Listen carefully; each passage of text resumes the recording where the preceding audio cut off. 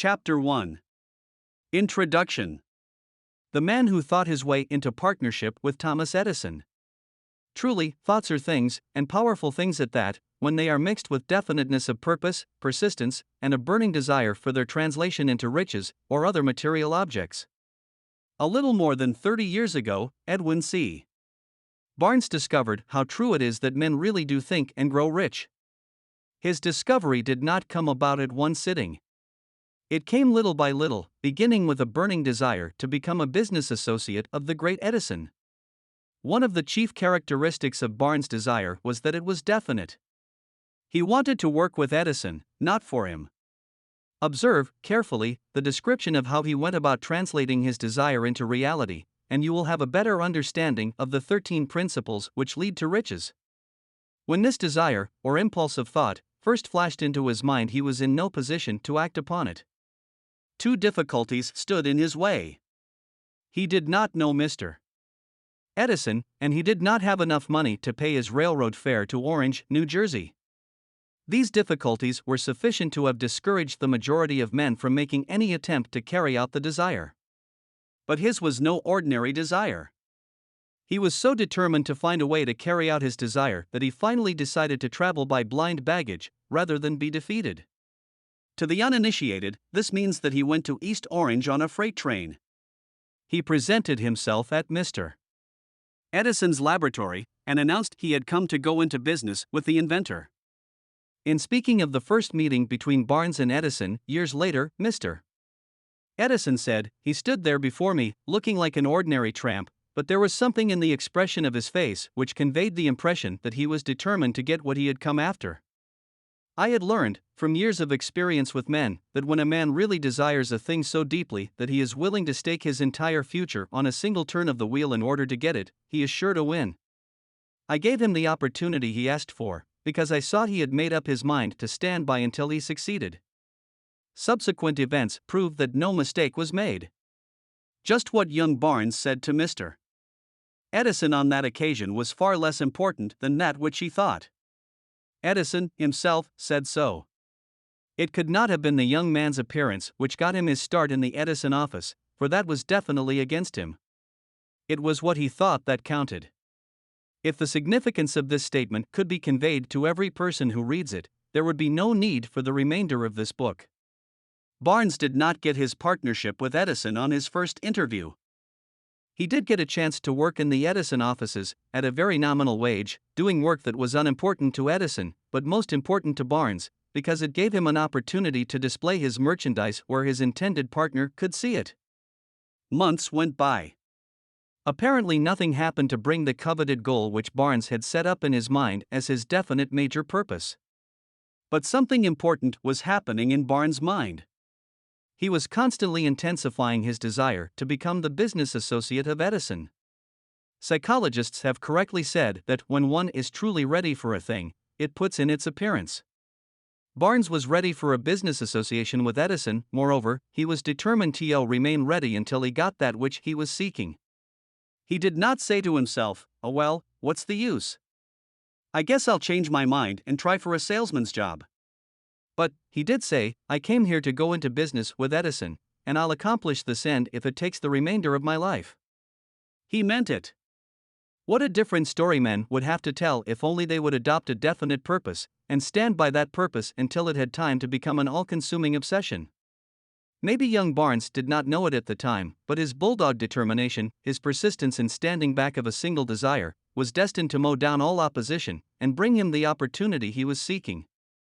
When the opportunity came, it appeared in a different form, and from a different direction than Barnes had expected. That is one of the tricks of opportunity. It has a sly habit of slipping in by the back door, and often it comes disguised in the form of misfortune, or temporary defeat. Perhaps this is why so many fail to recognize opportunity. Mr. Edison had just perfected a new office device, known at that time as the Edison dictating machine, now the Ediphone. His salesmen were not enthusiastic over the machine. They did not believe it could be sold without great effort. Barnes saw his opportunity. It had crawled in quietly, hidden in a queer-looking machine which interested no one but Barnes and the inventor. Barnes knew he could sell the Edison dictating machine. He suggested this to Edison, and promptly got his chance. He did sell the machine. In fact, he sold it so successfully that Edison gave him a contract to distribute and market it all over the nation. Out of that business association grew the slogan, "Made by Edison and installed by Barnes." The business alliance has been in operation for more than 30 years. Out of it, Barnes has made himself rich in money, but he has done something infinitely greater. He has proved that one really may think and grow rich. How much actual cash that original desire of Barnes has been worth to him, I have no way of knowing. Perhaps it has brought him $2 or $3 million, but the amount, whatever it is, becomes insignificant when compared with the greater asset he acquired in the form of definite knowledge that an intangible impulse of thought can be transmuted into its physical counterpart by the application of known principles. Barnes literally thought himself into a partnership with the great Edison. He thought himself into a fortune. He had nothing to start with, except the capacity to know what he wanted, and the determination to stand by that desire until he realized it. He had no money to begin with. He had but little education. He had no influence. But he did have initiative, faith, and the will to win. With these intangible forces, he made himself number one man with the greatest inventor who ever lived. Now, let us look at a different situation and study a man who had plenty of tangible evidence of riches, but lost it because he stopped 3 feet short of the goal he was seeking. 3 feet from gold. One of the most common causes of failure is the habit of quitting when one is overtaken by temporary defeat. Every person is guilty of this mistake at one time or another. An uncle of R. U. Darby was caught by the gold fever in the gold rush days and went west to dig and grow rich. He had never heard that more gold has been mined from the brains of men than has ever been taken from the earth. He staked a claim and went to work with pick and shovel. The going was hard, but his lust for gold was definite. After weeks of labor, he was rewarded by the discovery of the shining ore. He needed machinery to bring the ore to the surface. Quietly, he covered up the mine, retraced his footsteps to his home in Williamsburg, Maryland, told his relatives and a few neighbors of the strike. They got together money for the needed machinery, had it shipped. The uncle and Darby went back to work the mine. The first car of ore was mined and shipped to a smelter. The returns proved they had one of the richest mines in Colorado. A few more cars of that ore would clear the debts. Then would come the big killing in profits. Down went the drills. Up went the hopes of Darby and uncle. Then something happened. The vein of gold ore disappeared. They had come to the end of the rainbow, and the pot of gold was no longer there. They drilled on, desperately trying to pick up the vein again, all to no avail. Finally, they decided to quit. They sold the machinery to a junkman for a few $100s and took the train back home. Some junkmen are dumb, but not this one. He called in a mining engineer to look at the mine and do a little calculating. The engineer advised that the project had failed because the owners were not familiar with fault lines. His calculations showed that the vein would be found just 3 feet from where the Darbys had stopped drilling. That is exactly where it was found. The junkman took millions of dollars in ore from the mine because he knew enough to seek expert counsel before giving up. Most of the money which went into the machinery was procured through the efforts of R. U. Darby, who was then a very young man. The money came from his relatives and neighbors because of their faith in him. He paid back every dollar of it, although he was years in doing so. Long afterward, Mr. Darby recouped his loss many times over when he made the discovery that desire can be transmuted into gold. The discovery came after he went into the business of selling life insurance. Remembering that he lost a huge fortune because he stopped 3 feet from gold, Darby profited by the experience in his chosen work by the simple method of saying to himself, "I stopped 3 feet from gold, but I will never stop because men say no when I ask them to buy insurance."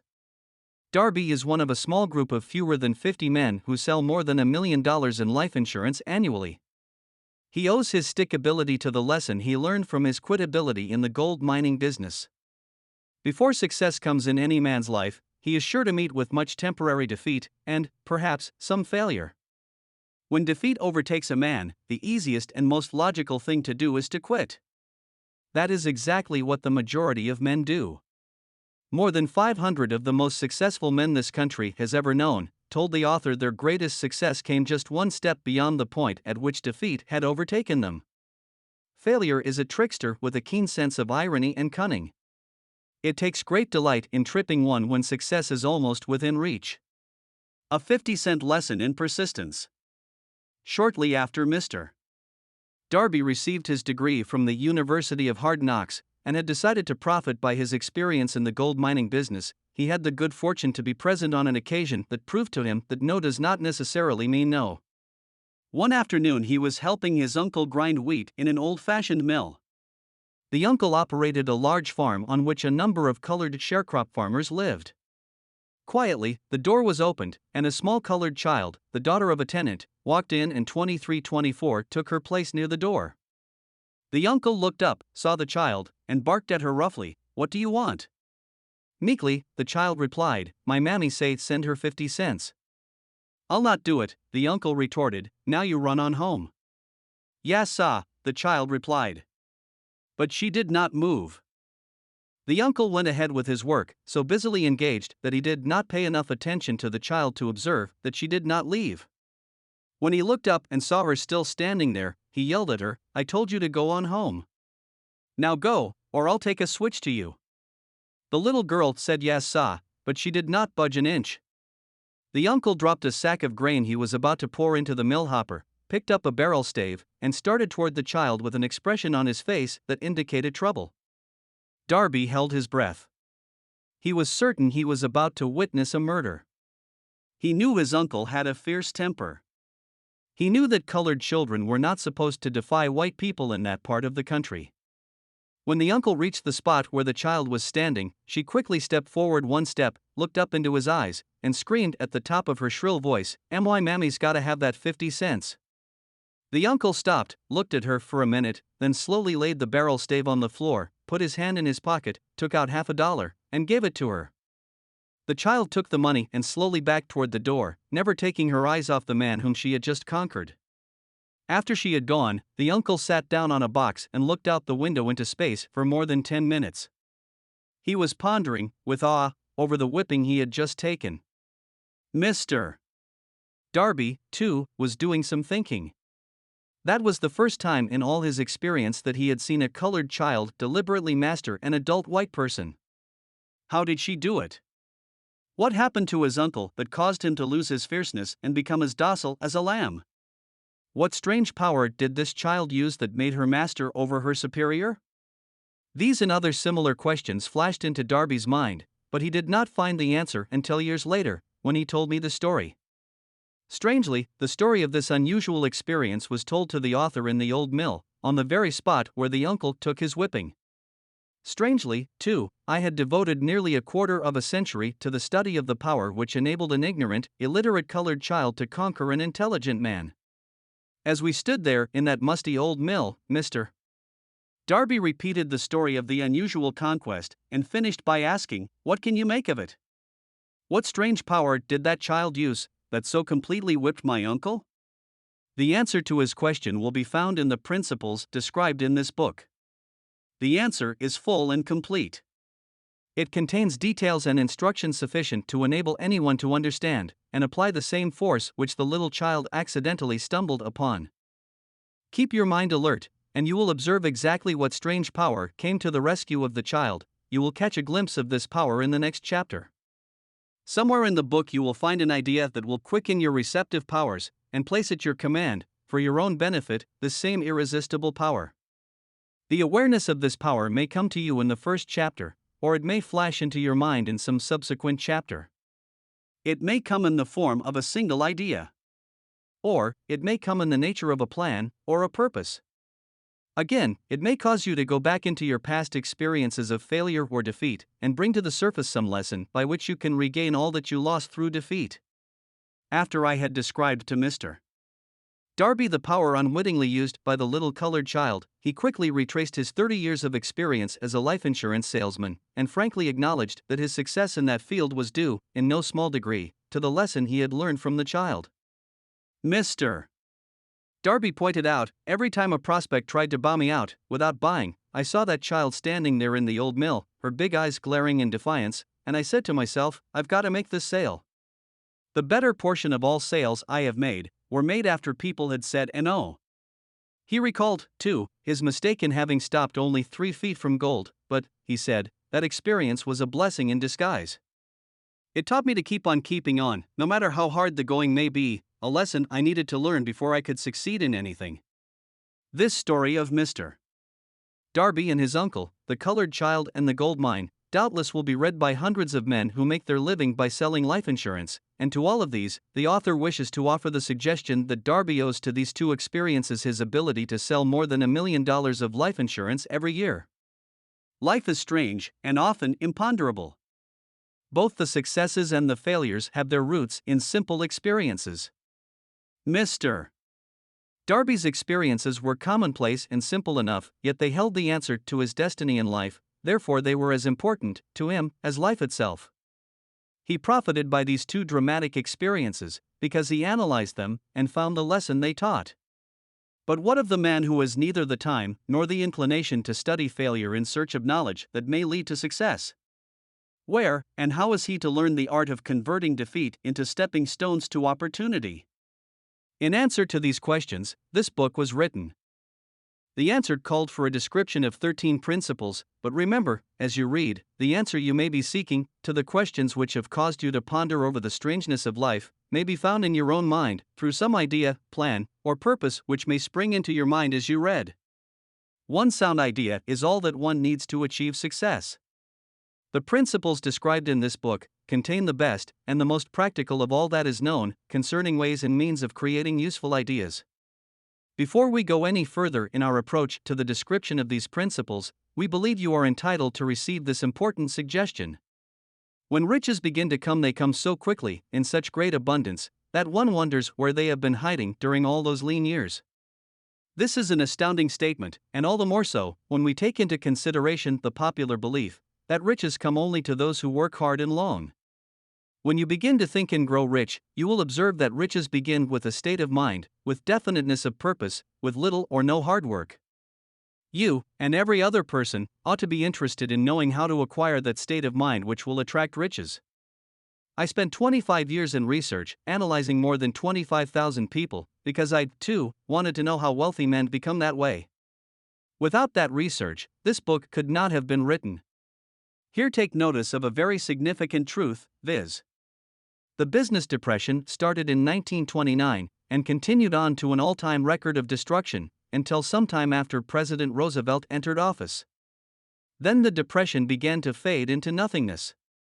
Just as an electrician in a theater raises the lights so gradually that darkness is transmuted into light before you realize it, so did the spell of fear in the minds of the people gradually fade away and become faith.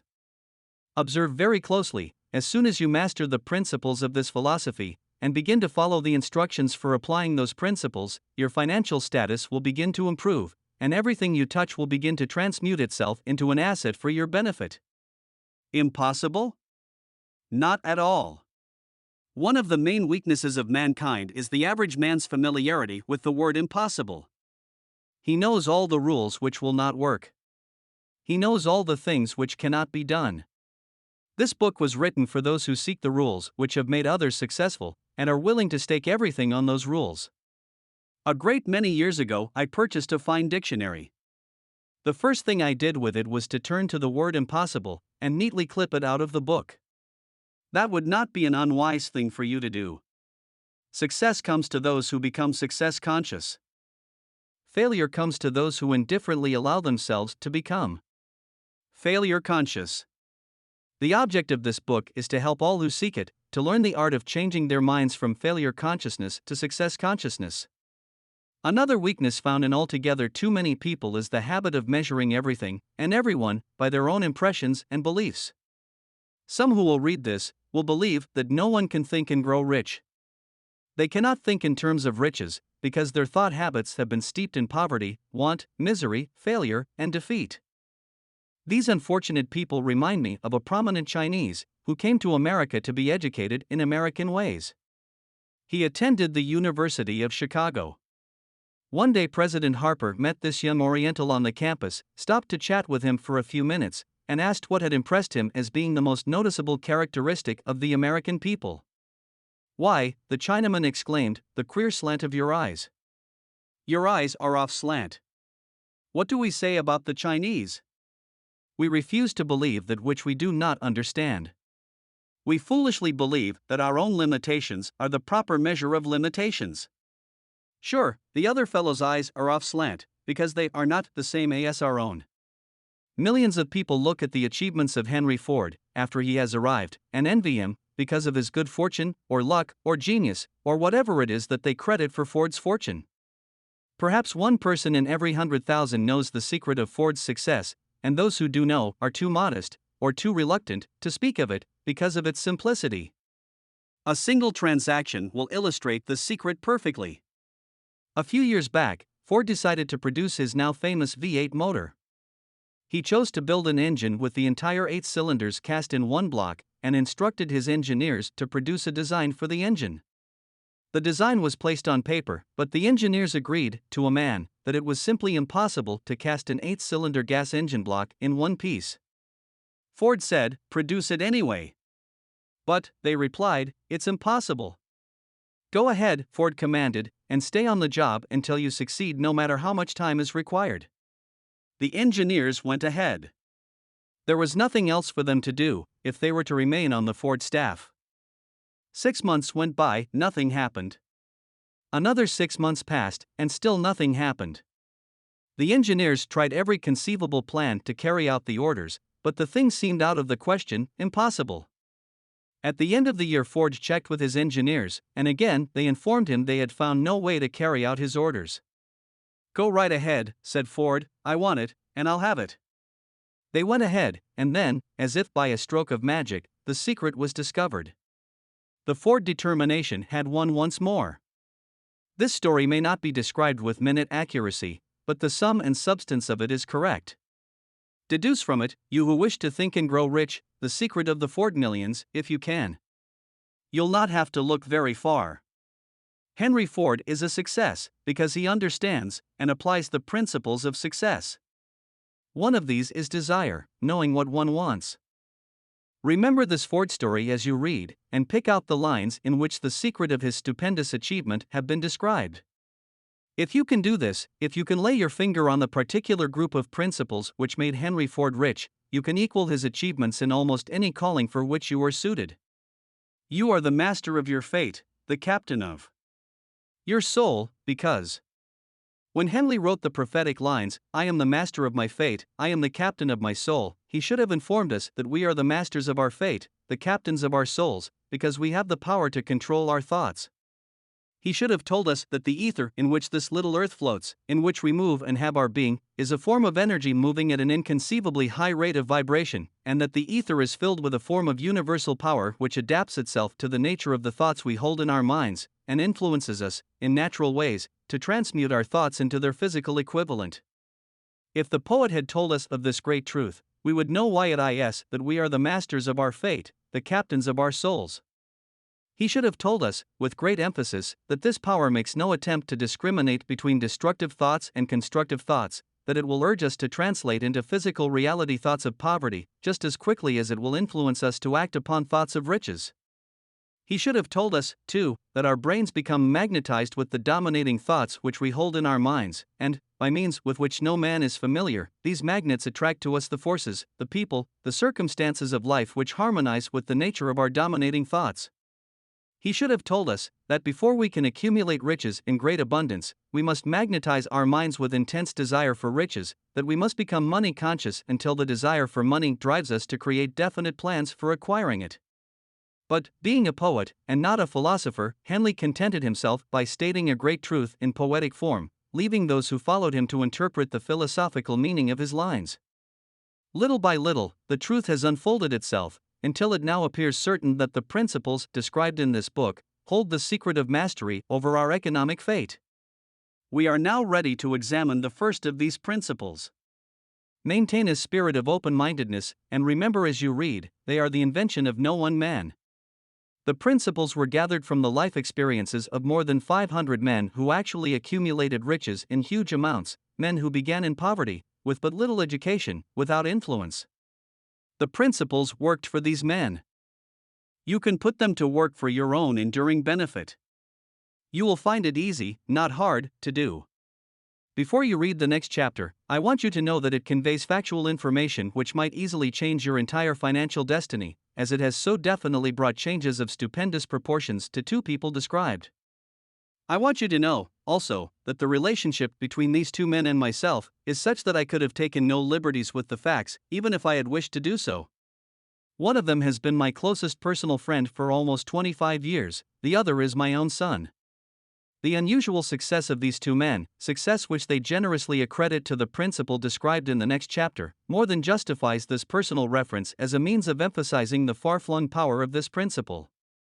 Almost 15 years ago, I delivered the commencement address at Salem College, Salem, West Virginia. I emphasized the principle described in the next chapter with so much intensity that one of the members of the graduating class definitely appropriated it and made it a part of his own philosophy. The young man is now a member of Congress and an important factor in the present administration. Just before this book went to the publisher, he wrote me a letter in which he so clearly stated his opinion of the principle outlined in the next chapter that I have chosen to publish his letter as an introduction to that chapter. It gives you an idea of the rewards to come. My dear Napoleon, my service as a member of Congress having given me an insight into the problems of men and women, I am writing to offer a suggestion which may become helpful to thousands of worthy people. With apologies, I must state that the suggestion, if acted upon, will mean several years of labor and responsibility for you, but I am enheartened to make the suggestion, because I know your great love for rendering useful service. In 1922, you delivered the commencement address at Salem College, when I was a member of the graduating class. In that address, you planted in my mind an idea which has been responsible for the opportunity one now have to serve the people of my state, and will be responsible, in a very large measure, for whatever success I may have in the future. The suggestion I have in mind is that you put into a book the sum and substance of the address you delivered at Salem College, and in that way give the people of America an opportunity to profit by your many years of experience and association with the men who, by their greatness, have made America the richest nation on earth. I recall, as though it were yesterday, the marvelous description you gave of the method by which Henry Ford, with but little schooling, without a dollar, with no influential friends, rose to great heights. I made up my mind then, even before you had finished your speech, that I would make a place for myself, no matter how many difficulties I had to surmount. Thousands of young people will finish their schooling this year, and within the next few years. Every one of them will be seeking just such a message of practical encouragement as the one I received from you. They will want to know where to turn, what to do, to get started in life. You can tell them, because you have helped to solve the problems of so many, many people. If there is any possible way that you can afford to render so great a service, may I offer the suggestion that you include with every book one of your personal analysis charts, in order that the purchaser of the book may have the benefit of a complete self-inventory, indicating, as you indicated to me years ago, exactly what is standing in the way of success. Such a service as this, providing the readers of your book with a complete, unbiased picture of their faults and their virtues, would mean to them the difference between success and failure. The service would be priceless. Millions of people are now facing the problem of staging a comeback because of the depression, and I speak from personal experience when I say, I know these earnest people would welcome the opportunity to tell you their problems and to receive your suggestions for the solution. You know the problems of those who face the necessity of beginning all over again. There are thousands of people in America today who would like to know how they can convert ideas into money, people who must start at scratch, without finances, and recoup their losses. If anyone can help them, you can. If you publish the book, I would like to own the first copy that comes from the press, personally autographed by you. With best wishes, believe me. Chapter 2. Desire. The starting point of all achievement. The first step toward riches. When Edwin C. Barnes climbed down from the freight train in Orange, N.J. more than 30 years ago, he may have resembled a tramp, but his thoughts were those of a king. As he made his way from the railroad tracks to Thomas A. Edison's office, his mind was at work. He saw himself standing in Edison's presence. He heard himself asking Mr. Edison for an opportunity to carry out the one consuming obsession of his life, a burning desire to become the business associate of the great inventor. Barnes' desire was not a hope. It was not a wish. It was a keen, pulsating desire, which transcended everything else. It was definite. The desire was not new when he approached Edison. It had been Barnes' dominating desire for a long time. In the beginning, when the desire first appeared in his mind, it may have been, probably was, only a wish, but it was no mere wish when he appeared before Edison with it. A few years later, Edwin C. Barnes again stood before Edison, in the same office where he first met the inventor. This time his desire had been translated into reality. He was in business with Edison. The dominating dream of his life had become a reality. Today, people who know Barnes envy him, because of the break life yielded him. They see him in the days of his triumph, without taking the trouble to investigate the cause of his success. Barnes succeeded because he chose a definite goal, placed all his energy, all his willpower, all his effort, everything back of that goal. He did not become the partner of Edison the day he arrived. He was content to start in the most menial work, as long as it provided an opportunity to take even one step toward his cherished goal. 5 years passed before the chance he had been seeking made its appearance. During all those years, not one ray of hope, not one promise of attainment of his desire had been held out to him. To everyone, except himself, he appeared only another cog in the Edison business wheel, but in his own mind, he was the partner of Edison every minute of the time, from the very day that he first went to work there. It is a remarkable illustration of the power of a definite desire. Barnes won his goal because he wanted to be a business associate of Mr. Edison more than he wanted anything else. He created a plan by which to attain that purpose. But he burned all bridges behind him. He stood by his desire until it became the dominating obsession of his life and finally, a fact. When he went to Orange, he did not say to himself, "I will try to induce Edison to give me a job of some sort." He said, "I will see Edison, and put him on notice that I have come to go into business with him." He did not say, "I will work there for a few months, and if I get no encouragement, I will quit and get a job somewhere else." He did say, "I will start anywhere. I will do anything Edison tells me to do, but before I am through, I will be his associate." He did not say, "I will keep my eyes open for another opportunity, in case I fail to get what I want in the Edison organization." He said, "There is but one thing in this world that I am determined to have, and that is a business association with Thomas A. Edison. I will burn all bridges behind me, and stake my entire future on my ability to get what I want." He left himself no possible way of retreat. He had to win or perish. That is all there is to the Barnes story of success. A long while ago, a great warrior faced a situation which made it necessary for him to make a decision which ensured his success on the battlefield. He was about to send his armies against a powerful foe, whose men outnumbered his own. He loaded his soldiers into boats, sailed to the enemy's country, unloaded soldiers and equipment, then gave the order to burn the ships that had carried them. Addressing his men before the first battle, he said, "You see the boats going up in smoke. That means that we cannot leave these shores alive unless we win. We now have no choice, we win, or we perish." They won. Every person who wins in any undertaking must be willing to burn his ships and cut all sources of retreat. Only by so doing can one be sure of maintaining that state of mind known as a burning desire to win, essential to success. The morning after the Great Chicago Fire, a group of merchants stood on State Street, looking at the smoking remains of what had been their stores. They went into a conference to decide if they would try to rebuild, or leave Chicago and start over in a more promising section of the country. They reached a decision, all except one to leave Chicago. The merchant who decided to stay and rebuild pointed a finger at the remains of his store and said, "Gentlemen, on that very spot I will build the world's greatest store, no matter how many times it may burn down." That was more than 50 years ago. The store was built. It stands there today, a towering monument to the power of that state of mind known as a burning desire. The easy thing for Marshall Field to have done would have been exactly what his fellow merchants did. When the going was hard and the future looked dismal, they pulled up and went where the going seemed easier.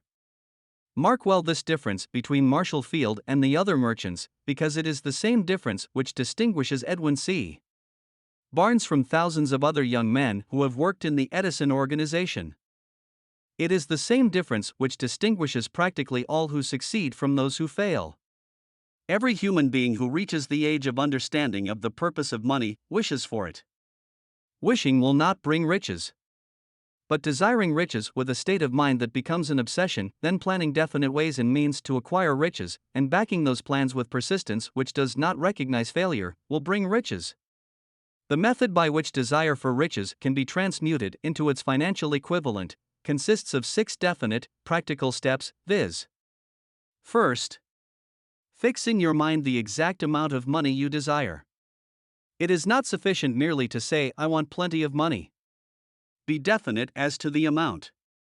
There is a psychological reason for definiteness which will be described in a subsequent chapter. Second, determine exactly what you intend to give in return for the money you desire. There is no such reality as something for nothing. Third, establish a definite date when you intend to possess the money you desire. Fourth, create a definite plan for carrying out your desire, and begin at once, whether you are ready or not, to put this plan into action. Fifth, write out a clear, concise statement of the amount of money you intend to acquire, name the time limit for its acquisition, state what you intend to give in return for the money, and describe clearly the plan through which you intend to accumulate it. Sixth, read your written statement aloud, twice daily, once just before retiring at night, and once after arising in the morning. As you read, see and feel and believe yourself already in possession of the money. It is important that you follow the instructions described in these 6 steps. It is especially important that you observe and follow the instructions in the 6th paragraph. You may complain that it is impossible for you to see yourself in possession of money before you actually have it. Here is where a burning desire will come to your aid. If you truly desire money so keenly that your desire is an obsession, you will have no difficulty in convincing yourself that you will acquire it. The object is to want money, and to become so determined to have it that you convince yourself you will have it. Only those who become money conscious ever accumulate great riches. Money consciousness means that the mind has become so thoroughly saturated with the desire for money that one can see oneself already in possession of it. To the uninitiated, who has not been schooled in the working principles of the human mind, these instructions may appear impractical. It may be helpful, to all who fail to recognize the soundness of the 6 steps, to know that the information they convey was received from Andrew Carnegie, who began as an ordinary laborer in the steel mills, but managed, despite his humble beginning, to make these principles yield him a fortune of considerably more than $100 million. It may be of further help to know that the 6 steps here recommended were carefully scrutinized by the late Thomas A. Edison, who placed his stamp of approval upon them as being not only the steps essential for the accumulation of money, but necessary for the attainment of any definite goal. The steps call for no hard labor. They call for no sacrifice. They do not require one to become ridiculous or credulous. To apply them calls for no great amount of education. But the successful application of these 6 steps does call for sufficient imagination to enable one to see, and to understand, that accumulation of money cannot be left to chance, good fortune, and luck. One must realize that all who have accumulated great fortunes first did a certain amount of dreaming, hoping, wishing, desiring, and planning before they acquired money. You may as well know, right here, that you can never have riches in great quantities unless you can work yourself into a white heat of desire for money, and actually believe you will possess it. You may as well know, also, that every great leader, from the dawn of civilization down to the present, was a dreamer. Christianity is the greatest potential power in the world today, because its founder was an intense dreamer who had the vision and the imagination to see realities in their mental and spiritual form before they had been transmuted into physical form. If you do not see great riches in your imagination, you will never see them in your bank balance. Never, in the history of America, has there been so great an opportunity for practical dreamers as now exists. The 6-year economic collapse has reduced all men, substantially, to the same level. A new race is about to be run. The stakes represent huge fortunes which will be accumulated within the next 10 years. The rules of the race have changed, because we now live in a changed world that definitely favors the masses, those who had but little or no opportunity to win under the conditions existing during the Depression, when fear paralyzed growth and development. We who are in this race for riches should be encouraged to know that this changed world in which we live is demanding new ideas, new ways of doing things, new leaders, new inventions, new methods of teaching, new methods of marketing, new books, new literature, new features for the radio, new ideas for moving pictures. Back of all this demand for new and better things, there is one quality which one must possess to win, and that is definiteness of purpose, the knowledge of what one wants, and a burning desire to possess it. The business depression marked the death of one age and the birth of another. This changed world requires practical dreamers who can and will put their dreams into action. The practical dreamers have always been, and always will be, the pattern makers of civilization. We who desire to accumulate riches should remember the real leaders of the world always have been men who harnessed and put into practical use the intangible, unseen forces of unborn opportunity, and have converted those forces, or impulses of thought, into skyscrapers, cities, factories, airplanes, automobiles, and every form of convenience that makes life more pleasant. Tolerance and an open mind are practical necessities of the dreamer of today. Those who are afraid of new ideas are doomed before they start. Never has there been a time more favorable to pioneers than the present. True, there is no wild and woolly West to be conquered, as in the days of the covered wagon, but there is a vast business, financial, and industrial world to be remolded and redirected along new and better lines. In planning to acquire your share of the riches, let no one influence you to scorn the dreamer. To win the big stakes in this changed world, you must catch the spirit of the great pioneers of the past, whose dreams have given to civilization all that it has of value, the spirit which serves as the lifeblood of our own country, your opportunity and mine, to develop and market our talents. Let us not forget, Columbus dreamed of an unknown world, staked his life on the existence of such a world, and discovered it. Copernicus, the great astronomer, dreamed of a multiplicity of worlds, and revealed them. No one denounced him as impractical after he had triumphed. Instead, the world worshipped at his shrine, thus proving once more that success requires no apologies, failure permits and no alibis. If the thing you wish to do is right, and you believe in it, go ahead and do it. Put your dream across, and never mind what they say if you meet with temporary defeat, for they, perhaps, do not know that every failure brings with it the seed of an equivalent success. Henry Ford, poor and uneducated, dreamed of a horseless carriage, went to work with what tools he possessed, without waiting for opportunity to favor him, and now evidence of his dream belts the entire earth.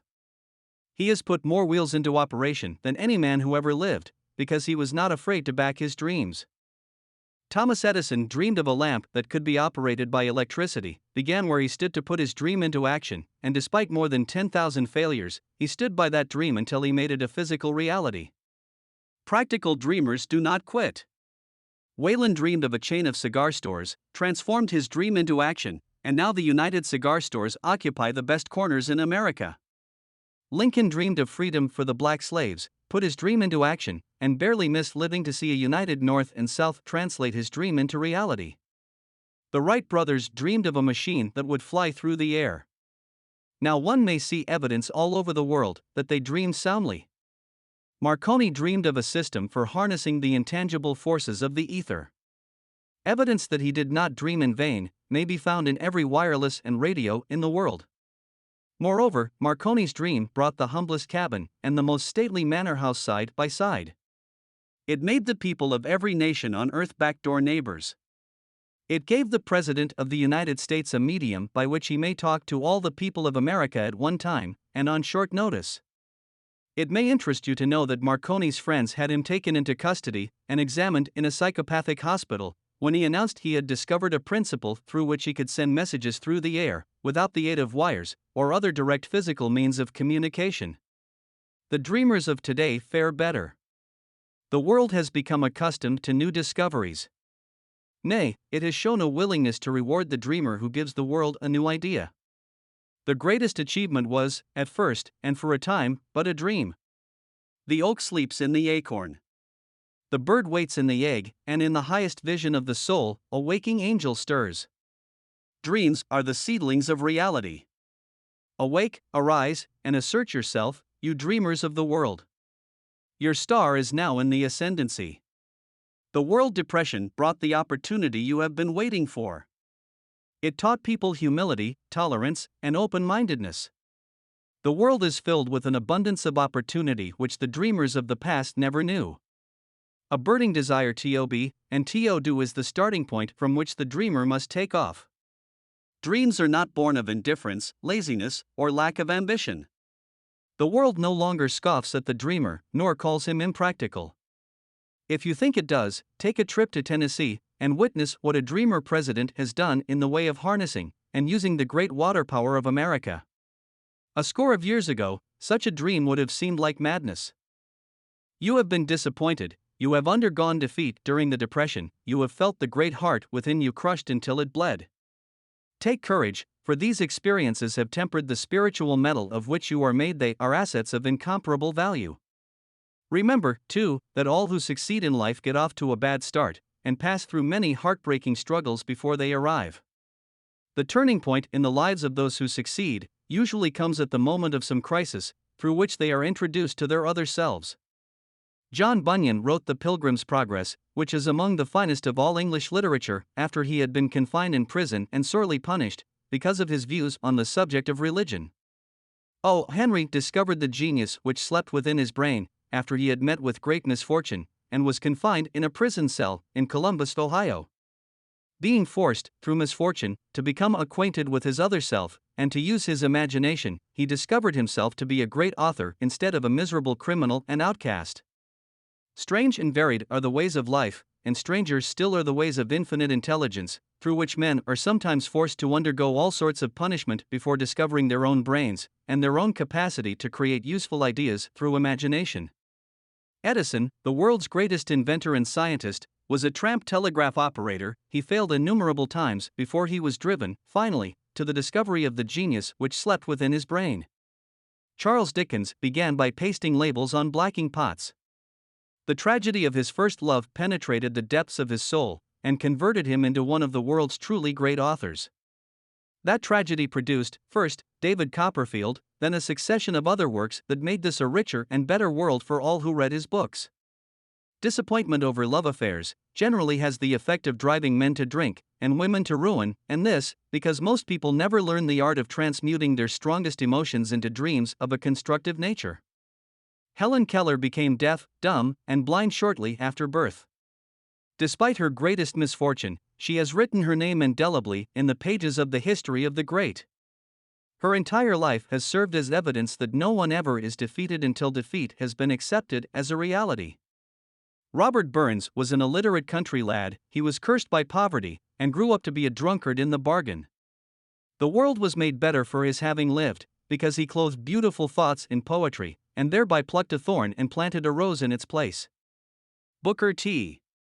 Washington was born in slavery, handicapped by race and color. Because he was tolerant, had an open mind at all times, on all subjects, and was a dreamer, he left his impress for good on an entire race. Beethoven was deaf, Milton was blind, but their names will last as long as time endures, because they dreamed and translated their dreams into organized thought. Before passing to the next chapter, kindle anew in your mind the fire of hope, faith, courage, and tolerance. If you have these states of mind, and a working knowledge of the principles described, all else that you need will come to you when you are ready for it. Let Emerson state the thought in these words: every proverb, every book, every byword that belongs to thee for aid and comfort shall surely come home through open or winding passages. Every friend whom not thy fantastic will, but the great and tender soul in thee craveth, shall lock thee in his embrace. There is a difference between wishing for a thing and being ready to receive it. No one is ready for a thing until he believes he can acquire it. The state of mind must be belief, not mere hope or wish. Open-mindedness is essential for belief. Closed minds do not inspire faith, courage, and belief. Remember, no more effort is required to aim high in life, to demand abundance and prosperity, than is required to accept misery and poverty. A great poet has correctly stated this universal truth through these lines: I bargained for life for a penny, and life would pay no more. However, I betted at evening, when I counted my scanty store. For life is just an employer. He gives you just what you ask. But once you have set the wages, why must you bear the task? I worked for a menial's hire, only to learn, dismayed, that any wage I asked of life, life would have willingly paid. Desire outwits Mother Nature. As a fitting climax to this chapter, I wish to introduce one of the most unusual persons I have ever known. I first saw him 24 years ago, a few minutes after he was born. He came into the world without any physical sign of ears, and the doctor admitted, when pressed for an opinion, that the child might be deaf and mute for life. I challenged the doctor's opinion. I had the right to do so. I was the child's father. I, too, reached a decision and rendered an opinion, but I expressed the opinion silently, in the secrecy of my own heart.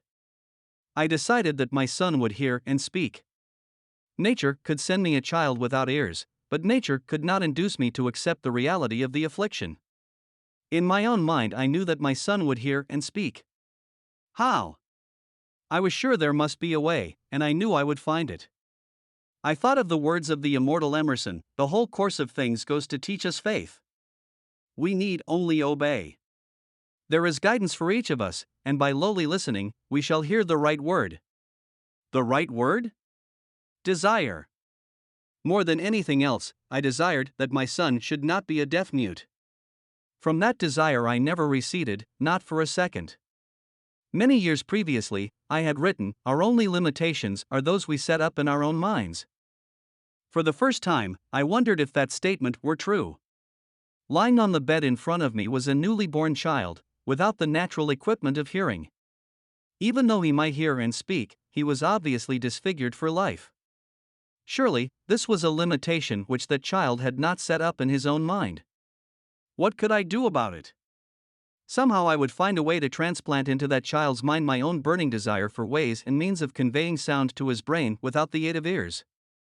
As soon as the child was old enough to cooperate, I would fill his mind so completely with a burning desire to hear, that nature would, by methods of her own, translate it into physical reality.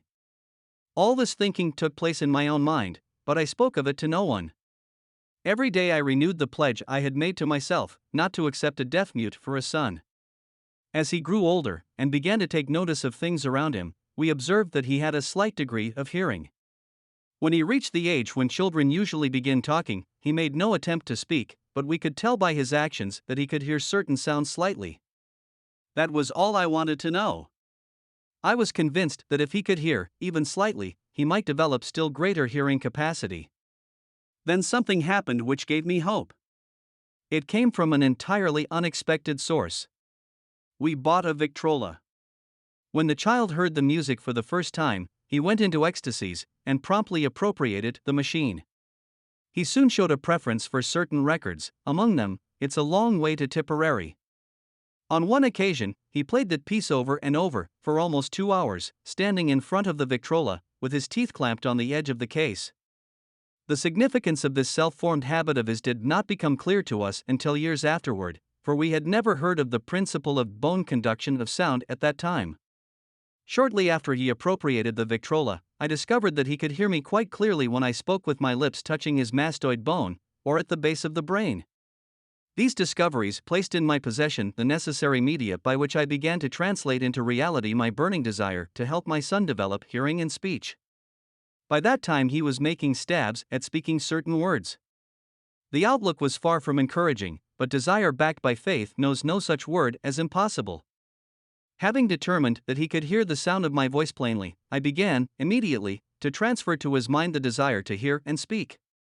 I soon discovered that the child enjoyed bedtime stories, so I went to work, creating stories designed to develop in him self-reliance, imagination, and a keen desire to hear and to be normal. There was one story in particular, which I emphasized by giving it some new and dramatic coloring each time it was told. It was designed to plant in his mind the thought that his affliction was not a liability, but an asset of great value.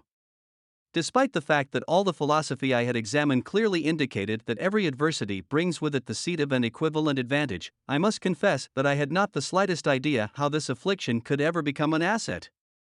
However, I continued my practice of wrapping that philosophy in bedtime stories, hoping the time would come when he would find some plan by which his handicap could be made to serve some useful purpose. Reason told me plainly that there was no adequate compensation for the lack of ears and natural hearing equipment. Desire, backed by faith, pushed reason aside and inspired me to carry on. As I analyze the experience in retrospect, I can see now that my son's faith in me had much to do with the astounding results. He did not question anything I told him. I sold him the idea that he had a distinct advantage over his older brother, and that this advantage would reflect itself in many ways.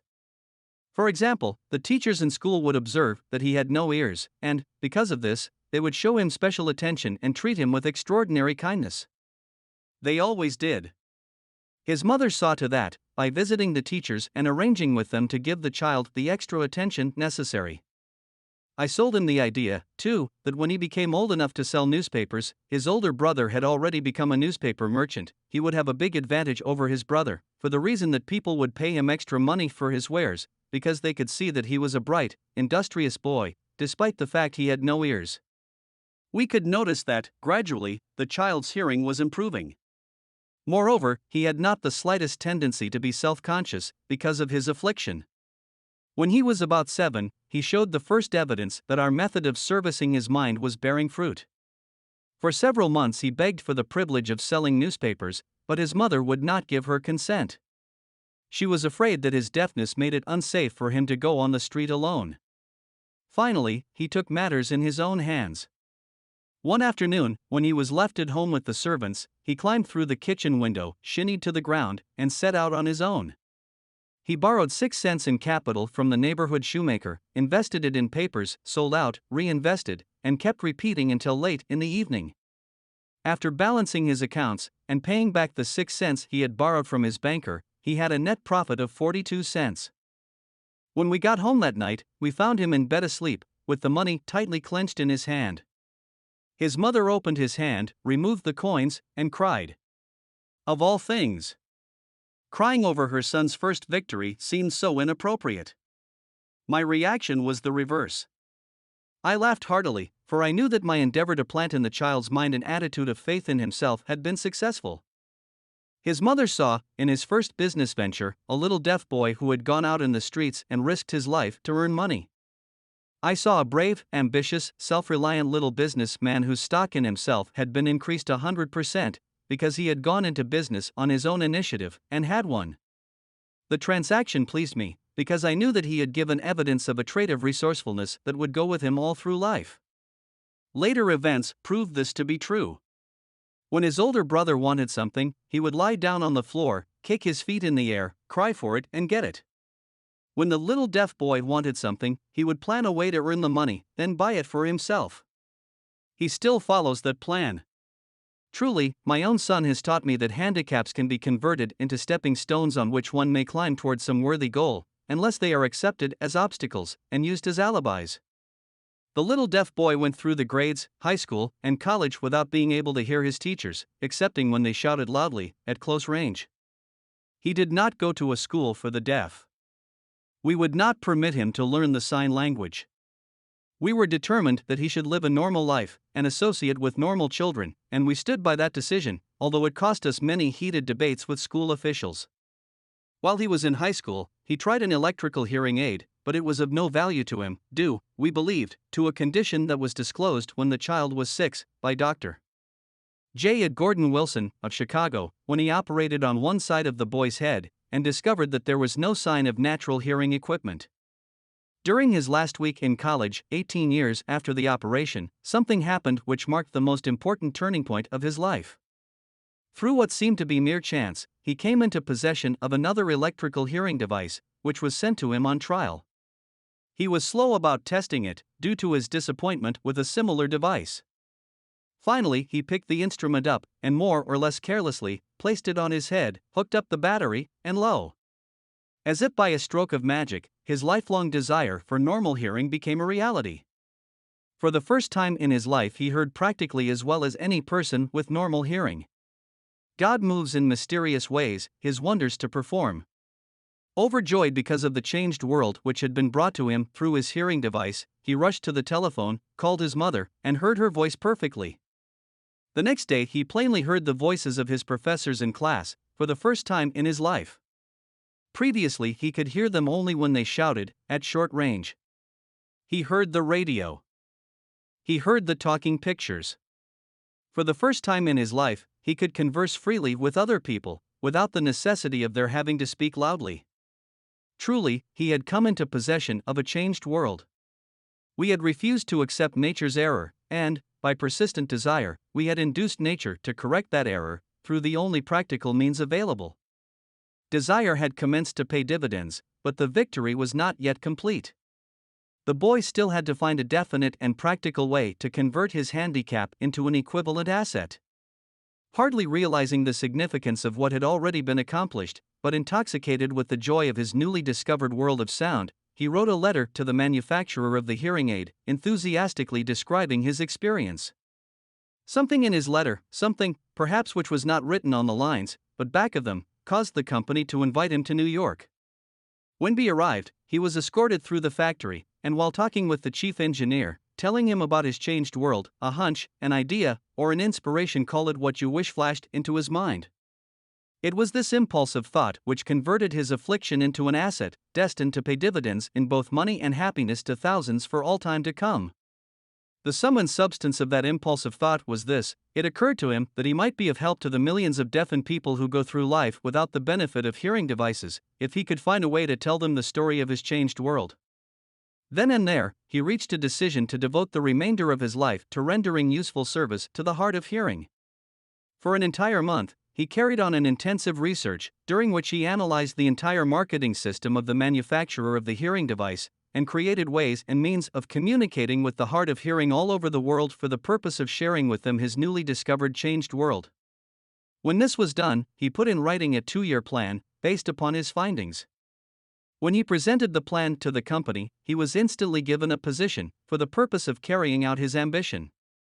Little did he dream, when he went to work, that he was destined to bring hope and practical relief to thousands of deafened people who, without his help, would have been doomed forever to deaf-mutism. Shortly after he became associated with the manufacturer of his hearing aid, he invited me to attend a class conducted by his company, for the purpose of teaching deaf-mutes to hear and to speak. I had never heard of such a form of education, therefore I visited the class, skeptical but hopeful that my time would not be entirely wasted. Here I saw a demonstration which gave me a greatly enlarged vision of what I had done to arouse and keep alive in my son's mind the desire for normal hearing. I saw deaf-mutes actually being taught to hear and to speak, through application of the selfsame principle I had used, more than 20 years previously, in saving my son from deaf-mutism.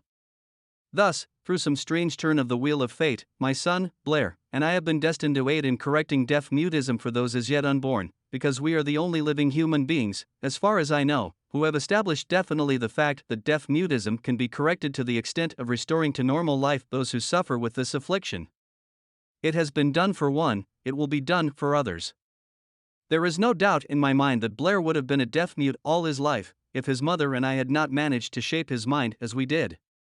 The doctor who attended at his birth told us, confidentially, the child might never hear or speak.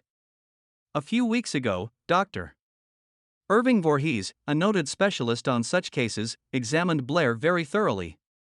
He was astounded when he learned how well my son now hears and speaks, and said his examination indicated that, theoretically, the boy should not be able to hear at all. But the lad does hear, despite the fact that X-ray pictures show there is no opening in the skull whatsoever, from where his ears should be to the brain. When I planted in his mind the desire to hear and talk, and live as a normal person, there went with that impulse some strange influence which caused nature to become bridge builder, and span the gulf of silence between his brain and the outer world, by some means which the keenest medical specialists have not been able to interpret. It would be sacrilege for me to even conjecture as to how nature performed this miracle. It would be unforgivable if I neglected to tell the world as much as I know of the humble part one assumed in the strange experience. It is my duty, and a privilege, to say I believe, and not without reason, that nothing is impossible to the person who backs desire with enduring faith. Verily, a burning desire has devious ways of transmuting itself into its physical equivalent. Blair desired normal hearing, now he has it. He was born with a handicap which might easily have sent one with a less defined desire to the street with a bundle of pencils and a tin cup. That handicap now promises to serve as the medium by which he will render useful service to many millions of hard of hearing, also, to give him useful employment at adequate financial compensation the remainder of his life. The little white lies I planted in his mind when he was a child, by leading him to believe his affliction would become a great asset, which he could capitalize, has justified itself. Verily, there is nothing, right or wrong, which belief, plus burning desire, cannot make real. These qualities are free to everyone. In all my experience in dealing with men and women who had personal problems, I never handled a single case which more definitely demonstrates the power of desire. Authors sometimes make the mistake of writing of subjects of which they have but superficial or very elementary knowledge. It has been my good fortune to have had the privilege of testing the soundness of the power of desire through the affliction of my own son. Perhaps it was providential that the experience came as it did, for surely no one is better prepared than he to serve as an example of what happens when desire is put to the test. If Mother Nature bends to the will of desire, is it logical that mere men can defeat a burning desire? Strange and imponderable is the power of the human mind. We do not understand the method by which it uses every circumstance, every individual, every physical thing within its reach, as a means of transmuting desire into its physical counterpart. Perhaps science will uncover this secret. I planted in my son's mind the desire to hear and to speak as any normal person hears and speaks. That desire has now become a reality. I planted in his mind the desire to convert his greatest handicap into his greatest asset. That desire has been realized. The modus operandi by which this astounding result was achieved is not hard to describe. It consisted of 3 very definite facts. First, I mixed faith with the desire for normal hearing, which I passed on to my son. Second, I communicated my desire to him in every conceivable way available, through persistent, continuous effort, over a period of years. Third, he believed me. As this chapter was being completed, news came of the death of Madame Schumann Heinck. One short paragraph in the news dispatch gives the clue to this unusual woman's stupendous success as a singer. I quote the paragraph, because the clue it contains is none other than desire. Early in her career, Madame Schumann Heinck visited the director of the Vienna Court Opera to have him test her voice. But he did not test it. After taking one look at the awkward and poorly dressed girl, he exclaimed, none too gently, with such a face, and with no personality at all, how can you ever expect to succeed in opera? My good child, give up the idea. Buy a sewing machine and go to work. You can never be a singer. Never is a long time. The director of the Vienna Court Opera knew much about the technique of singing. He knew little about the power of desire, when it assumes the proportion of an obsession. If he had known more of that power, he would not have made the mistake of condemning genius without giving it an opportunity. Several years ago, one of my business associates became ill. He became worse as time went on, and finally was taken to the hospital for an operation. Just before he was wheeled into the operating room, I took a look at him, and wondered how anyone as thin and emaciated as he could possibly go through a major operation successfully. The doctor warned me that there was little if any chance of my ever seeing him alive again. But that was the doctor's opinion. It was not the opinion of the patient. Just before he was wheeled away, he whispered feebly, "Do not be disturbed, Chief, I will be out of here in a few days." The attending nurse looked at me with pity. But the patient did come through safely. After it was all over, his physician said, nothing but his own desire to live saved him. He never would have pulled through if he had not refused to accept the possibility of death. I believe in the power of desire backed by faith, because I have seen this power lift men from lowly beginnings to places of power and wealth. I have seen it rob the grave of its victims. I have seen it serve as the medium by which men staged a comeback after having been defeated in 100 different ways. I have seen it provide my own son with a normal, happy, successful life, despite nature's having sent him into the world without ears. How can one harness and use the power of desire? This has been answered through this and the subsequent chapters of this book. This message is going out to the world at the end of the longest, and perhaps, the most devastating depression America has ever known. It is reasonable to presume that the message may come to the attention of many who have been wounded by the depression, those who have lost their fortunes, others who have lost their positions, and great numbers who must reorganize their plans and stage a comeback. To all these I wish to convey the thought that all achievement, no matter what may be its nature or its purpose, must begin with an intense, burning desire for something definite. Through some strange and powerful principle of mental chemistry which she has never divulged, nature wraps up in the impulse of strong desire that something which recognizes no such word as impossible and accepts no such reality as failure. Chapter 3. Faith. Visualization of and belief in attainment of desire. The second step toward riches. Faith is the head chemist of the mind. When faith is blended with the vibration of thought, the subconscious mind instantly picks up the vibration, translates it into its spiritual equivalent, and transmits it to infinite intelligence, as in the case of prayer. The emotions of faith, love, and sex are the most powerful of all the major positive emotions. When the three are blended, they have the effect of coloring the vibration of thought in such a way that it instantly reaches the subconscious mind, where it is changed into its spiritual equivalent, the only form that induces a response from infinite intelligence. Love and faith are psychic, related to the spiritual side of man. Sex is purely biological, and related only to the physical. The mixing, or blending, of these three emotions has the effect of opening a direct line of communication between the finite, thinking mind of man and infinite intelligence. How to develop faith. There comes, now, a statement which will give a better understanding of the importance the principle of autosuggestion assumes in the transmutation of desire into its physical or monetary equivalent, namely, faith is a state of mind which may be induced or created by affirmation or repeated instructions to the subconscious mind through the principle of autosuggestion. As an illustration, consider the purpose for which you are, presumably, reading this book.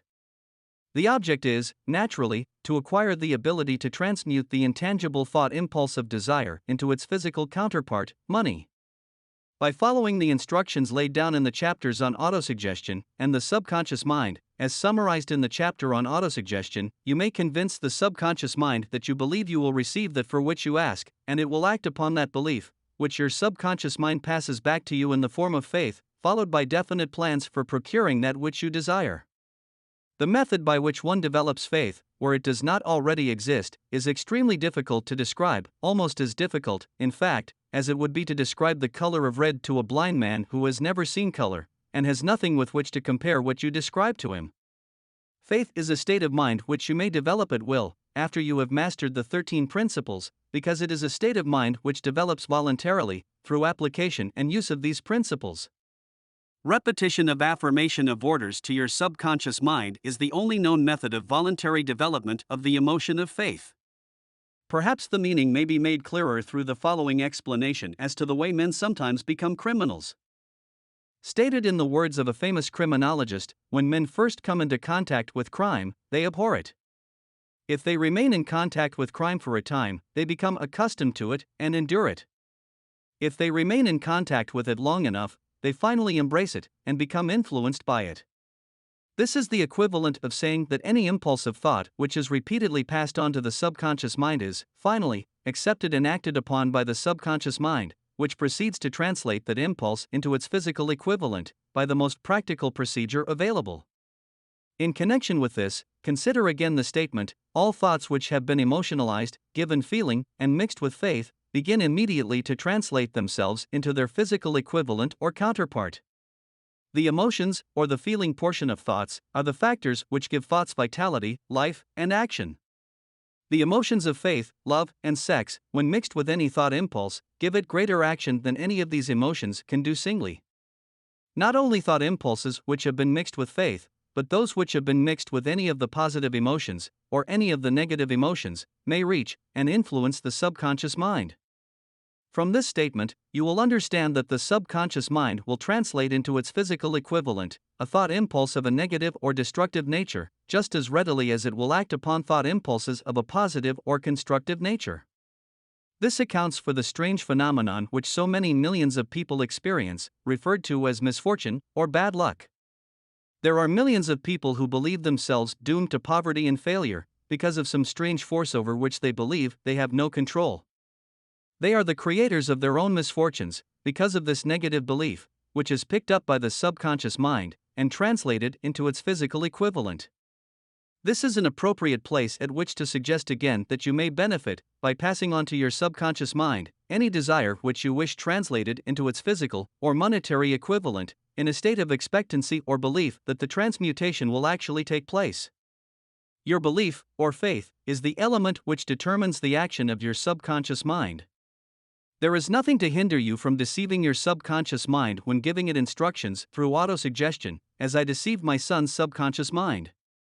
To make this deceit more realistic, conduct yourself just as you would if you were already in possession of the material thing which you are demanding, when you call upon your subconscious mind. The subconscious mind will transmute into its physical equivalent, by the most direct and practical media available, any order which is given to it in a state of belief or faith that the order will be carried out. Surely, enough has been stated to give a starting point from which one may, through experiment and practice, acquire the ability to mix faith with any order given to the subconscious mind. Perfection will come through practice. It cannot come by merely reading instructions. If it be true that one may become a criminal by association with crime, and this is a known fact, it is equally true that one may develop faith by voluntarily suggesting to the subconscious mind that one has faith. The mind comes, finally, to take on the nature of the influences which dominate it. Understand this truth, and you will know why it is essential for you to encourage the positive emotions as dominating forces of your mind, and discourage and eliminate negative emotions. A mind dominated by positive emotions becomes a favorable abode for the state of mind known as faith. A mind so dominated may, at will, give the subconscious mind instructions, which it will accept and act upon immediately. Faith is a state of mind which may be induced by autosuggestion. All down the ages, the religionists have admonished struggling humanity to have faith in this, that, and the other dogma or creed, but they have failed to tell people how to have faith. They have not stated that faith is a state of mind, and that it may be induced by self-suggestion. In language which any normal human being can understand, we will describe all that is known about the principle through which faith may be developed, where it does not already exist. Have faith in yourself, faith in the infinite.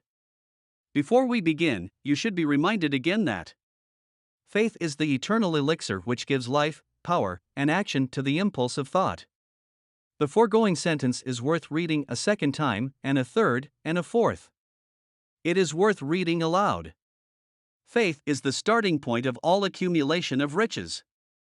Faith is the basis of all miracles, and all mysteries which cannot be analyzed by the rules of science. Faith is the only known antidote for failure. Faith is the element, the chemical which, when mixed with prayer, gives one direct communication with infinite intelligence. Faith is the element which transforms the ordinary vibration of thought, created by the finite mind of man, into the spiritual equivalent. Faith is the only agency through which the cosmic force of infinite intelligence can be harnessed and used by man. Every one of the foregoing statements is capable of proof. The proof is simple and easily demonstrated. It is wrapped up in the principle of autosuggestion. Let us center our attention, therefore, upon the subject of self-suggestion, and find out what it is, and what it is capable of achieving. It is a well-known fact that one comes, finally, to believe whatever one repeats to oneself, whether the statement be true or false. If a man repeats a lie over and over, he will eventually accept the lie as truth. Moreover, he will believe it to be the truth. Every man is what he is, because of the dominating thoughts which he permits to occupy his mind. Thoughts which a man deliberately places in his own mind, and encourages with sympathy, and with which he mixes any one or more of the emotions, constitute the motivating forces which direct and control his every movement, act, and deed. Comes, now, a very significant statement of truth. Thoughts which are mixed with any of the feelings of emotions constitute a magnetic force which attracts, from the vibrations of the ether, other similar or related thoughts. A thought thus magnetized with emotion may be compared to a seed which, when planted in fertile soil, germinates, grows, and multiplies itself over and over again, until that which was originally one small seed becomes countless millions of seeds of the same brand. The ether is a great cosmic mass of eternal forces of vibration. It is made up of both destructive vibrations and constructive vibrations. It carries, at all times, vibrations of fear, poverty, disease, failure, misery, and vibrations of prosperity, health, success, and happiness, just as surely as it carries the sound of hundreds of orchestrations of music and hundreds of human voices, all of which maintain their own individuality and means of identification through the medium of radio. From the great storehouse of the ether, the human mind is constantly attracting vibrations which harmonize with that which dominates the human mind. Any thought, idea, plan, or purpose which one holds in one's mind attracts, from the vibrations of the ether, a host of its relatives, adds these relatives to its own force, and grows until it becomes the dominating, motivating master of the individual in whose mind it has been housed. Now, let us go back to the starting point and become informed as to how the original seed of an idea, plan, or purpose may be planted in the mind. The information is easily conveyed. Any idea, plan, or purpose may be placed in the mind through repetition of thought. This is why you are asked to write out a statement of your major purpose or definite chief aim, commit it to memory, and repeat it, in audible words, day after day, until these vibrations of sound have reached your subconscious mind. We are what we are because of the vibrations of thought which we pick up and register through the stimuli of our daily environment. Resolve to throw off the influences of any unfortunate environment and to build your own life to order. Taking inventory of mental assets and liabilities, you will discover that your greatest weakness is lack of self-confidence. This handicap can be surmounted, and timidity translated into courage, through the aid of the principle of autosuggestion. The application of this principle may be made through a simple arrangement of positive thought impulses stated in writing, memorized, and repeated, until they become a part of the working equipment of the subconscious faculty of your mind. Self-confidence formula. First, I know that I have the ability to achieve the object of my definite purpose in life, therefore, I demand of myself persistent, continuous action toward its attainment, and I here and now promise to render such action. Second, I realize the dominating thoughts of my mind will eventually reproduce themselves in outward, physical action, and gradually transform themselves into physical reality. Therefore, I will concentrate my thoughts for 30 minutes daily upon the task of thinking of the person I intend to become, thereby creating in my mind a clear mental picture of that person. Third, I know through the principle of autosuggestion, any desire that I persistently hold in my mind will eventually seek expression through some practical means of attaining the object back of it. Therefore, I will devote 10 minutes daily to demanding of myself the development of self-confidence. Fourth, I have clearly written down a description of my definite chief aim in life, and I will never stop trying until I shall have developed sufficient self-confidence for its attainment. Fifth, I fully realize that no wealth or position can long endure unless built upon truth and justice. Therefore, I will engage in no transaction which does not benefit all whom it affects. I will succeed by attracting to myself the forces I wish to use and the cooperation of other people. I will induce others to serve me because of my willingness to serve others. I will eliminate hatred, envy, jealousy, selfishness, and cynicism by developing love for all humanity, because I know that a negative attitude toward others can never bring me success. I will cause others to believe in me because I will believe in them and in myself. I will sign my name to this formula, commit it to memory, and repeat it aloud once a day, with full faith that it will gradually influence my thoughts and actions so that I will become a self-reliant and successful person. Back of this formula is a law of nature which no man has yet been able to explain. It has baffled the scientists of all ages. The psychologists have named this law autosuggestion, and let it go at that. The name by which one calls this law is of little importance. The important fact about it is it works for the glory and success of mankind, if it is used constructively. On the other hand, if used destructively, it will destroy just as readily. In this statement may be found a very significant truth, namely, that those who go down in defeat and end their lives in poverty, misery, and distress, do so because of negative application of the principle of autosuggestion. The cause may be found in the fact that all impulses of thought have a tendency to clothe themselves in their physical equivalent. The subconscious mind, the chemical laboratory in which all thought impulses are combined and made ready for translation into physical reality, makes no distinction between constructive and destructive thought impulses. It works with the material we feed it, through our thought impulses. The subconscious mind will translate into reality a thought driven by fear just as readily as it will translate into reality a thought driven by courage or faith. The pages of medical history are rich with illustrations of cases of suggestive suicide. A man may commit suicide through negative suggestion just as effectively as by any other means. In a Midwestern city, a man by the name of Joseph Grant, a bank official, borrowed a large sum of the bank's money without the consent of the directors. He lost the money through gambling. One afternoon, the bank examiner came and began to check the accounts. Grant left the bank, took a room in a local hotel, and when they found him, 3 days later, he was lying in bed, wailing and moaning, repeating over and over these words, "My God, this will kill me. I cannot stand the disgrace." In a short time he was dead. The doctors pronounced the case one of mental suicide. Just as electricity will turn the wheels of industry and render useful service if used constructively, or snuff out life if wrongly used, so will the law of autosuggestion lead you to peace and prosperity, or down into the valley of misery, failure, and death, according to your degree of understanding and application of it. If you fill your mind with fear, doubt, and unbelief in your ability to connect with and use the forces of infinite intelligence, the law of autosuggestion will take this spirit of unbelief and use it as a pattern by which your subconscious mind will translate it into its physical equivalent.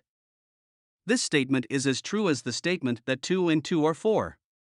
Like the wind which carries one ship east and another west, the law of autosuggestion will lift you up or pull you down, according to the way you set your sails of thought. The law of autosuggestion, through which any person may rise to altitudes of achievement which stagger the imagination, is well described in the following verse. If you think you are beaten, you are. If you think you dare not, you don't.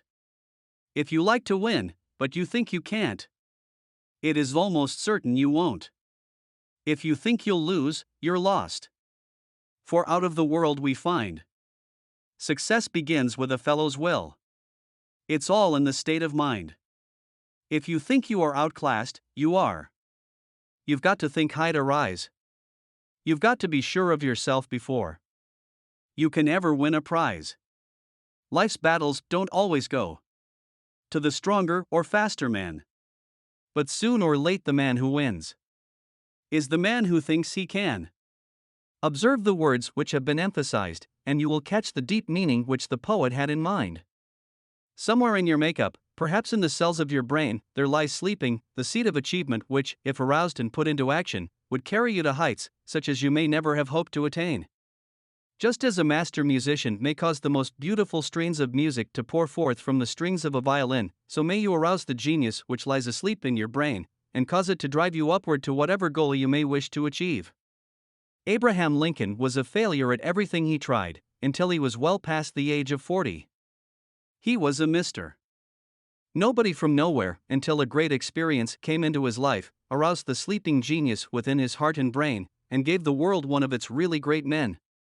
That experience was mixed with the emotions of sorrow and love. It came to him through Anne Rutledge, the only woman whom he ever truly loved.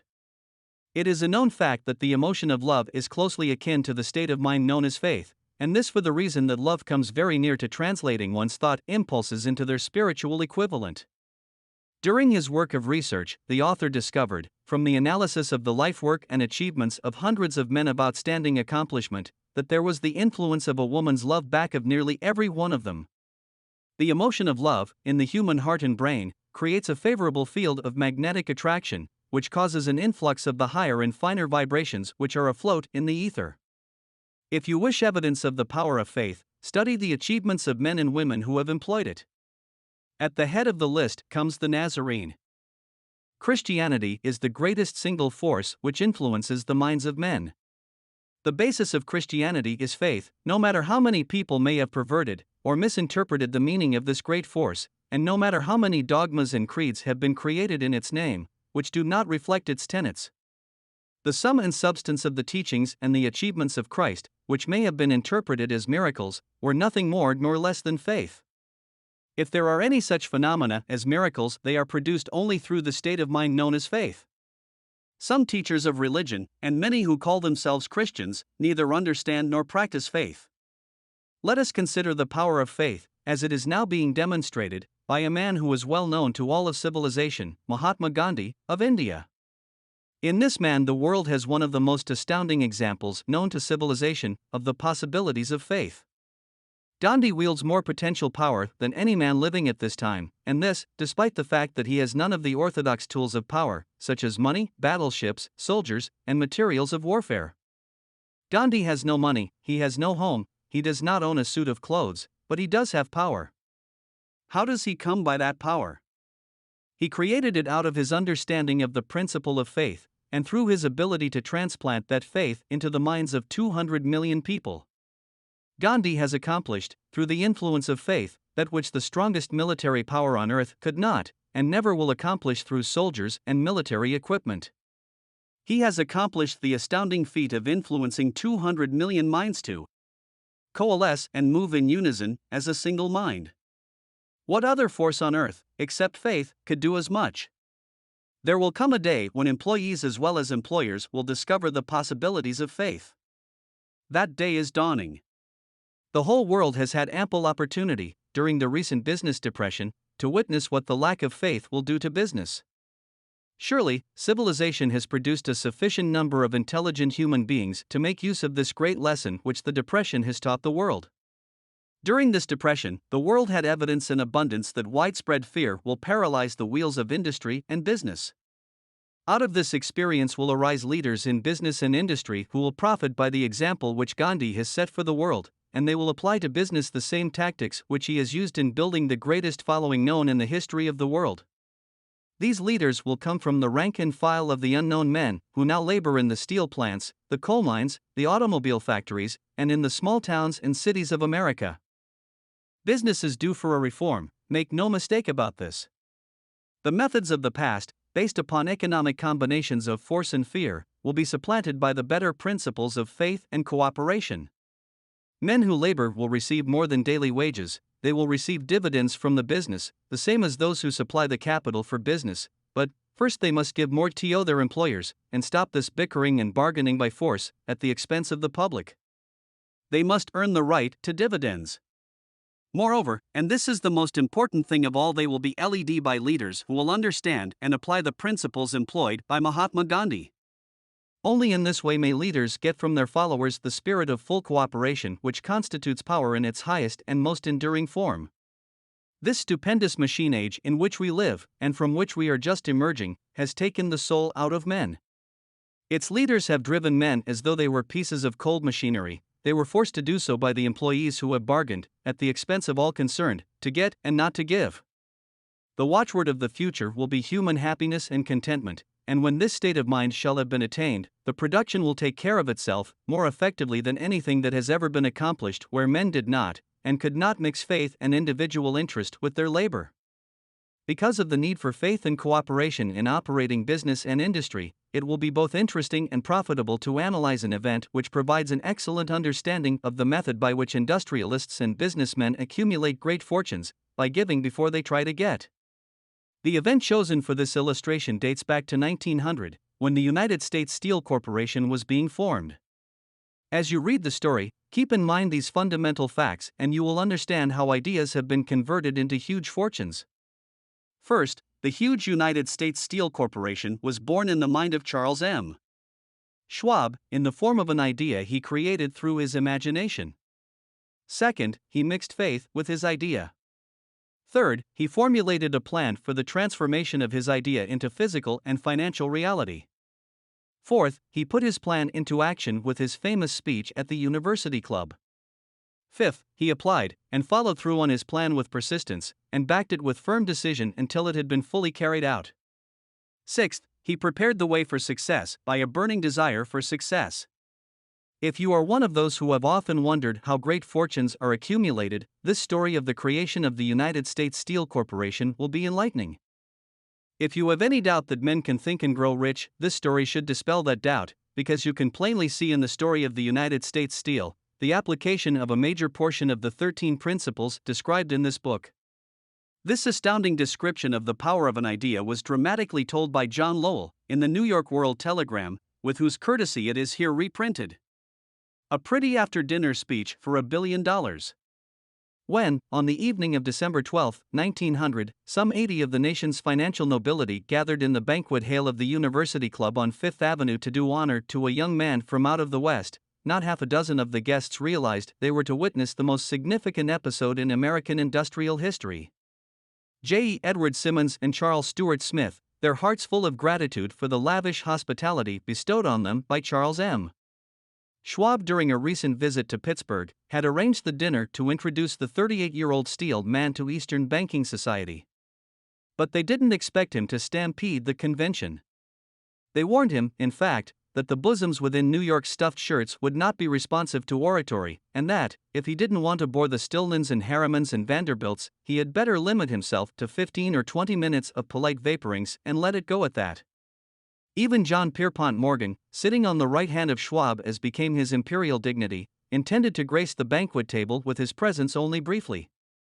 And so far as the press and public were concerned, the whole affair was of so little moment that no mention of it found its way into print the next day. So the two hosts and their distinguished guests ate their way through the usual 7 or 8 courses. There was little conversation, and what there was of it was restrained. Few of the bankers and brokers had met Schwab, whose career had flowered along the banks of the Monongahela, and none knew him well.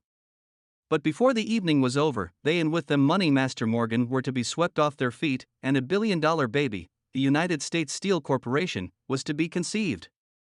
It is perhaps unfortunate, for the sake of history, that no record of Charlie Schwab's speech at the dinner ever was made. He repeated some parts of it at a later date during a similar meeting of Chicago bankers. And still later, when the government brought suit to dissolve the Steel Trust, he gave his own version, from the witness stand, of the remarks that stimulated Morgan into a frenzy of financial activity. It is probable, however, that it was a homely speech, somewhat ungrammatical, for the niceties of language never bothered Schwab, full of epigram and threaded with wit.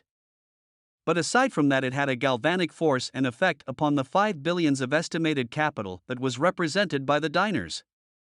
After it was over and the gathering was still under its spell, although Schwab had talked for 90 minutes, Morgan led the orator to a recessed window where, dangling their legs from the high, uncomfortable seat, they talked for an hour more.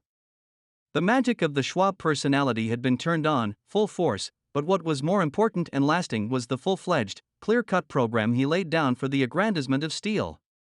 Many other men had tried to interest Morgan in slapping together a steel trust after the pattern of the biscuit, wire and hoop, sugar, rubber, whiskey, oil or chewing gum combinations.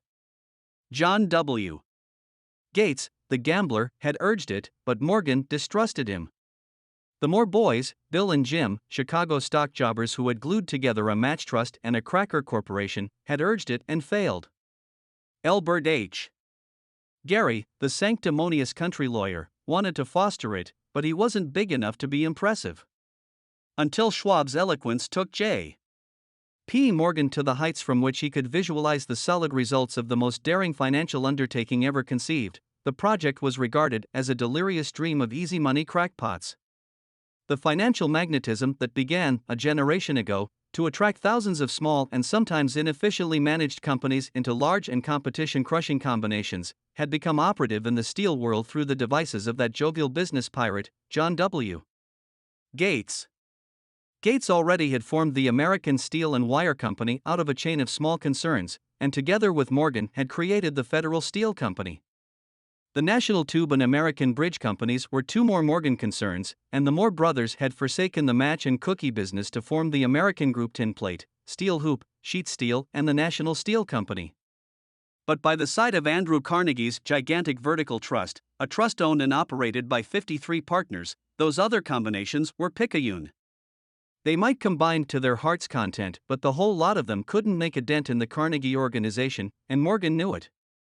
The eccentric old Scot knew it, too. From the magnificent heights of Skibo Castle he had viewed, first with amusement and then with resentment, the attempts of Morgan's smaller companies to cut into his business. When the attempts became too bold, Carnegie's temper was translated into anger and retaliation. Had decided to duplicate every mill owned by his rivals. Hitherto, he hadn't been interested in wire, pipe, hoops, or sheet.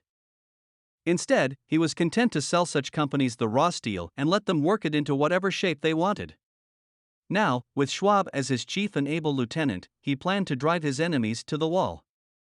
So it was that in the speech of Charles M. Schwab, Morgan saw the answer to his problem of combination. A trust without Carnegie giant of them all would be no trust at all, a plum pudding, as one writer said, without the plums. Schwab's speech on the night of December 12, 1900, undoubtedly carried the inference, though not the pledge, that the vast Carnegie enterprise could be brought under the Morgan tent. He talked of the world future for steel, of reorganization for efficiency, of specialization, of the scrapping of unsuccessful mills and concentration of effort on the flourishing properties, of economies in the ore traffic, of economies in overhead and administrative departments, of capturing foreign markets. More than that, he told the buccaneers among them wherein lay the errors of their customary piracy. Their purposes, he inferred, had been to create monopolies, raise prices, and pay themselves fat dividends out of privilege. Schwab condemned the system in his heartiest manner.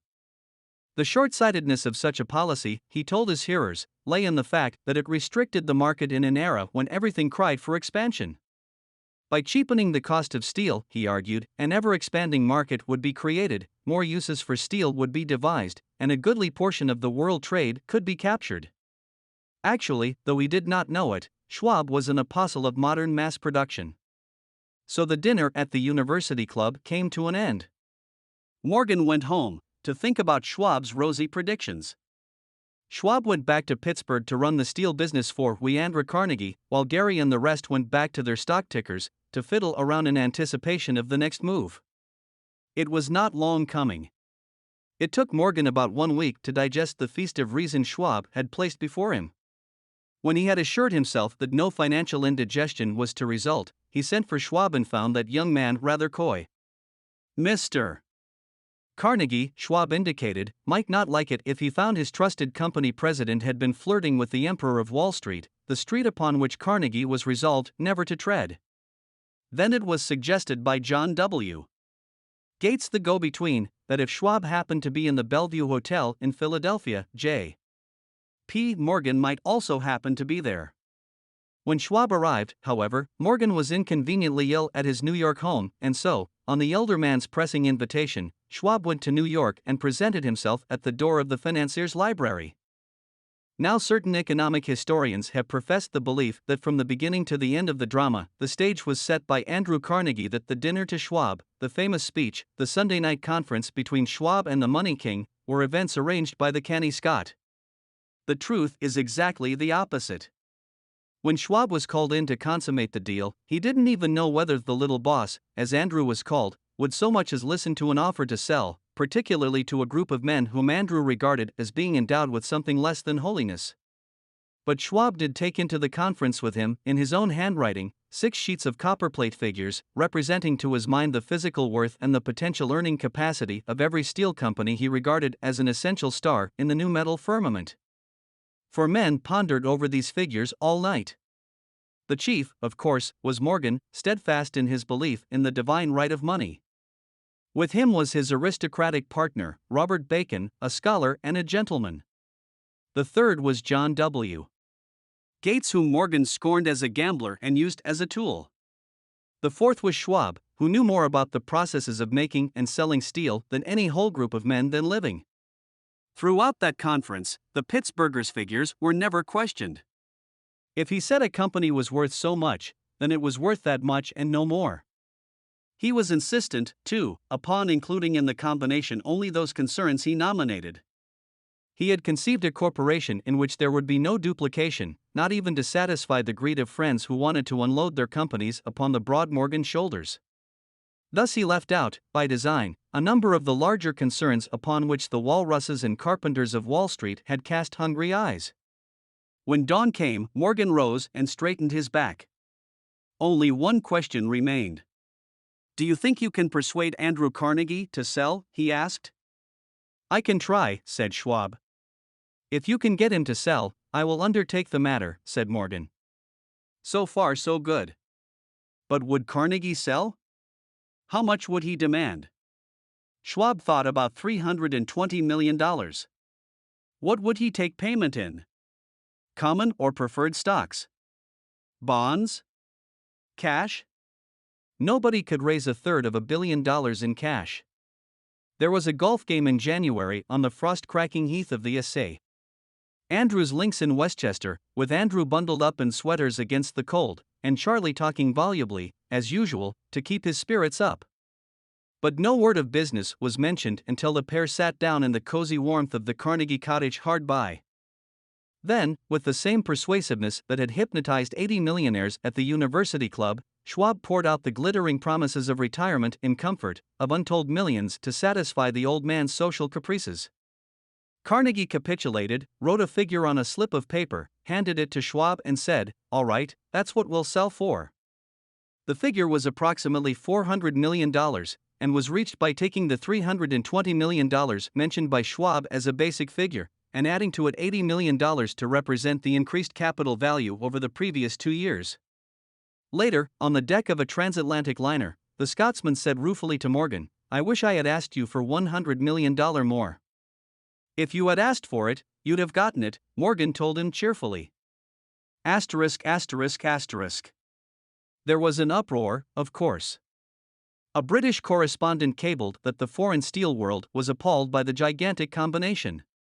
President Hadley, of Yale, declared that unless trusts were regulated, the country might expect an emperor in Washington within the next 25 years. But that able stock manipulator, Keene, went at his work of shoving the new stock at the public so vigorously that all the excess water, estimated by some at nearly $600 million, was absorbed in a twinkling. So Carnegie had his millions, and the Morgan Syndicate had $62 million for all its trouble, and all the boys, from Gates to Gary, had their millions. Asterisk asterisk asterisk. The 38-year-old Schwab had his reward. He was made president of the new corporation and remained in control until 1930. The dramatic story of big business, which you have just finished, was included in this book, because it is a perfect illustration of the method by which desire can be transmuted into its physical equivalent. I imagine some readers will question the statement that a mere, intangible desire can be converted into its physical equivalent. Doubtless some will say, you cannot convert nothing into something. The answer is in the story of United States Steel. That giant organization was created in the mind of one man. The plan by which the organization was provided with the steel mills that gave it financial stability was created in the mind of the same man. His faith, his desire, his imagination, his persistence were the real ingredients that went into United States Steel. The steel mills and mechanical equipment acquired by the corporation, after it had been brought into legal existence, were incidental, but careful analysis will disclose the fact that the appraised value of the properties acquired by the corporation increased in value by an estimated $600 million by the mere transaction which consolidated them under one management. In other words, Charles M. Schwab's idea, plus the faith with which he conveyed it to the minds of J. P. Morgan and the others, was marketed for a profit of approximately $600 million. Not an insignificant sum for a single idea. What happened to some of the men who took their share of the millions of dollars of profit made by this transaction is a matter with which we are not now concerned. The important feature of the astounding achievement is that it serves as unquestionable evidence of the soundness of the philosophy described in this book, because this philosophy was the warp and the woof of the entire transaction. Moreover, the practicability of the philosophy has been established by the fact that the United States Steel Corporation prospered and became one of the richest and most powerful corporations in America, employing thousands of people, developing new uses for steel, and opening new markets, thus proving that the $600 million in profit which the Schwab idea produced was earned. Riches begin in the form of thought. The amount is limited only by the person in whose mind the thought is put into motion. Faith removes limitations. Remember this when you are ready to bargain with life for whatever it is that you ask as your price for having passed this way. Remember, also, that the man who created the United States Steel Corporation was practically unknown at the time. He was merely Andrew Carnegie's man Friday until he gave birth to his famous idea.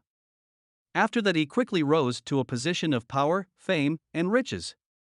There are no limitations to the mind except those we acknowledge. Both poverty and riches are the offspring of thought. Chapter 4. Autosuggestion. The medium for influencing the subconscious mind. The third step toward riches. Autosuggestion is a term which applies to all one suggestions and all self-administered stimuli which reach one's mind through the five senses. Stated in another way, autosuggestion is self-suggestion. It is the agency of communication between that part of the mind where conscious thought takes place and that which serves as the seat of action for the subconscious mind. Through the dominating thoughts which one permits to remain in the conscious mind, whether these thoughts be negative or positive, is immaterial. The principle of autosuggestion voluntarily reaches the subconscious mind and influences it with these thoughts. No thought, whether it be negative or positive, can enter the subconscious mind without the aid of the principle of autosuggestion, with the exception of thoughts picked up from the ether. Stated differently, all sense impressions which are perceived through the five senses are stopped by the conscious thinking mind and may be either passed on to the subconscious mind or rejected at will. The conscious faculty serves, therefore, as an outer guard to the approach of the subconscious. Nature has so built man that he has absolute control over the material which reaches his subconscious mind through his five senses, although this is not meant to be construed as a statement that man always exercises this control. In the great majority of instances, he does not exercise it, which explains why so many people go through life in poverty.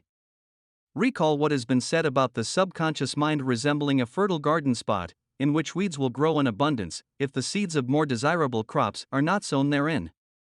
Autosuggestion is the agency of control through which an individual may voluntarily feed his subconscious mind on thoughts of a creative nature, or, by neglect, permit thoughts of a destructive nature to find their way into this rich garden of the mind.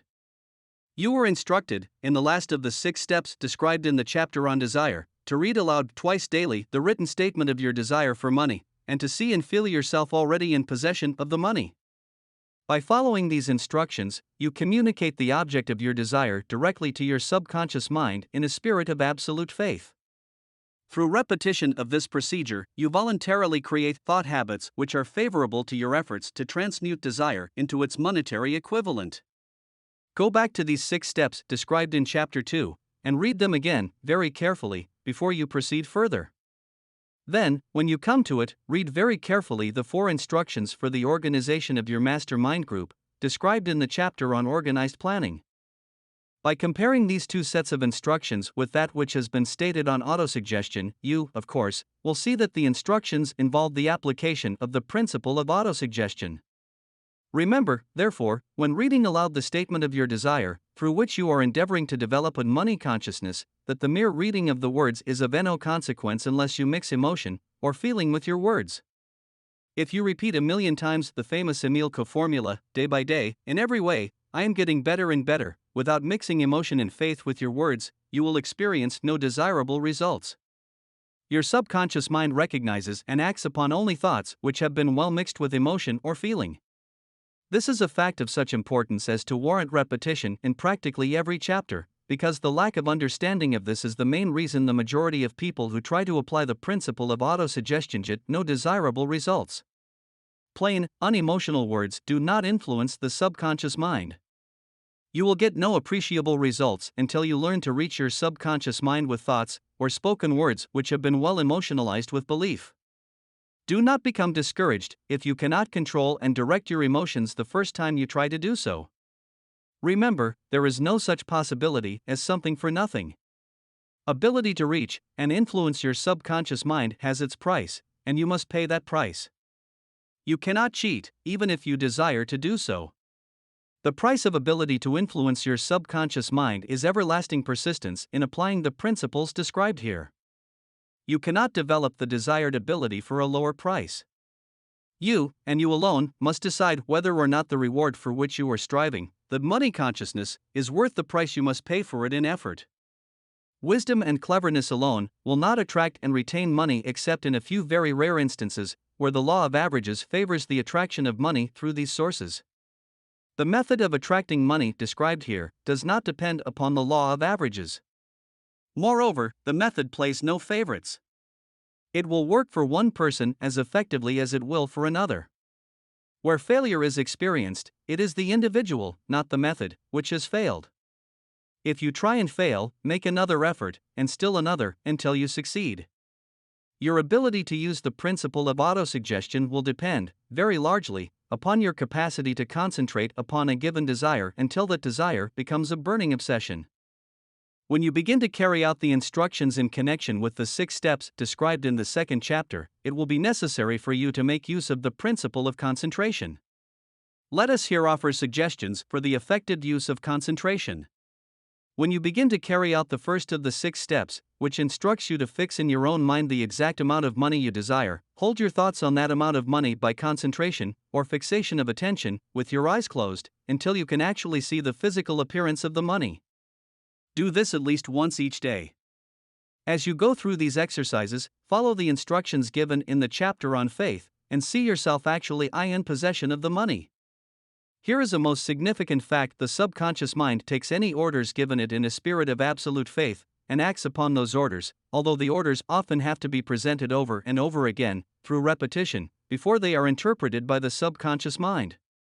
Following the preceding statement, consider the possibility of playing a perfectly legitimate trick on your subconscious mind, by making it believe, because you believe it, that you must have the amount of money you are visualizing, that this money is already awaiting your claim, that the subconscious mind must hand over to you practical plans for acquiring the money which is yours.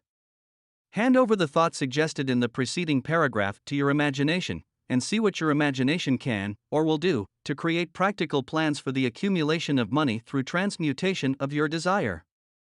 Do not wait for a definite plan, through which you intend to exchange services or merchandise in return for the money you are visualizing, but begin at once to see yourself in possession of the money, demanding and expecting meanwhile that your subconscious mind will hand over the plan, or plans you need. Be on the alert for these plans, and when they appear, put them into action immediately. When the plans appear, they will probably flash into your mind through the 6th sense, in the form of an inspiration. This inspiration may be considered a direct telegram, or message from infinite intelligence. Treat it with respect, and act upon it as soon as you receive it. Failure to do this will be fatal to your success.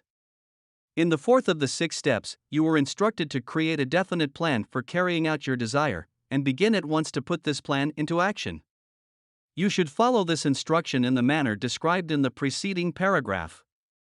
Do not trust to your reason when creating your plan for accumulating money through the transmutation of desire. Your reason is faulty.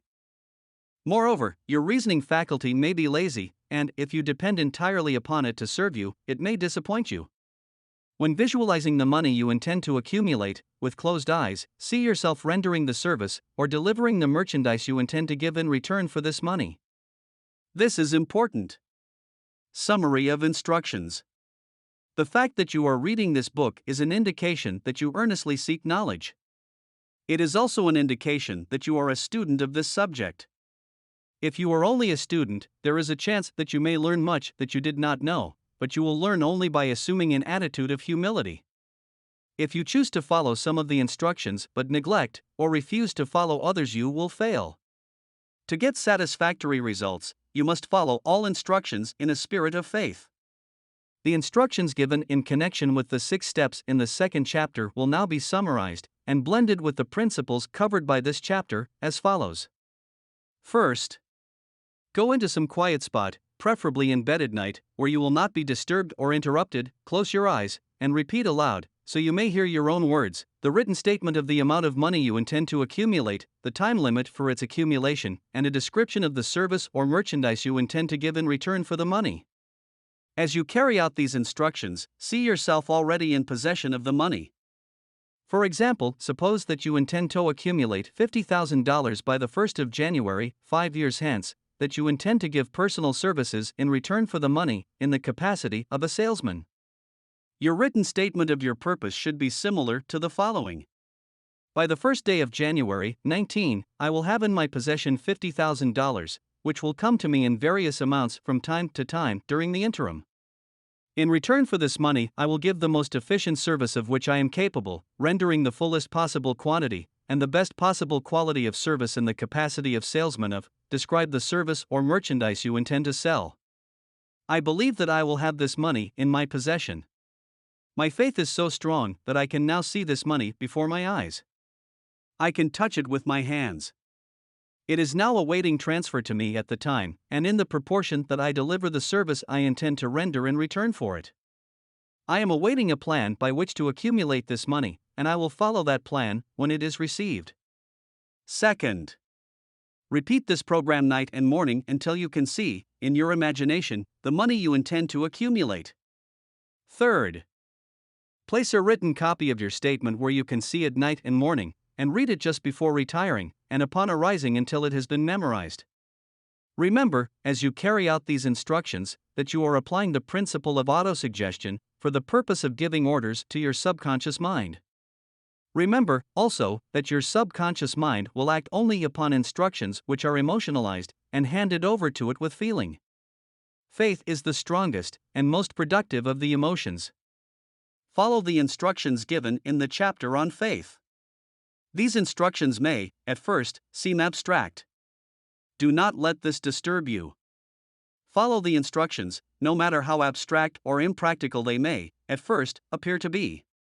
The time will soon come, if you do as you have been instructed, in spirit as well as in act, when a whole new universe of power will unfold to you. Skepticism, in connection with all new ideas, is characteristic of all human beings. But if you follow the instructions outlined, your skepticism will soon be replaced by belief, and this, in turn, will soon become crystallized into absolute faith. Then you will have arrived at the point where you may truly say, I am the master of my fate, I am the captain of my soul. Many philosophers have made the statement that man is the master of his own earthly destiny, but most of them have failed to say why he is the master. The reason that man may be the master of his own earthly status, and especially his financial status, is thoroughly explained in this chapter. Man may become the master of himself and of his environment because he has the power to influence his own subconscious mind, and through it, gain the cooperation of infinite intelligence. You are now reading the chapter which represents the keystone to the arch of this philosophy. The instructions contained in this chapter must be understood and applied with persistence if you succeed in transmuting desire into money. The actual performance of transmuting desire into money involves the use of autosuggestion as an agency by which one may reach and influence the subconscious mind. The other principles are simply tools with which to apply autosuggestion. Keep this thought in mind, and you will, at all times, be conscious of the important part the principle of autosuggestion is to play in your efforts to accumulate money through the methods described in this book. Carry out these instructions as though you were a small child. Inject into your efforts something of the faith of a child. The author has been most careful to see that no impractical instructions were included, because of his sincere desire to be helpful. After you have read the entire book, come back to this chapter and follow in spirit and in action this instruction.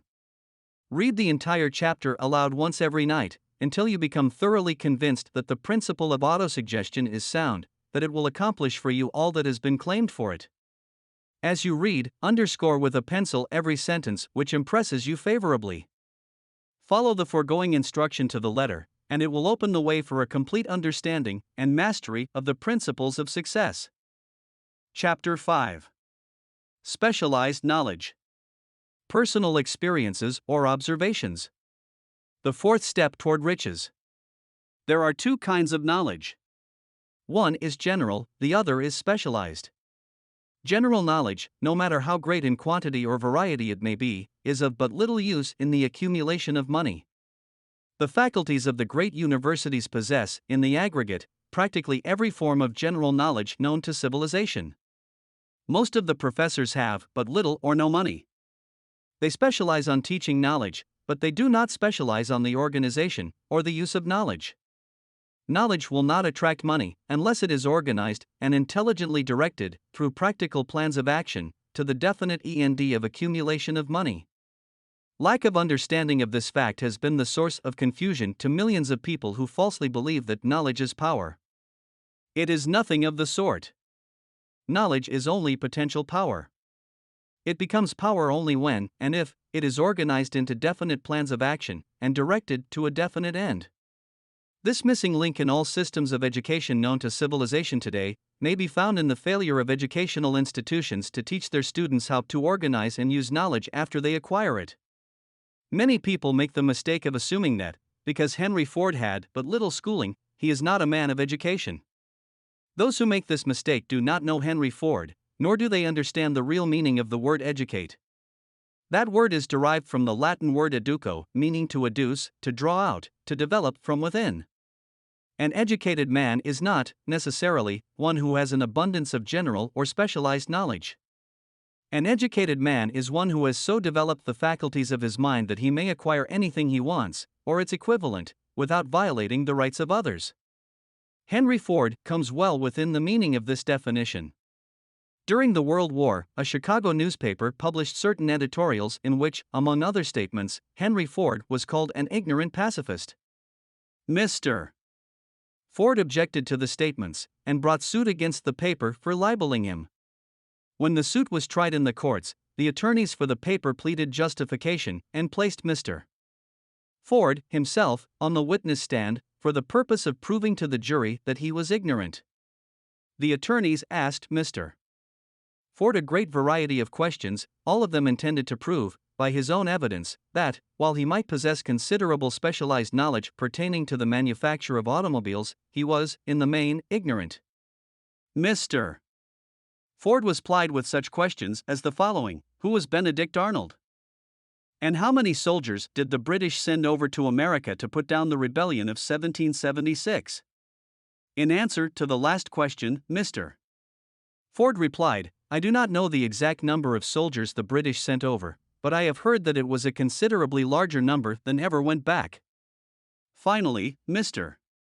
Ford became tired of this line of questioning, and in reply to a particularly offensive question, he leaned over, pointed his finger at the lawyer who had asked the question, and said, If I should really want to answer the foolish question you have just asked, or any of the other questions you have been asking me, let me remind you that I have a row of electric push buttons on my desk, and by pushing the right button, I can summon to my aid men who can answer any question I desire to ask concerning the business to which I am devoting most of my efforts. Now, will you kindly tell me why I should clutter up my mind with general knowledge, for the purpose of being able to answer questions, when I have men around me who can supply any knowledge I require? There certainly was good logic to that reply. That answer floored the lawyer. Every person in the courtroom realized it was the answer, not of an ignorant man, but of a man of education. Any man is educated who knows where to get knowledge when he needs it, and how to organize that knowledge into definite plans of action. Through the assistance of his mastermind group, Henry Ford had at his command all the specialized knowledge he needed to enable him to become one of the wealthiest men in America. It was not essential that he have this knowledge in his own mind.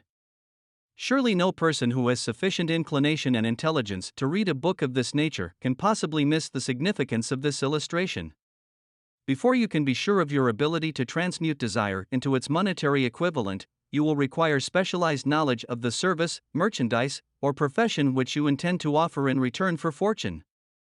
Perhaps you may need much more specialized knowledge than you have the ability or the inclination to acquire, and if this should be true, you may bridge your weakness through the aid of your mastermind group.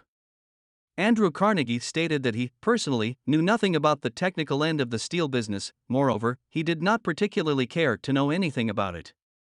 The specialized knowledge which he required for the manufacture and marketing of steel, he found available through the individual units of his mastermind group. The accumulation of great fortunes calls for power, and power is acquired through highly organized and intelligently directed specialized knowledge, but that knowledge does not, necessarily, have to be in the possession of the man who accumulates the fortune. The preceding paragraph should give hope and encouragement to the man with ambition to accumulate a fortune, who has not possessed himself of the necessary education to supply such specialized knowledge as he may require. Men sometimes go through life suffering from inferiority complexes, because they are not men of education. The man who can organize and direct a mastermind group of men who possess knowledge useful in the accumulation of money is just as much a man of education as any man in the group. Remember this if you suffer from a feeling of inferiority, because your schooling has been limited. Thomas A. Edison had only 3 months of schooling during his entire life. He did not lack education, neither did he die poor. Henry Ford had less than a 6th grade schooling, but he has managed to do pretty well by himself, financially. Specialized knowledge is among the most plentiful and the cheapest forms of service which may be had. If you doubt this, consult the payroll of any university. It pays to know how to purchase knowledge. First of all, decide the sort of specialized knowledge you require, and the purpose for which it is needed. To a large extent, your major purpose in life, the goal toward which you are working, will help determine what knowledge you need. With this question settled, your next move requires that you have accurate information concerning dependable sources of knowledge. The more important of these are: A. One's own experience and education. B. Experience and education available through cooperation of others, mastermind alliance. C. Colleges and universities. D. Public libraries, through books and periodicals in which may be found all the knowledge organized by civilization. E. Special training courses, through night schools and home study schools in particular. As knowledge is acquired, it must be organized and put into use, for a definite purpose, through practical plans. Knowledge has no value except that which can be gained from its application toward some worthy end. This is one reason why college degrees are not valued more highly. They represent nothing but miscellaneous knowledge. If you contemplate taking additional schooling, first determine the purpose for which you want the knowledge you are seeking, then learn where this particular sort of knowledge can be obtained, from reliable sources. Successful men, in all callings, never stop acquiring specialized knowledge related to their major purpose, business, or profession. Those who are not successful usually make the mistake of believing that the knowledge acquiring period ends when one finishes school. The truth is that schooling does but little more than to put one in the way of learning how to acquire practical knowledge. With this changed world, which began at the end of the economic collapse, came also astounding changes in educational requirements. The order of the day is specialization. This truth was emphasized by Robert P. Moore, Secretary of Appointments of Columbia University. Specialists most sought. Particularly sought after by employing companies are candidates who have specialized in some field. Business school graduates with training in accounting and statistics, engineers of all varieties, journalists, architects, chemists, and also outstanding leaders and activity men of the senior class.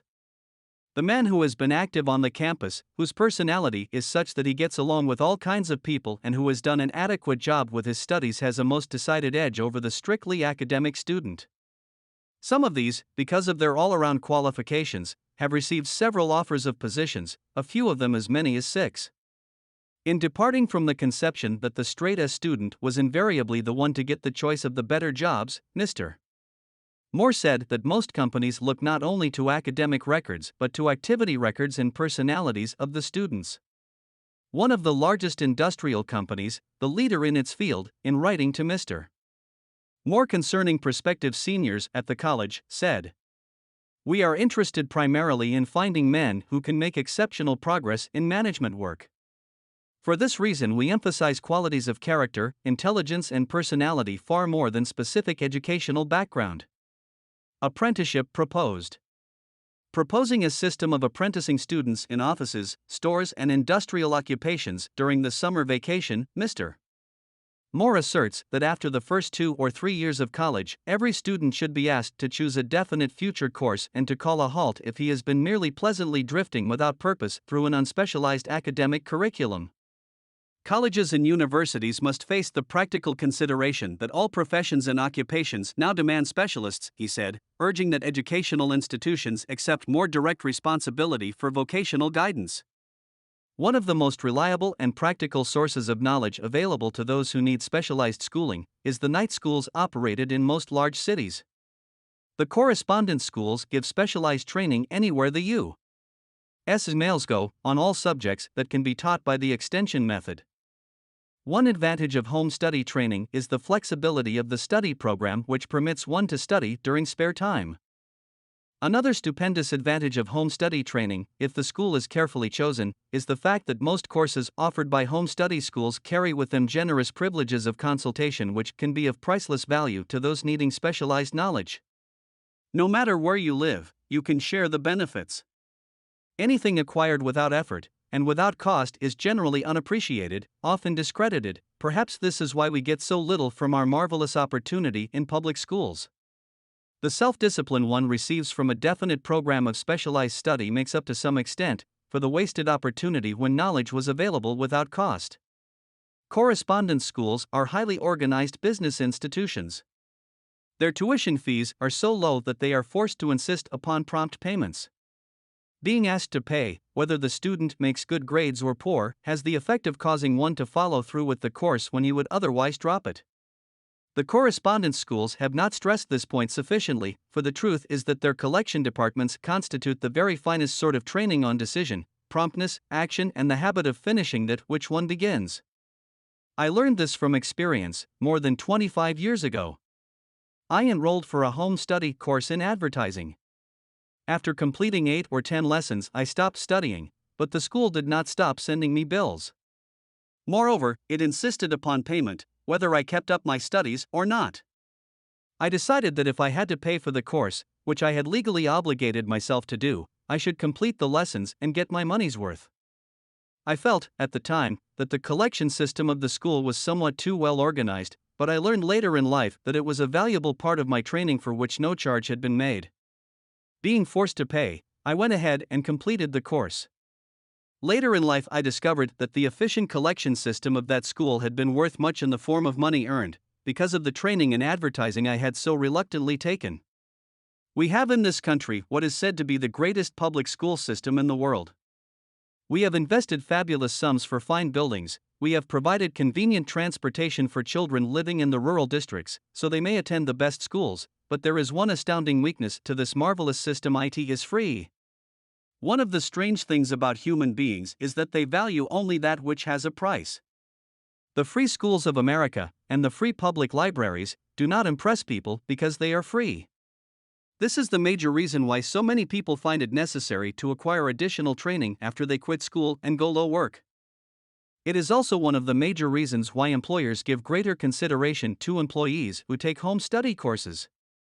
They have learned, from experience, that any person who has the ambition to give up a part of his spare time to studying at home has in him those qualities which make for leadership. This recognition is not a charitable gesture, it is sound business judgment upon the part of the employers. There is one weakness in people for which there is no remedy. It is the universal weakness of lack of ambition. Persons, especially salaried people, who schedule their spare time to provide for home study, seldom remain at the bottom very long. Their action opens the way for the upward climb, removes many obstacles from their path, and gains the friendly interest of those who have the power to put them in the way of opportunity. The home study method of training is especially suited to the needs of employed people who find, after leaving school, that they must acquire additional specialized knowledge, but cannot spare the time to go back to school. The changed economic conditions prevailing since the Depression have made it necessary for thousands of people to find additional or new sources of income. For the majority of these, the solution to their problem may be found only by acquiring specialized knowledge. Many will be forced to change their occupations entirely.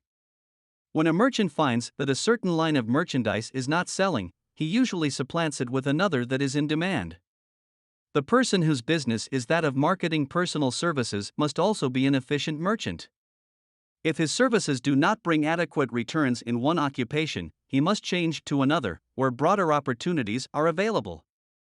Stuart Austin Weir prepared himself as a construction engineer and followed this line of work until the Depression limited his market to where it did not give him the income he required.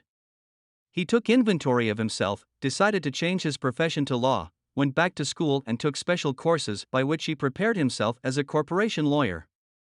Despite the fact the Depression had not ended, he completed his training, passed the bar examination, and quickly built a lucrative law practice in Dallas, Texas. In fact, he is turning away clients. Just to keep the record straight, and to anticipate the alibis of those who will say, "I couldn't go to school because I have a family to support," or "I'm too old," I will add the information that Mr. Weir was past 40 and married when he went back to school. Moreover, by carefully selecting highly specialized courses in colleges best prepared to teach the subjects chosen, Mr. Weir completed in 2 years the work for which the majority of law students require 4 years. It pays to know how to purchase knowledge. The person who stops studying merely because he has finished school is forever hopelessly doomed to mediocrity, no matter what may be his calling. The way of success is the way of continuous pursuit of knowledge. Let us consider a specific instance. During the Depression, a salesman in a grocery store found himself without a position. Having had some bookkeeping experience, he took a special course in accounting, familiarized himself with all the latest bookkeeping and office equipment, and went into business for himself. Starting with the grocer for whom he had formerly worked, he made contracts with more than 100 small merchants to keep their books, at a very nominal monthly fee. His idea was so practical that he soon found it necessary to set up a portable office in a light delivery truck, which he equipped with modern bookkeeping machinery. He now has a fleet of these bookkeeping offices on wheels and employs a large staff of assistants, thus providing small merchants with accounting service equal to the best that money can buy, at very nominal cost. Specialized knowledge, plus imagination, were the ingredients that went into this unique and successful business. Last year, the owner of that business paid an income tax of almost 10 times as much as was paid by the merchant for whom he worked when the Depression forced upon him a temporary adversity which proved to be a blessing in disguise. The beginning of this successful business was an idea. Inasmuch as I had the privilege of supplying the unemployed salesman with that idea, I now assume the further privilege of suggesting another idea which has within it the possibility of even greater income. Also, the possibility of rendering useful service to thousands of people who badly need that service. The idea was suggested by the salesman who gave up selling and went into the business of keeping books on a wholesale basis. When the plan was suggested as a solution of his unemployment problem, he quickly exclaimed, "I like the idea, but I would not know how to turn it into cash." In other words, he complained he would not know how to market his bookkeeping knowledge after he acquired it. So, that brought up another problem which had to be solved. With the aid of a young woman typist, clever at hand lettering, and who could put the story together, a very attractive book was prepared, describing the advantages of the new system of bookkeeping. The pages were neatly typed and pasted in an ordinary scrapbook, which was used as a silent salesman with which the story of this new business was so effectively told that its owner soon had more accounts than he could handle. There are thousands of people, all over the country, who need the services of a merchandising specialist capable of preparing an attractive brief for use in marketing personal services.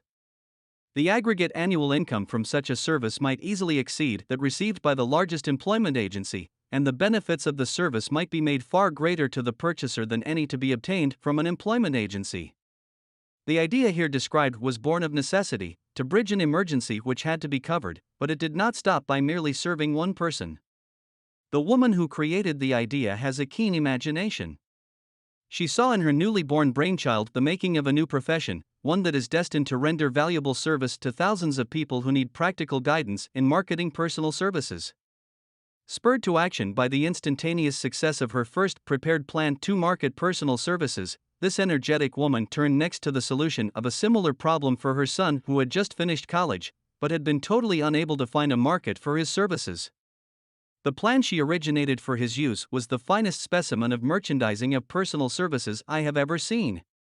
When the plan book had been completed, it contained nearly 50 pages of beautifully typed, properly organized information, telling the story of her son's native ability, schooling, personal experiences, and a great variety of other information too extensive for description.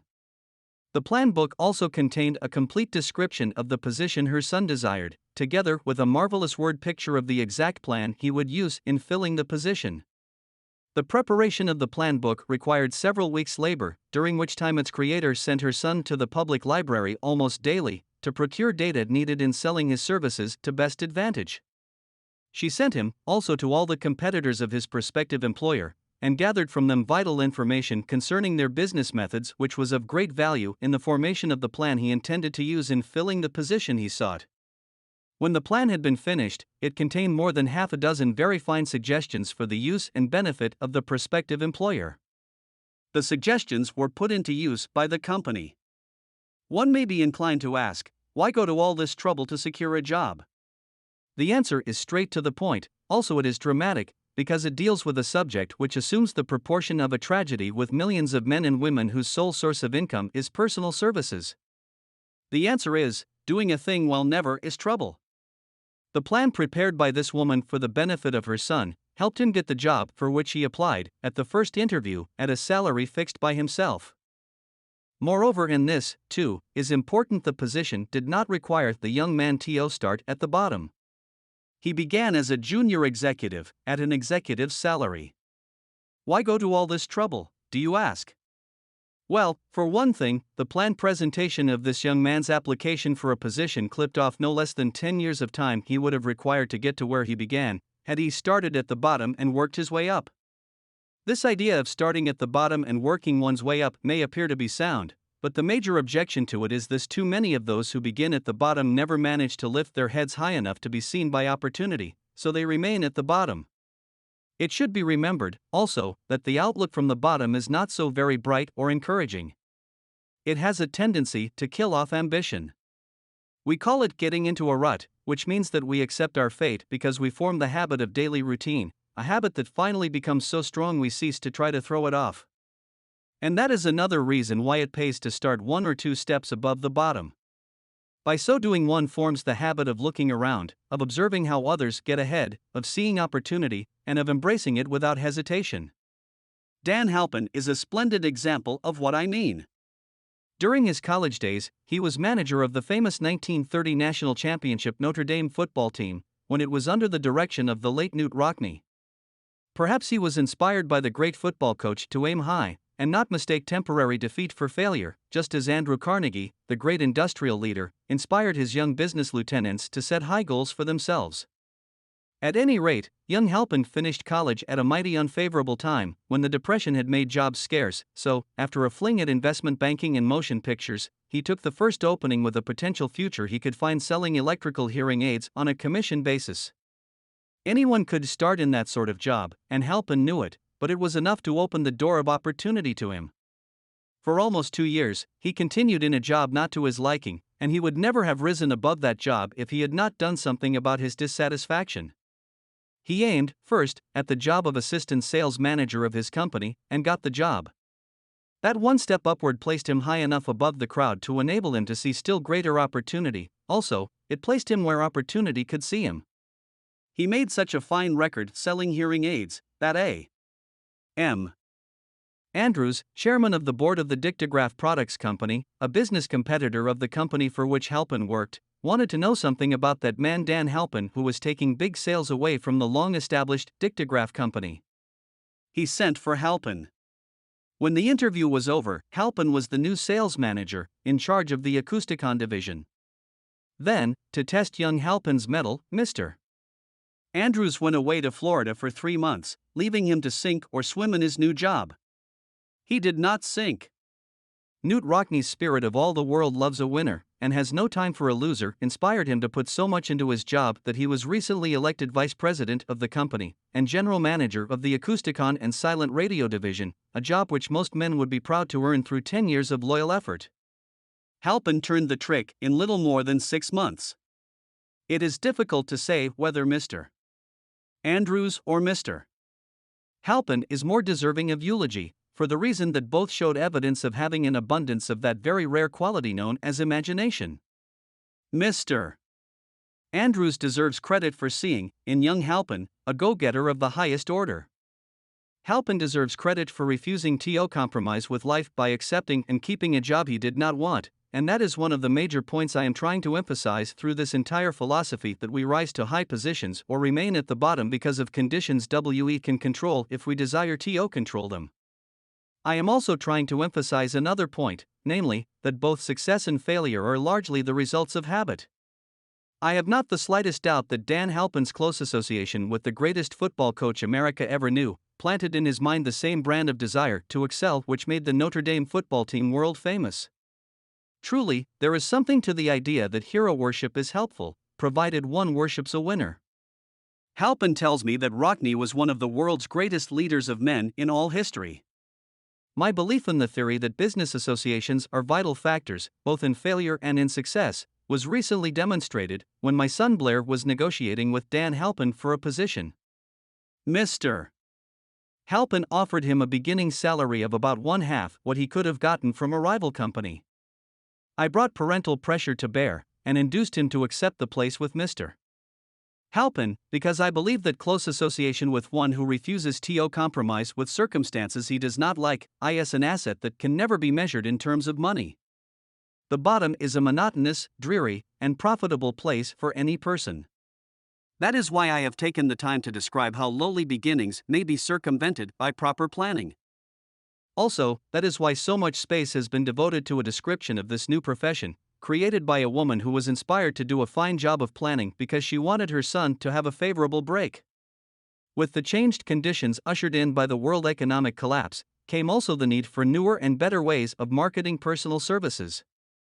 It is hard to determine why someone had not previously discovered this stupendous need, in view of the fact that more money changes hands in return for personal services than for any other purpose.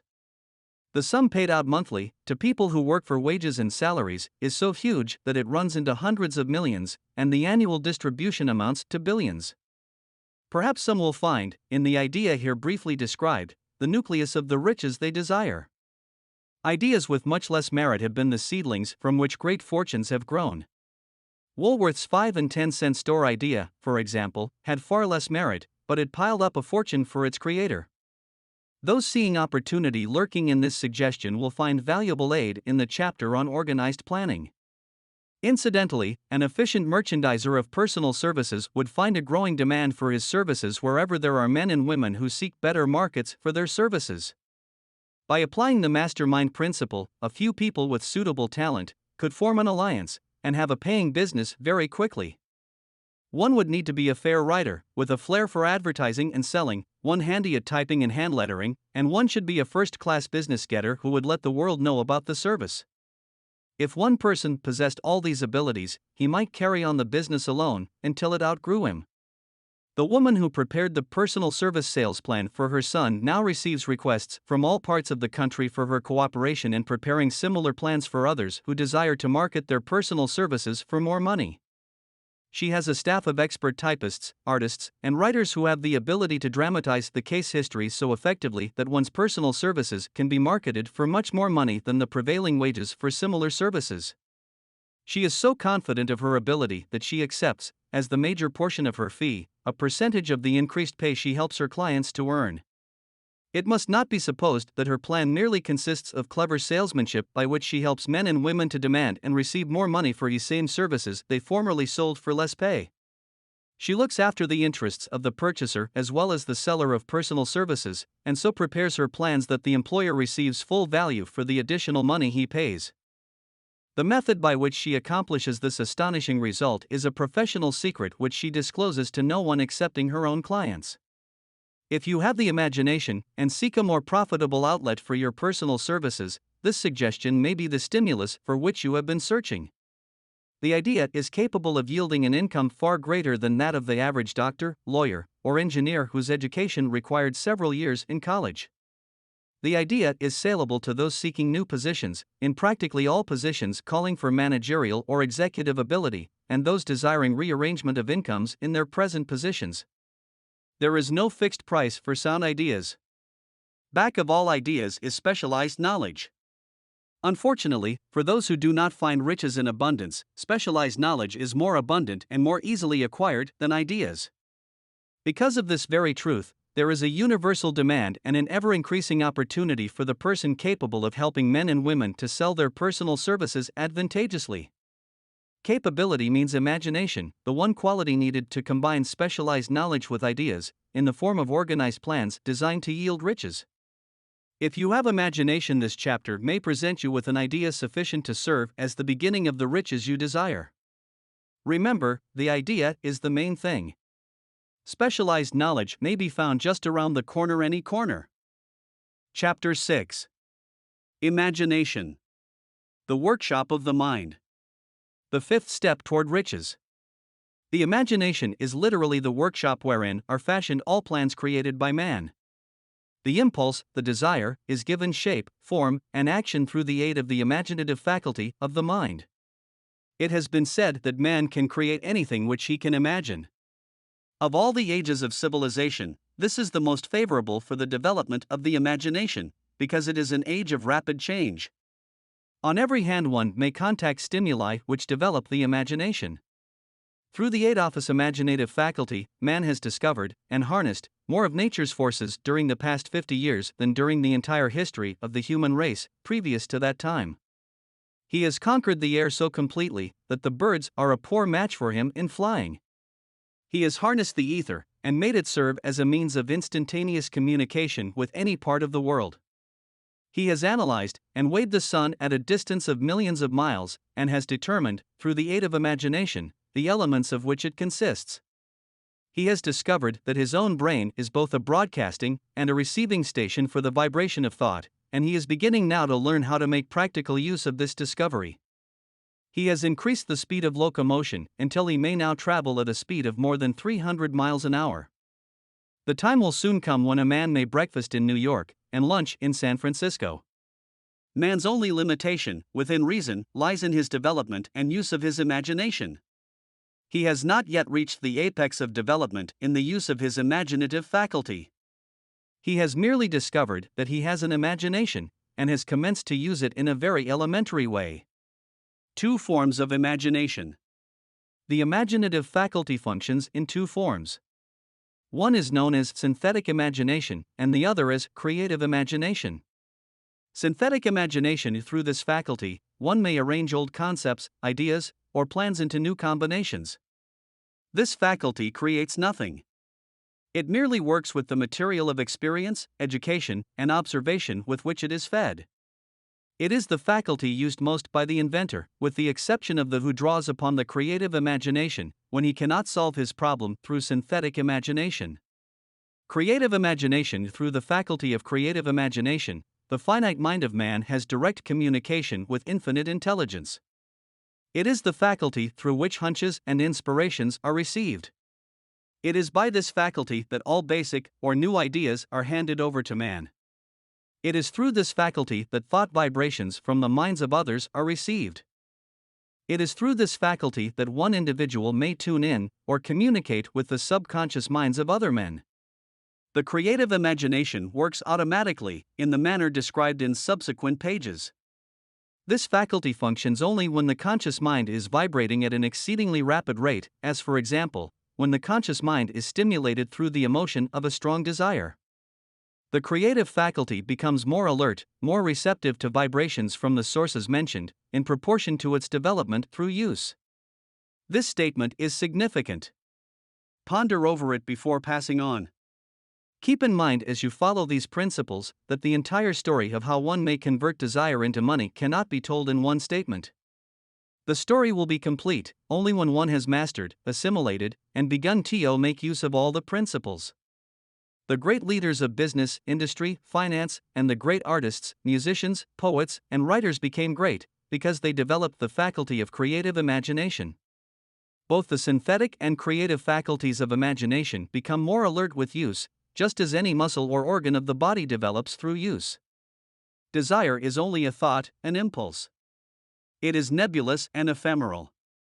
It is abstract and of no value until it has been transformed into its physical counterpart. While the synthetic imagination is the one which will be used most frequently in the process of transforming the impulse of desire into money, you must keep in mind the fact that you may face circumstances and situations which demand use of the creative imagination as well. Your imaginative faculty may have become weak through inaction. It can be revived and made alert through use. This faculty does not die, though it may become quiescent through lack of use. Center your attention, for the time being, on the development of the synthetic imagination, because this is the faculty which you will use more often in the process of converting desire into money. Transformation of the intangible impulse of desire into the tangible reality of money calls for the use of a plan or plans. These plans must be formed with the aid of the imagination and mainly with the synthetic faculty. Read the entire book through, then come back to this chapter and begin at once to put your imagination to work on the building of a plan or plans for the transformation of your desire into money. Detailed instructions for the building of plans have been given in almost every chapter. Carry out the instructions best suited to your needs. Reduce your plan to writing if you have not already done so. The moment you complete this, you will have definitely given concrete form to the intangible desire. Read the preceding sentence once more. Read it aloud, very slowly, and as you do so, remember that the moment you reduce the statement of your desire and a plan for its realization to writing, you have actually taken the first of a series of steps which will enable you to convert the thought into its physical counterpart. The earth on which you live, you, yourself, and every other material thing are the result of evolutionary change, through which microscopic bits of matter have been organized and arranged in an orderly fashion. Moreover, and this statement is of stupendous importance, this earth, every one of the billions of individual cells of your body, and every atom of matter, began as an intangible form of energy. Desire is thought impulse. Thought impulses are forms of energy. When you begin with the thought impulse, desire, to accumulate money, you are drafting into your service the same stuff that nature used in creating this earth, and every material form in the universe, including the body and brain in which the thought impulses function. As far as science has been able to determine, the entire universe consists of but two elements: matter and energy. Through the combination of energy and matter has been created everything perceptible to man, from the largest star which floats in the heavens, down to, and including man himself. You are now engaged in the task of trying to profit by nature's method. You are, sincerely and earnestly, we hope, trying to adapt yourself to nature's laws, by endeavoring to convert desire into its physical or monetary equivalent. You can do it. It has been done before. You can build a fortune through the aid of laws which are immutable. But, first, you must become familiar with these laws, and learn to use them. Through repetition, and by approaching the description of these principles from every conceivable angle, the author hopes to reveal to you the secret through which every great fortune has been accumulated. Strange and paradoxical as it may seem, the secret is not a secret. Nature, herself, advertises it in the earth on which we live, the stars, the planets suspended within our view, in the elements above and around us, in every blade of grass, and every form of life within our vision. Nature advertises this secret in the terms of biology, in the conversion of a tiny cell, so small that it may be lost on the point of a pin, into the human being now reading this line. The conversion of desire into its physical equivalent is, certainly, no more miraculous. Do not become discouraged if you do not fully comprehend all that has been stated. Unless you have long been a student of the mind, it is not to be expected that you will assimilate all that is in this chapter upon a first reading. But you will, in time, make good progress. The principles which follow will open the way for understanding of imagination. Assimilate that which you understand as you read this philosophy for the first time, then, when you reread and study it, you will discover that something has happened to clarify it and give you a broader understanding of the whole. Above all, do not stop, nor hesitate in your study of these principles until you have read the book at least 3 times, for 95-96 then, you will not want to stop. How to make practical use of imagination. Ideas are the beginning points of all fortunes. Ideas are products of the imagination. Let us examine a few well-known ideas which have yielded huge fortunes, with the hope that these illustrations will convey definite information concerning the method by which imagination may be used in accumulating riches. The enchanted kettle. 50 years ago, an old country doctor drove to town, hitched his horse, quietly slipped into a drugstore by the back door, and began dickering with the young drug clerk. His mission was destined to yield great wealth to many people. It was destined to bring to the South the most far-flung benefit since the Civil War. For more than an hour, behind the prescription counter, the old doctor and the clerk talked in low tones. Then the doctor left. He went out to the buggy and brought back a large old-fashioned kettle, a big wooden paddle, used for stirring the contents of the kettle, and deposited them in the back of the store. The clerk inspected the kettle, reached into his inside pocket, took out a roll of bills, and handed it over to the doctor. The roll contained exactly $500.00, the clerk's entire savings. The doctor handed over a small slip of paper on which was written a secret formula. The words on that small slip of paper were worth a king's ransom. But not to the doctor. Those magic words were needed to start the kettle to boiling, but neither the doctor nor the young clerk knew what fabulous fortunes were destined to flow from that kettle. The old doctor was glad to sell the outfit for $500. The money would pay off his debts and give him freedom of mind. The clerk was taking a big chance by staking his entire life savings on a mere scrap of paper and an old kettle. He never dreamed his investment would start a kettle to overflowing with gold that would surpass the miraculous performance of Aladdin's lamp. What the clerk really purchased was an idea. The old kettle and the wooden paddle, and the secret message on a slip of paper were incidental. The strange performance of that kettle began to take place after the new owner mixed with the secret instructions an ingredient of which the doctor knew nothing. Read this story carefully, give your imagination a test. See if you can discover what it was that the young man added to the secret message, which caused the kettle to overflow with gold. Remember, as you read, that this is not a story from Arabian Nights. Here you have a story of facts, stranger than fiction, facts which began in the form of an idea. Let us take a look at the vast fortunes of gold this idea has produced. It has paid, and still pays huge fortunes to men and women all over the world, who distribute the contents of the kettle to millions of people. The old kettle is now one of the world's largest consumers of sugar, thus providing jobs of a permanent nature to thousands of men and women engaged in growing sugarcane, and in refining and marketing sugar. The old kettle consumes, annually, millions of glass bottles, providing jobs to huge numbers of glass workers. The old kettle gives employment to an army of clerks, stenographers, copywriters, and advertising experts throughout the nation.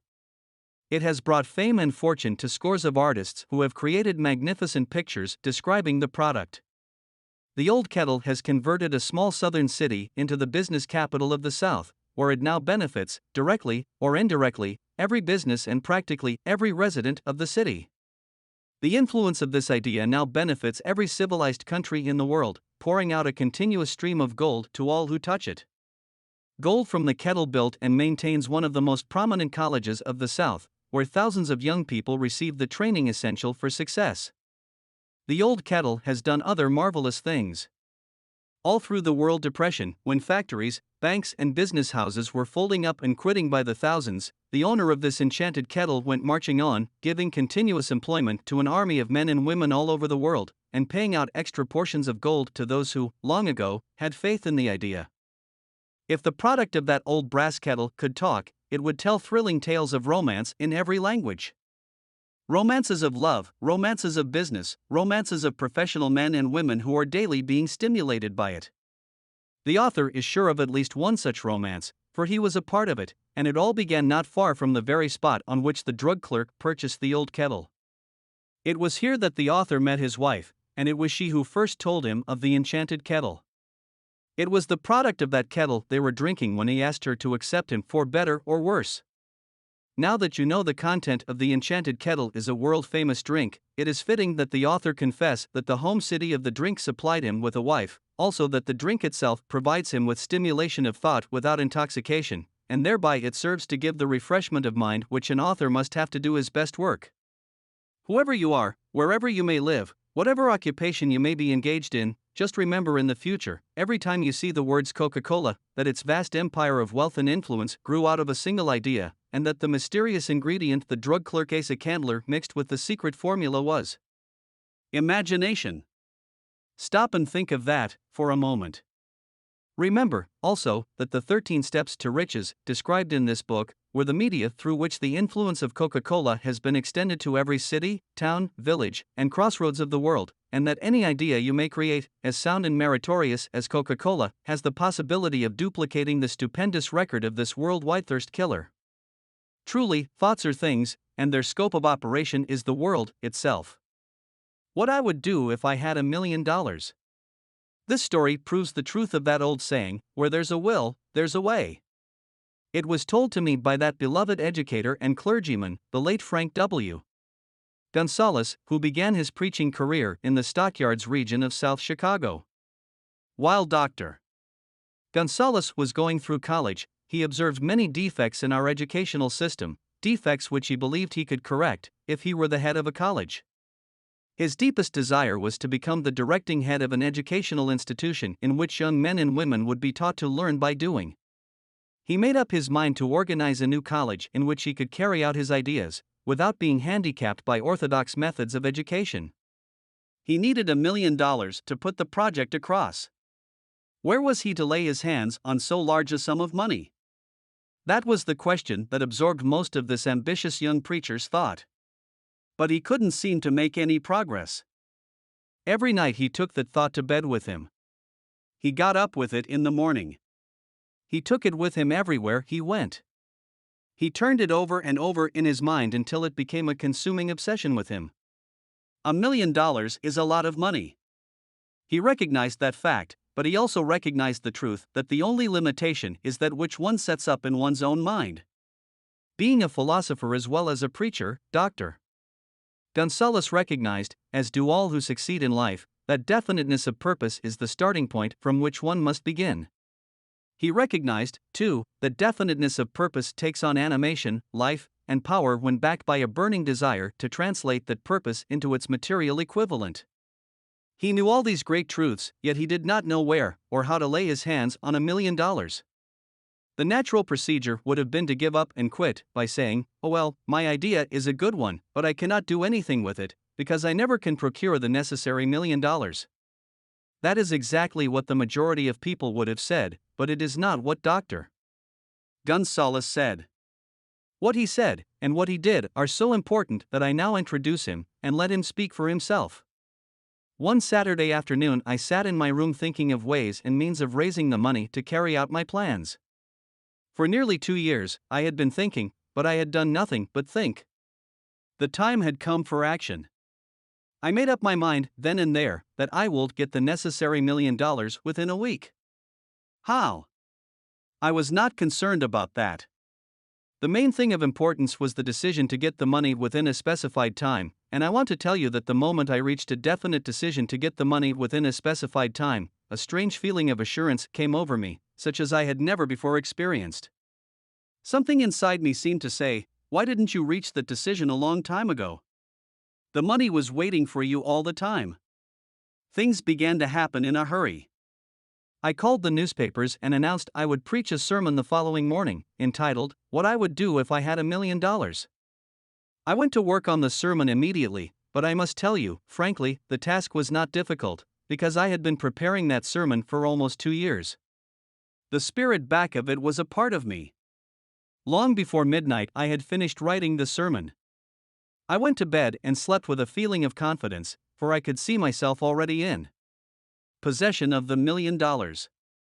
Next morning I arose early, went into the bathroom, read the sermon, then knelt on my knees and asked that my sermon might come to the attention of someone who would supply the needed money. While I was praying, I again had that feeling of assurance that the money would be forthcoming. In my excitement, I walked out without my sermon, and did not discover the oversight until I was in my pulpit and about ready to begin delivering it. It was too late to go back for my notes, and what a blessing that I couldn't go back. Instead, my own subconscious mind yielded the material I needed. When I arose to begin my sermon, I closed my eyes and spoke with all my heart and soul of my dreams. I not only talked to my audience, but I fancy I talked also to God. I told what I would do with $1 million if that amount were placed in my hands. I described the plan I had in mind for organizing a great educational institution, where young people would learn to do practical things, and at the same time develop their minds. When I had finished and sat down, a man slowly arose from his seat, about 3 rows from the rear, and made his way toward the pulpit. I wondered what he was going to do. He came into the pulpit, extended his hand, and said, "Reverend, I liked your sermon. I believe you can do everything you said you would, if you had $1 million. To prove that I believe in you and your sermon, if you will come to my office tomorrow morning, I will give you the $1 million. My name is Philip D. Armour." Young Gonzalez went to Mr. Armour's office and the $1 million was presented to him. With the money, he founded the Armour Institute of Technology. That is more money than the majority of preachers ever see in an entire lifetime, yet the thought impulse back of the money was created in the young preacher's mind in a fraction of a minute. The necessary $1 million came as a result of an idea. Back of the idea was a desire which young Gonzalez had been nursing in his mind for almost 2 years. Observe this important fact. He got the money within 36 hours after he reached a definite decision in his own mind to get it, and decided upon a definite plan for getting it. There was nothing new or unique about young Gonzalez' vague thinking about $1 million, and weakly hoping for it. Others before him, and many since his time, have had similar thoughts. But there was something very unique and different about the decision he reached on that memorable Saturday, when he put vagueness into the background, and definitely said, "I will get that money within a week." God seems to throw himself on the side of the man who knows exactly what he wants, if he is determined to get just that. Moreover, the principle through which Dr. Gonzalez got his $1 million is still alive. It is available to you. This universal law is as workable today as it was when the young preacher made use of it so successfully. This book describes, step by step, the 13 elements of this great law, and suggests how they may be put to use. Observe that Asa Candler and Dr. Frank Gonzalez had one characteristic in common. Both knew the astounding truth that ideas can be transmuted into cash through the power of definite purpose, plus definite plans. If you are one of those who believe that hard work and honesty, alone, will bring riches, perish the thought. It is not true. Riches, when they come in huge quantities, are never the result of hard work. Riches come, if they come at all, in response to definite demands, based upon the application of definite principles, and not by chance or luck. Generally speaking, an idea is an impulse of thought that impels action, by an appeal to the imagination. All master salesmen know that ideas can be sold where merchandise cannot. Ordinary salesmen do not know this. That is why they are ordinary. A publisher of books, which sell for a nickel, made a discovery that should be worth much to publishers generally. He learned that many people buy titles, and not contents of books. By merely changing the name of one book that was not moving, his sales on that book jumped upward more than 1 million copies. The inside of the book was not changed in any way. He merely ripped off the cover bearing the title that did not sell, and put on a new cover with a title that had box office value. That, as simple as it may seem, was an idea. It was imagination. There is no standard price on ideas. The creator of ideas makes his own price, and, if he is smart, gets it. The moving picture industry created a whole flock of millionaires. Most of them were men who couldn't create ideas, but they had the imagination to recognize ideas when they saw them. The next flock of millionaires will grow out of the radio business, which is new and not overburdened with men of keen imagination. The money will be made by those who discover or create new and more meritorious radio programs and have the imagination to recognize merit, and to give the radio listeners a chance to profit by it. The sponsor. That unfortunate victim who now pays the cost of all radio entertainment, soon will become idea conscious and demand something for his money. The man who beats the sponsor to the draw and supplies programs that render useful service is the man who will become rich in this new industry. Crooners and light chatter artists who now pollute the air with wisecracks and silly giggles will go the way of all light timbers, and their places will be taken by real artists who interpret carefully planned programs which have been designed to service the minds of men, as well as provide entertainment. Here is a wide-open field of opportunity screaming its protest at the way it is being butchered, because of lack of imagination, and begging for rescue at any price. Above all, the thing that radio needs is new ideas. If this new field of opportunity intrigues you, perhaps you might profit by the suggestion that the successful radio programs of the future will give more attention to creating buyer audiences, and less attention to listener audiences. Stated more plainly, the builder of radio programs who succeeds in the future must find practical ways to convert listeners into buyers. Moreover, the successful producer of radio programs in the future must key his features so that he can definitely show its effect upon the audience. Sponsors are becoming a bit weary of buying glib selling talks, based upon statements grabbed out of thin air. They want, and in the future will demand, indisputable proof that the Who's It program not only gives millions of people the silliest giggle ever, but that the silly giggler can sell merchandise. Another thing that might as well be understood by those who contemplate entering this new field of opportunity: radio advertising is going to be handled by an entirely new group of advertising experts, separate and distinct from the old-time newspaper and magazine advertising agency men. The old-timers in the advertising game cannot read the modern radio scripts because they have been schooled to see ideas. The new radio technique demands men who can interpret ideas from a written manuscript in terms of sound. It cost the author a year of hard labor, and many thousands of dollars to learn this. Radio, right now, is about where the moving pictures were when Mary Pickford and her curls first appeared on the screen. There is plenty of room in radio for those who can produce or recognize ideas. If the foregoing comment on the opportunities of radio has not started your idea factory to work, you had better forget it. Your opportunity is in some other field. If the comment intrigues you in the slightest degree, then go further into it, and you may find the one idea you need to round out your career. Never let it discourage you if you have no experience in radio. Andrew Carnegie knew very little about making steel. I have Carnegie's own word for this, but he made practical use of two of the principles described in this book, and made the steel business yield him a fortune. The story of practically every great fortune starts with the day when a creator of ideas and a seller of ideas got together and worked in harmony. Carnegie surrounded himself with men who could do all that he could not do. Men who created ideas, and men who put ideas into operation, and made himself and the others fabulously rich. Millions of people go through life hoping for favorable breaks. Perhaps a favorable break can get one an opportunity, but the safest plan is not to depend upon luck. It was a favorable break that gave me the biggest opportunity of my life, but 25 years of determined effort had to be devoted to that opportunity before it became an asset. The break consisted of my good fortune in meeting and gaining the cooperation of Andrew Carnegie. On that occasion, Carnegie planted in my mind the idea of organizing the principles of achievement into a philosophy of success. Thousands of people have profited by the discoveries made in the 25 years of research, and several fortunes have been accumulated through the application of the philosophy. The beginning was simple. It was an idea which anyone might have developed. The favorable break came through Carnegie, but what about the determination, definiteness of purpose, and the desire to attain the goal, and the persistent effort of 25 years? It was no ordinary desire that survived disappointment, discouragement, temporary defeat, criticism, and the constant reminding of waste of time. It was a burning desire. An obsession. When the idea was first planted in my mind by Mr. Carnegie, it was coaxed, nursed, and enticed to remain alive. Gradually, the idea became a giant under its own power, and it coaxed, nursed, and drove me.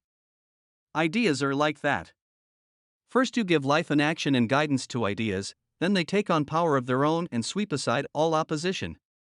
Ideas are intangible forces, but they have more power than the physical brains that give birth to them.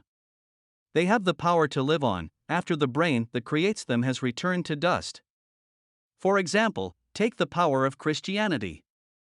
That began with a simple idea, born in the brain of Christ. Its chief tenet was, "Do unto others as you would have others do unto you." Christ has gone back to the source from whence he came, but his idea goes marching on. Someday, it may grow up and come into its own, then it will have fulfilled Christ's deepest desire. The idea has been developing only 2,000 years. Give it time. Success requires no explanations. Failure permits no alibis. Chapter 7. Organized Planning. The crystallization of desire into action. The sixth step toward riches. You have learned that everything man creates or acquires begins in the form of desire, that desire is taken on the first lap of its journey, from the abstract to the concrete, into the workshop of the imagination, where plans for its transition are created and organized. In Chapter 2, you were instructed to take 6 definite, practical steps as your first move in translating the desire for money into its monetary equivalent.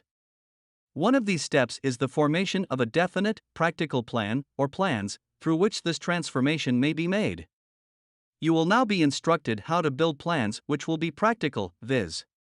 A. Ally yourself with a group of as many people as you may need for the creation and carrying out of your plan, or plans for the accumulation of money, making use of the mastermind principle described in a later chapter.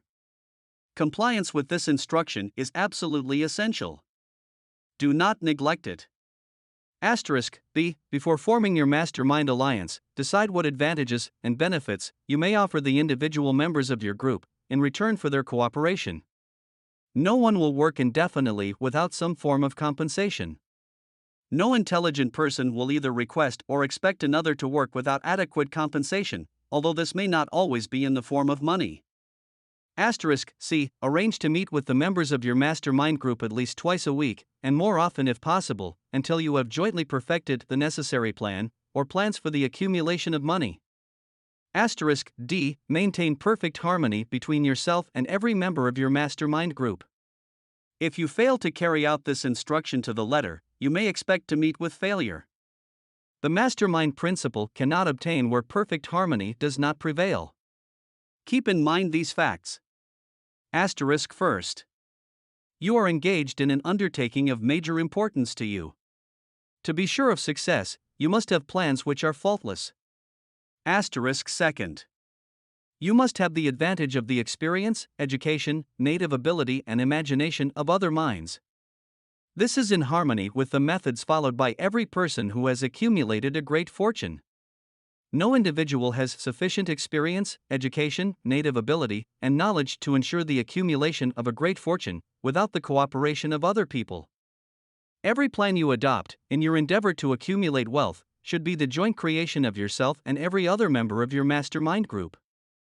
You may originate your own plans, either in whole or in part, but see that those plans are checked and approved by the members of your mastermind alliance. If the first plan which you adopt does not work successfully, replace it with a new plan. If this new plan fails to work, replace it, in turn with still another, and so on, until you find a plan which does work. Right here is the point at which the majority of men meet with failure, because of their lack of persistence in creating new plans to take the place of those which fail.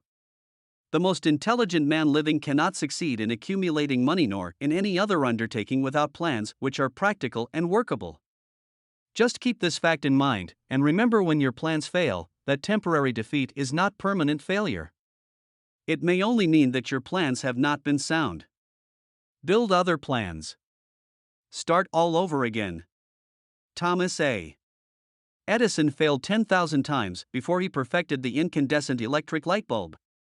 That is, he met with temporary defeat 10,000 times before his efforts were crowned with success. Temporary defeat should mean only one thing: the certain knowledge that there is something wrong with your plan. Millions of men go through life in misery and poverty because they lack a sound plan through which to accumulate a fortune. Henry Ford accumulated a fortune not because of his superior mind, but because he adopted and followed a plan which proved to be sound. 1,000 men could be pointed out, each with a better education than Ford's, yet each of whom lives in poverty, because he does not possess the right plan for the accumulation of money. Your achievement can be no greater than your plans are sound. That may seem to be an axiomatic statement, but it is true. Samuel Insull lost his fortune of over $100 million. The Insull fortune was built on plans which were sound. The business depression forced Mr. Insull to change his plans, and the change brought temporary defeat, because his new plans were not sound. Mr. Insull is now an old man. He may, consequently, accept failure instead of temporary defeat, but if his experience turns out to be failure, it will be for the reason that he lacks the fire of persistence to rebuild his plans. No man is ever whipped until he quits in his own mind. This fact will be repeated many times, because it is so easy to take the count at the first sign of defeat. James J. Hill met with temporary defeat when he first endeavored to raise the necessary capital to build a railroad from the east to the west, but he, too, turned defeat into victory through new plans. Henry Ford met with temporary defeat, not only at the beginning of his automobile career, but after he had gone far toward the top. He created new plans and went marching on to financial victory. We see men who have accumulated great fortunes, but we often recognize only their triumph, overlooking the temporary defeats which they had to surmount before arriving. No follower of this philosophy can reasonably expect to accumulate a fortune without experiencing temporary defeat. When defeat comes, accept it as a signal that your plans are not sound, rebuild those plans, and set sail once more toward your coveted goal. If you give up before your goal has been reached, you are a quitter. A quitter never wins and a winner never quits. Lift this sentence out, write it on a piece of paper in letters an inch high, and place it where you will see it every night before you go to sleep, and every morning before you go to work. When you begin to select members for your mastermind group, endeavor to select those who do not take defeat seriously. Some people foolishly believe that only money can make money. This is not true. Desire, transmuted into its monetary equivalent through the principles laid down here, is the agency through which money is made. Money, of itself, is nothing but inert matter. It cannot move, think, or talk, but it can hear when a man who desires it calls it to come. Planning the sale of services. The remainder of this chapter has been given over to a description of ways and means of marketing personal services. The information here conveyed will be of practical help to any person having any form of personal services to market, but it will be of priceless benefit to those who aspire to leadership in their chosen occupations. Intelligent planning is essential for success in any undertaking designed to accumulate riches.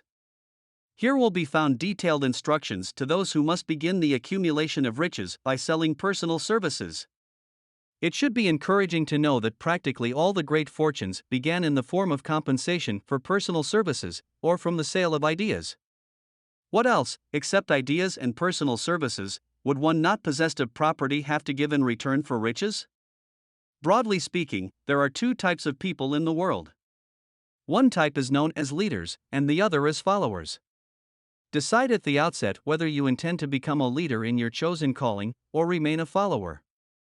The difference in compensation is vast. The follower cannot reasonably expect the compensation to which a leader is entitled, although many followers make the mistake of expecting such pay. It is no disgrace to be a follower.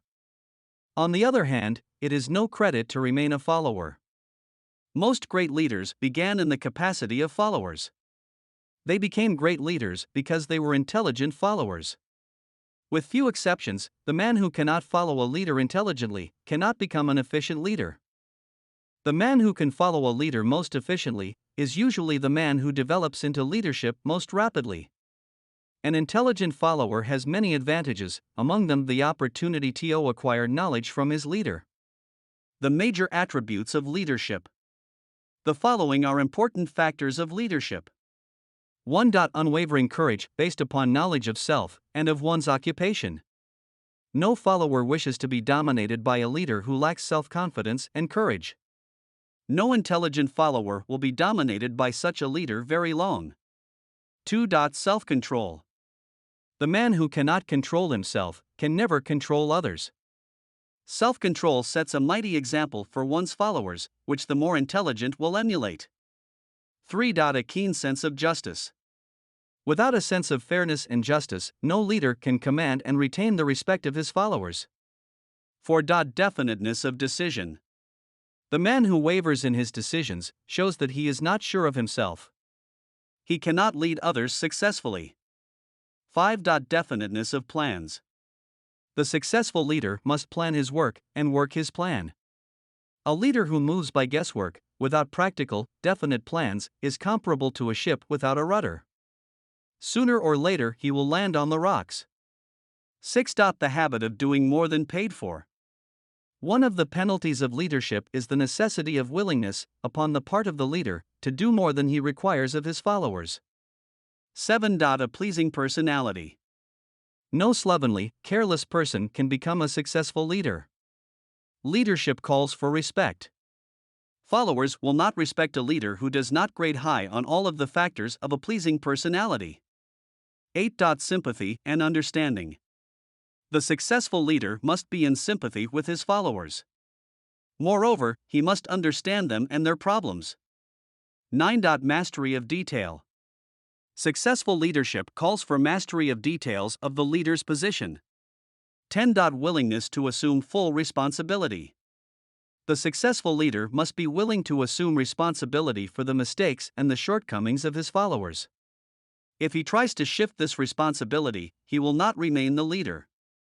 If one of his followers makes a mistake and shows himself incompetent, the leader must consider that it is he who failed. 11. Cooperation. The successful leader must understand and apply the principle of cooperative effort and be able to induce his followers to do the same. Leadership calls for power, and power calls for cooperation. There are two forms of leadership. The first, and by far the most effective, is leadership by consent of, and with the sympathy of the followers. The second is leadership by force, without the consent and sympathy of the followers. History is filled with evidences that leadership by force cannot endure. The downfall and disappearance of dictators and kings is significant. It means that people will not follow forced leadership indefinitely. The world has just entered a new era of relationship between leaders and followers, which very clearly calls for new leaders, and a new brand of leadership in business and industry. Those who belong to the old school of leadership by force must acquire an understanding of the new brand of leadership, cooperation, or be relegated to the rank and file of the followers. There is no other way out for them. The relationship of employer and employee, or of leader and follower, in the future, will be one of mutual cooperation, based upon an equitable division of the profits of business. In the future, the relationship of employer and employee will be more like a partnership than it has been in the past. Napoleon, Kaiser Wilhelm of Germany, the Tsar of Russia, and the King of Spain were examples of leadership by force. Their leadership passed.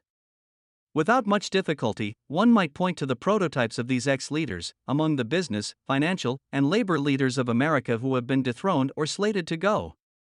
Leadership by consent of the followers is the only brand which can endure. Men may follow the forced leadership temporarily, but they will not do so willingly. The new brand of leadership will embrace the 11 factors of leadership described in this chapter, as well as some other factors. The man who makes these the basis of his leadership will find abundant opportunity to lead in any walk of life.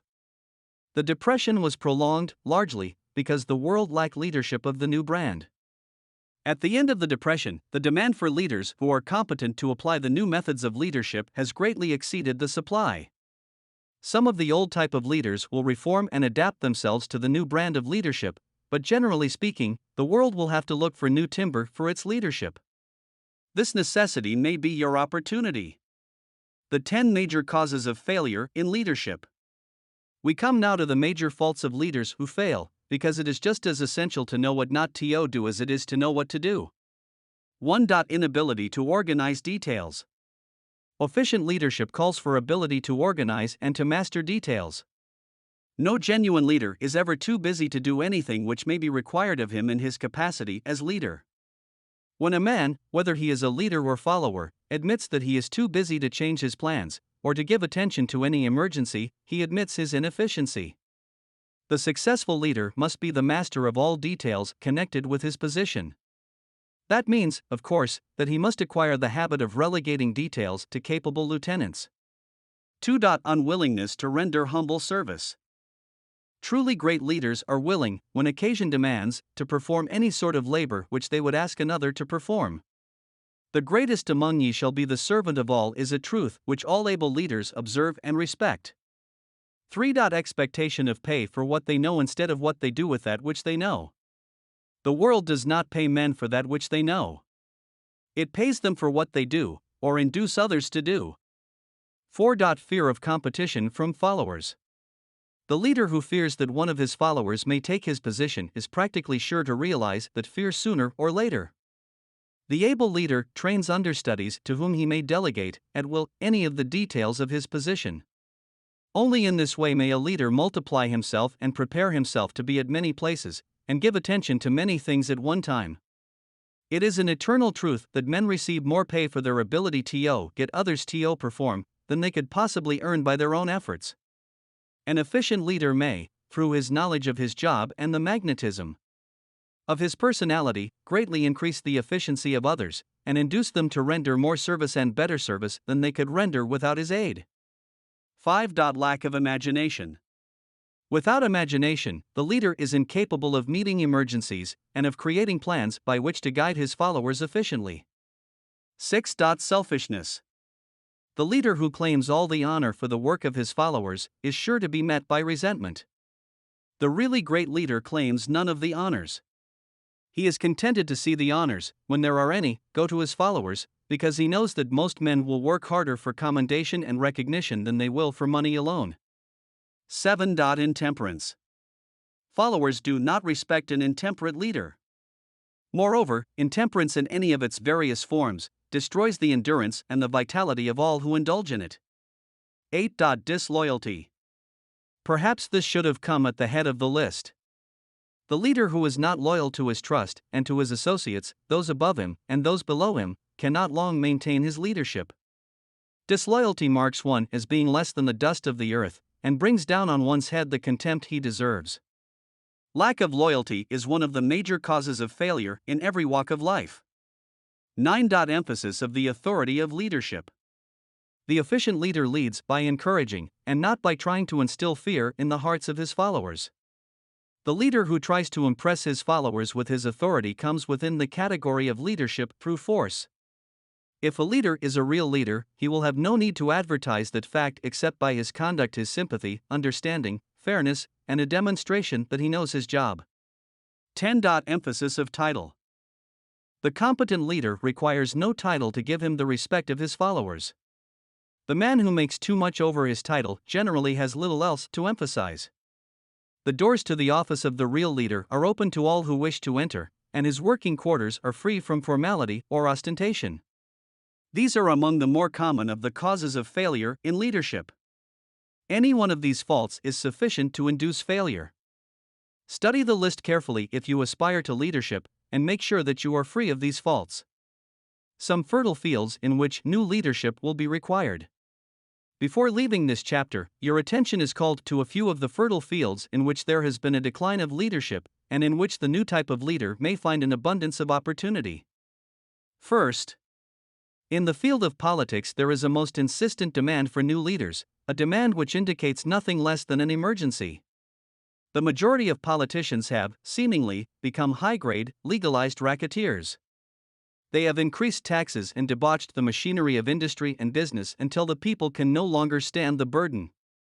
Second, the banking business is undergoing a reform.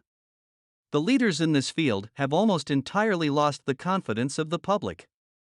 Already the bankers have sensed the need of reform, and they have begun it. Third, industry calls for new leaders. The old type of leaders thought and moved in terms of dividends instead of thinking and moving in terms of human equations. The future leader in industry, to endure, must regard himself as a quasi-public official whose duty it is to manage his trust in such a way that it will work hardship on no individual or group of individuals. Exploitation of working men is a thing of the past. Let the man who aspires to leadership in the field of business, industry, and labor remember this. Fourth, the religious leader of the future will be forced to give more attention to the temporal needs of his followers, in the solution of their economic and personal problems of the present, and less attention to the dead past and the yet unborn future. Fifth, in the professions of law, medicine, and education, a new brand of leadership, and to some extent, new leaders will become a necessity. This is especially true in the field of education. The leader in that field must, in the future, find ways and means of teaching people how to apply the knowledge they receive in school. He must deal more with practice and less with theory. Sixth, new leaders will be required in the field of journalism. Newspapers of the future, to be conducted successfully, must be divorced from special privilege and relieved from the subsidy of advertising. They must cease to be organs of propaganda for the interests which patronize their advertising columns. The type of newspaper which publishes scandal and lewd pictures will eventually go the way of all forces which debauch the human mind.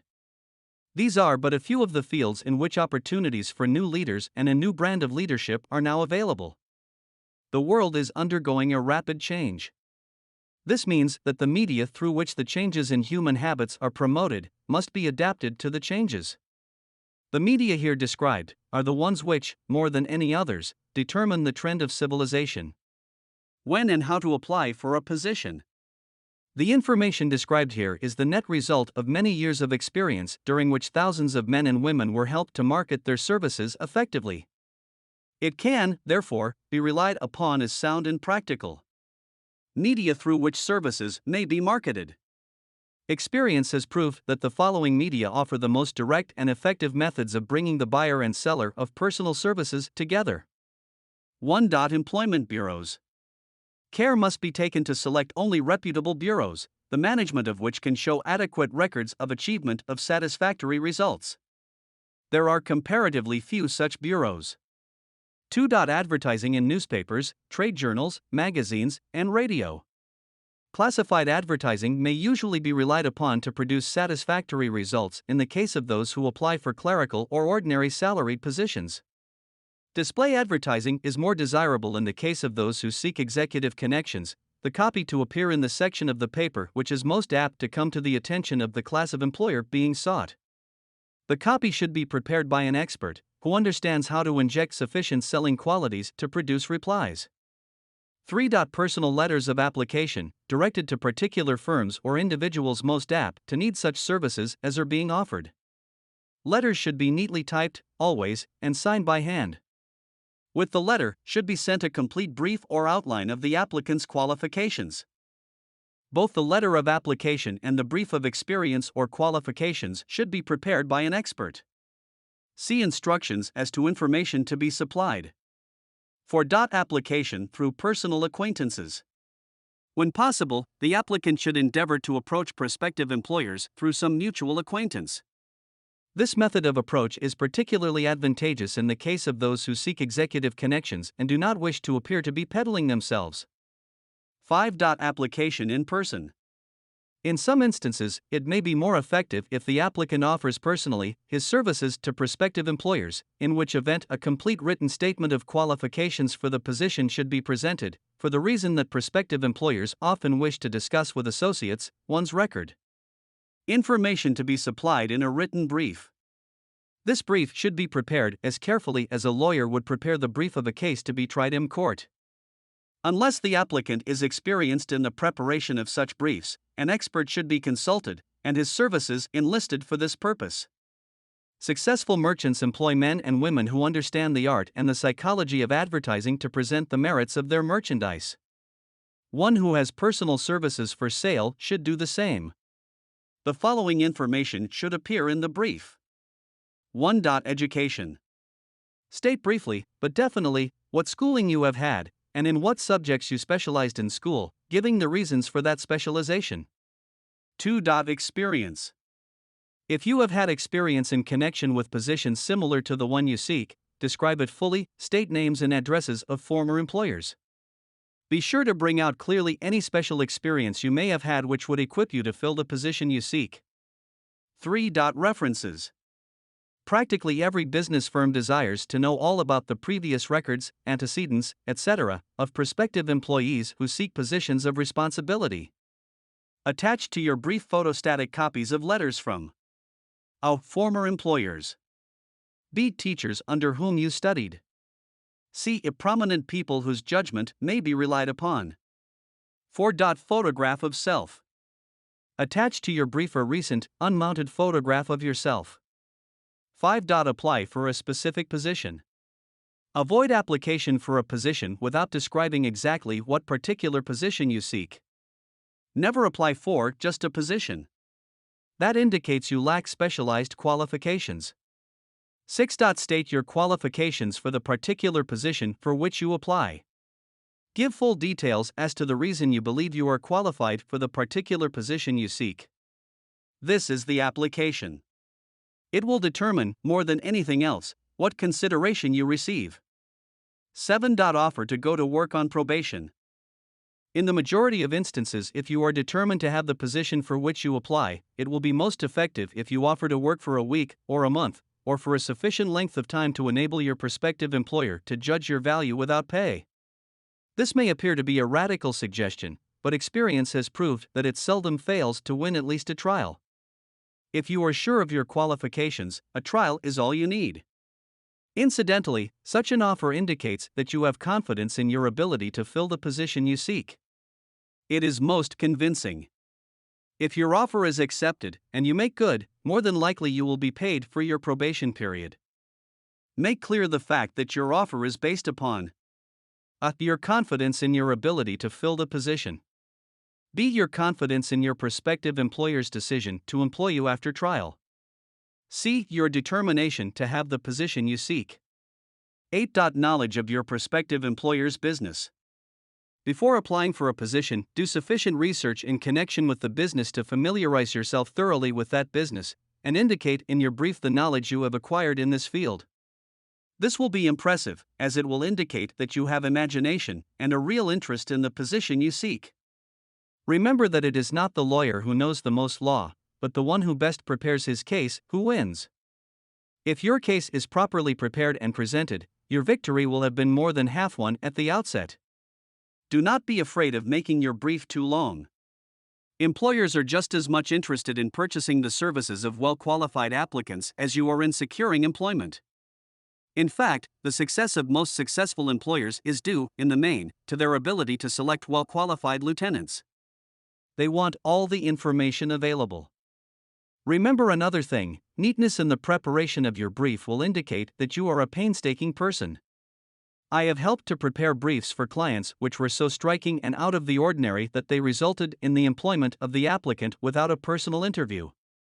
When your brief has been completed, have it neatly bound by an experienced binder and lettered by an artist or printer similar to the following. Brief of the qualifications of Robert K. Smith. Applying for the position of Private Secretary to the President of the Blank Company, Incorporated. Change names each time brief is shown. This personal touch is sure to command attention. Have your brief neatly typed or mimeographed on the finest paper you can obtain, and bound with a heavy paper of the book cover variety, the binder to be changed, and the proper firm name to be inserted if it is to be shown to more than one company. Your photograph should be pasted on one of the pages of your brief. Follow these instructions to the letter, improving upon them wherever your imagination suggests. Successful salesmen groom themselves with care. They understand that first impressions are lasting. Your brief is your salesman. Give it a good suit of clothes so it will stand out in bold contrast to anything your prospective employer ever saw, in the way of an application for a position. If the position you seek is worth having, it is worth going after with care. Moreover, if you sell yourself to an employer in a manner that impresses him with your individuality, you probably will receive more money for your services from the very start than you would if you applied for employment in the usual conventional way. If you seek employment through an advertising agency or an employment agency, have the agent use copies of your brief in marketing your services.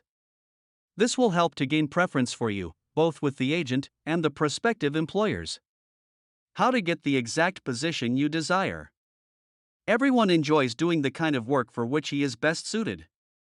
An artist loves to work with paints, a craftsman with his hands, a writer loves to write. Those with less definite talents have their preferences for certain fields of business and industry. If America does anything well, it offers a full range of occupations, tilling the soil, manufacturing, marketing, and the professions. First, decide exactly what kind of a job you want. If the job doesn't already exist, perhaps you can create it. Second, choose the company or individual for whom you wish to work. Third, study your prospective employer as to policies, personnel, and chances of advancement. Fourth, by analysis of yourself, your talents and capabilities, figure what you can offer and plan ways and means of giving advantages, services, developments, ideas that you believe you can successfully deliver. Fifth, forget about a job. Forget whether or not there is an opening. Forget the usual routine of "have you got a job for me?" Concentrate on what you can give. Sixth, once you have your plan in mind, arrange with an experienced writer to put it on paper in neat form and in full detail. Seventh, present it to the proper person with authority and he will do the rest. Every company is looking for men who can give something of value, whether it be ideas, services, or connections. Every company has room for the man who has a definite plan of action which is to the advantage of that company. This line of procedure may take a few days or weeks of extra time, but the difference in income, in advancement, and in gaining recognition will save years of hard work at small pay. It has many advantages, the main one being that it will often save from 1 to 5 years of time in reaching a chosen goal. Every person who starts, or gets in halfway up the ladder, does so by deliberate and careful planning, excepting, of course, the boss son. The new way of marketing services. Jobs are now partnerships. Men and women who market their services to best advantage in the future must recognize the stupendous change which has taken place in connection with the relationship between employer and employee. In the future, the golden rule, and not the rule of gold, will be the dominating factor in the marketing of merchandise as well as personal services. The future relationship between employers and their employees will be more in the nature of a partnership consisting of A. The employer, B. The employee, C. The public they serve. This new way of marketing personal services is called new for many reasons. First, both the employer and the employee of the future will be considered as fellow employees whose business it will be to serve the public efficiently. In times past, employers and employees have bartered among themselves, driving the best bargains they could with one another, not considering that in the final analysis they were, in reality, bargaining at the expense of the third party, the public they served. The Depression served as a mighty protest from an injured public, whose rights had been trampled upon in every direction by those who were clamoring for individual advantages and profits. When the debris of the Depression shall have been cleared away, and business shall have been once again restored to balance, both employers and employees will recognize that they are no longer privileged to drive bargains at the expense of those whom they serve. The real employer of the future will be the public. This should be kept uppermost in mind by every person seeking to market personal services effectively. Nearly every railroad in America is in financial difficulty.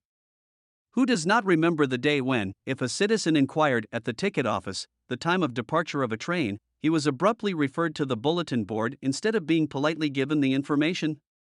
The streetcar companies have experienced a change of times also. There was a time not so very long ago when streetcar conductors took pride in giving argument to passengers.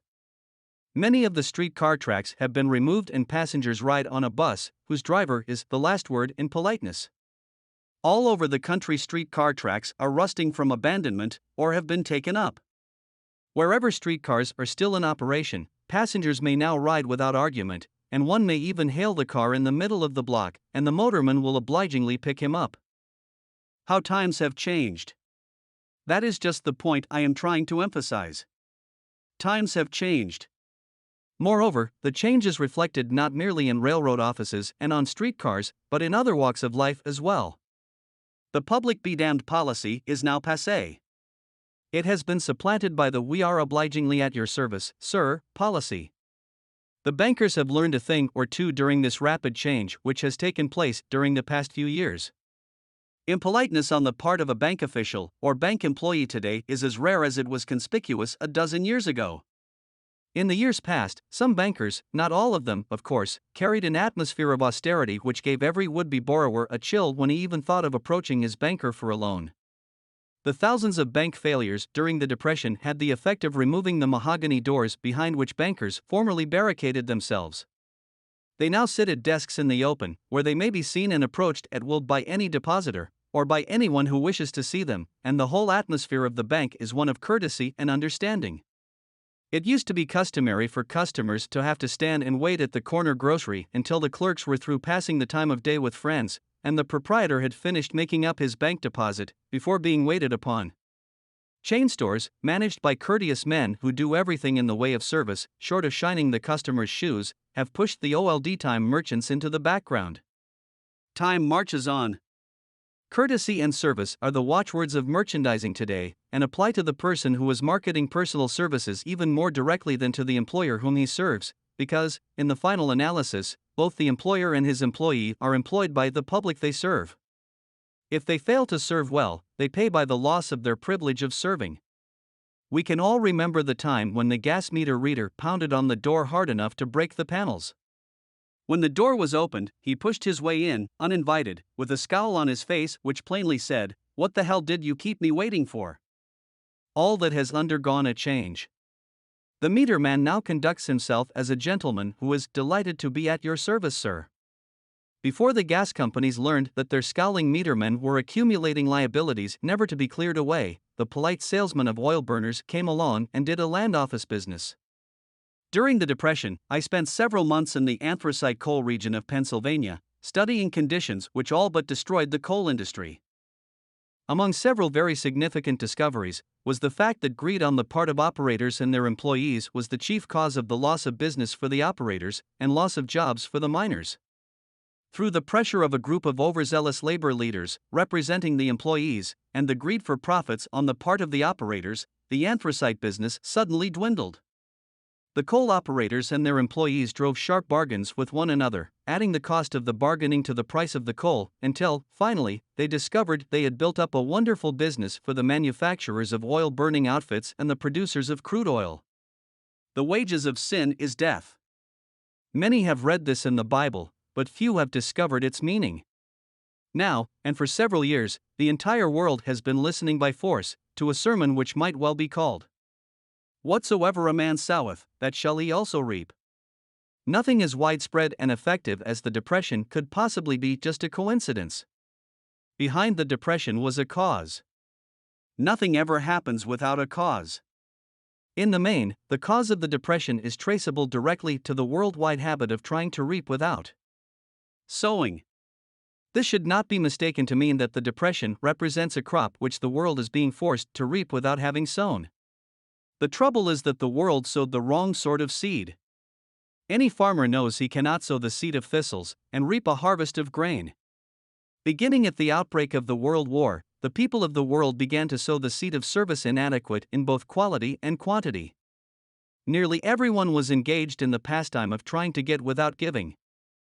These illustrations are brought to the attention of those who have personal services to market, to show that we are where we are and what we are because of our own conduct. If there is a principle of cause and effect, which controls business, finance, and transportation, this same principle controls individuals and determines their economic status. What is your QQS rating? The causes of success in marketing services effectively and permanently have been clearly described. Unless those causes are studied, analyzed, understood, and applied, no man can market his services effectively and permanently. Every person must be his own salesman of personal services.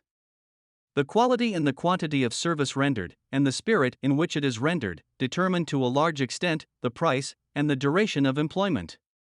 To market personal services effectively, which means a permanent market at a satisfactory price, under pleasant conditions, one must adopt and follow the QQS formula, which means that quality plus quantity plus the proper spirit of cooperation equals perfect salesmanship of service.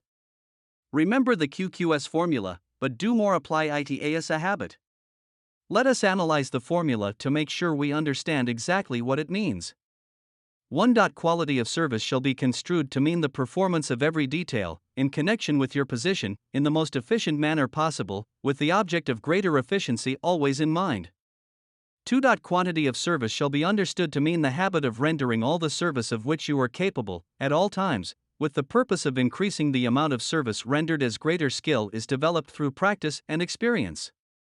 Emphasis is again placed on the word habit. 3. Spirit of service shall be construed to mean the habit of agreeable, harmonious conduct which will induce cooperation from associates and fellow employees. Adequacy of quality and quantity of service is not sufficient to maintain a permanent market for your services.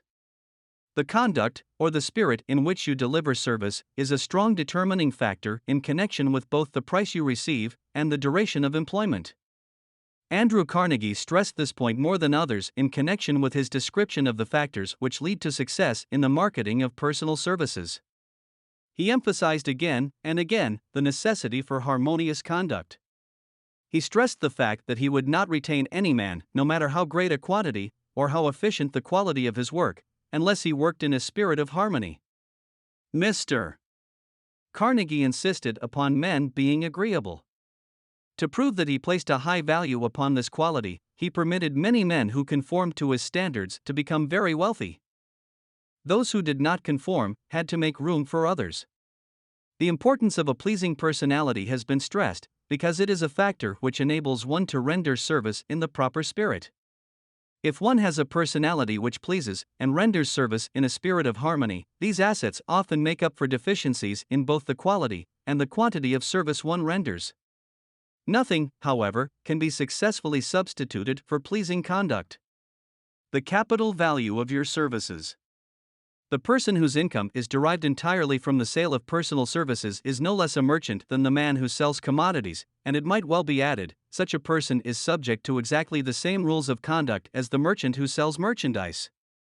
This has been emphasized, because the majority of people who live by the sale of personal services make the mistake of considering themselves free from the rules of conduct and the responsibilities attached to those who are engaged in marketing commodities.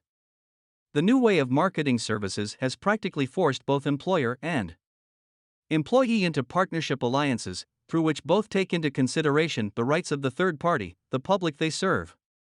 The day of the go-getter has passed. He has been supplanted by the go-giver. High-pressure methods in business finally blew the lid off.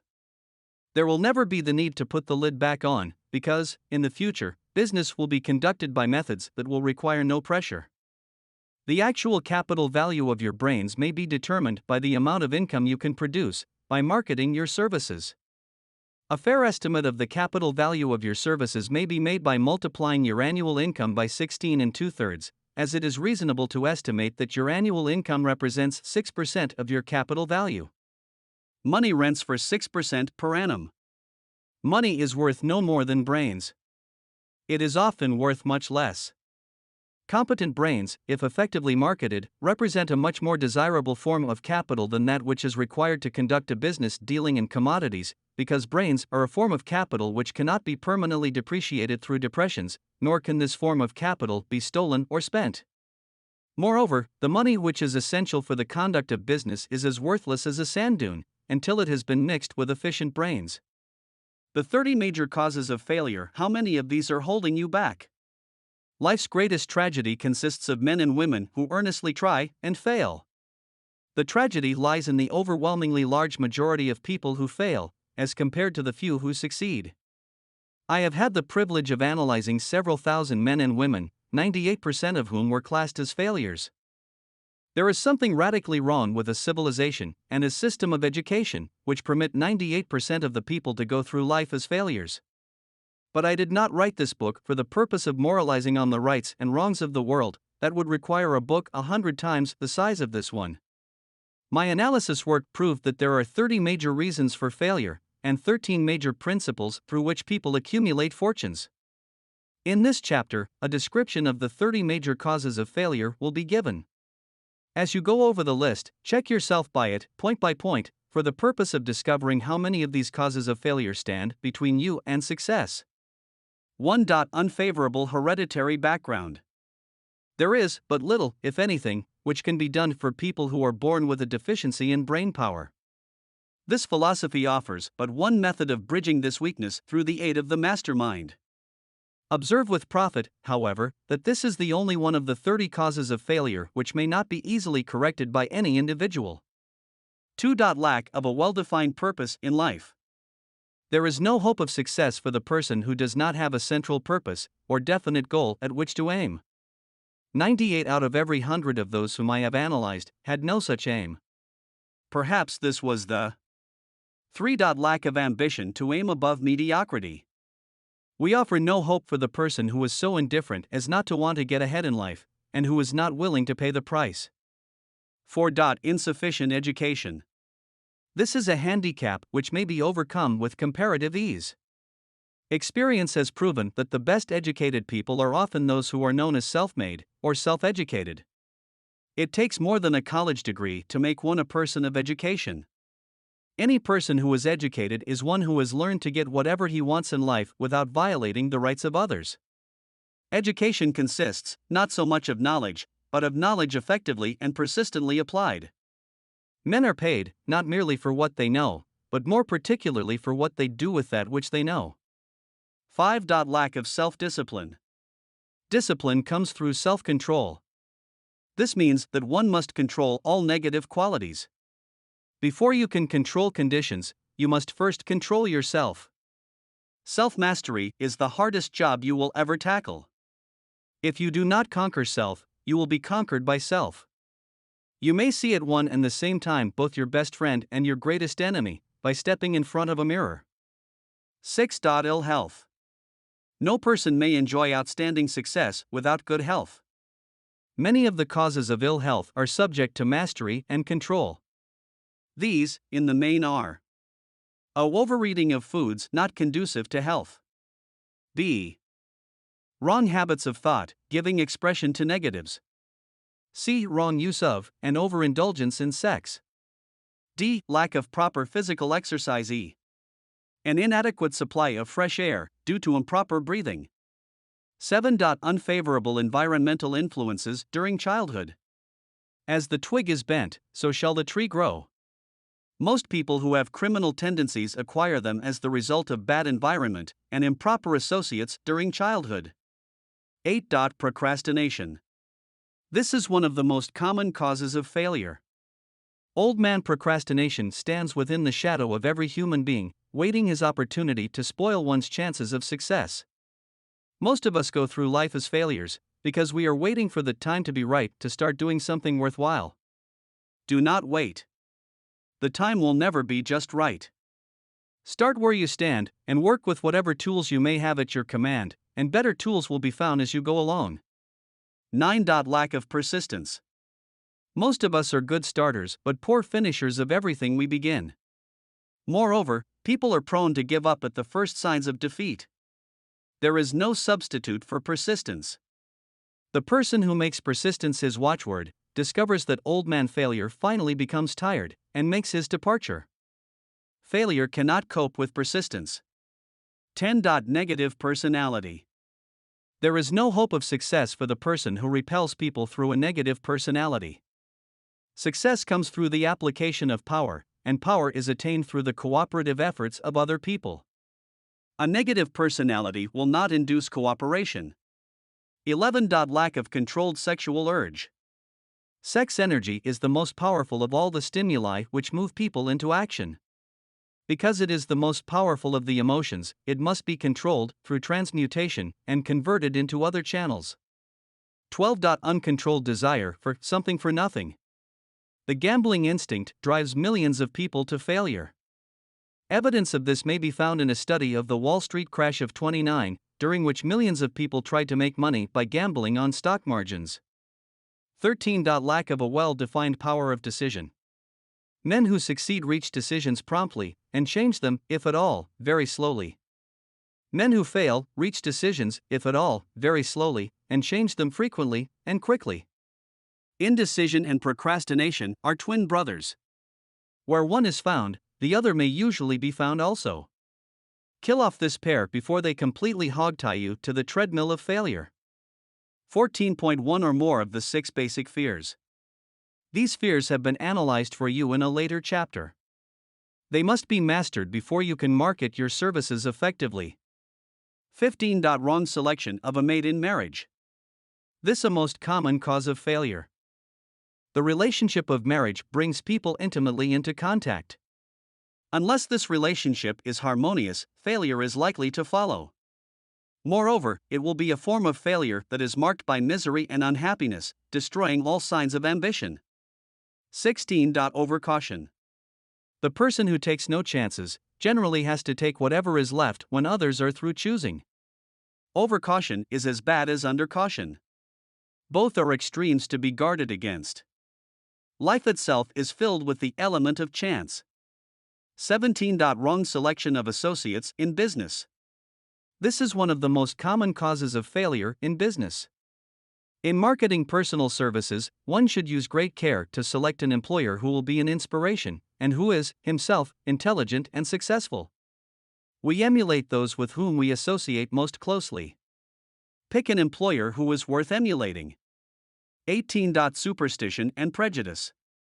Superstition is a form of fear. It is also a sign of ignorance.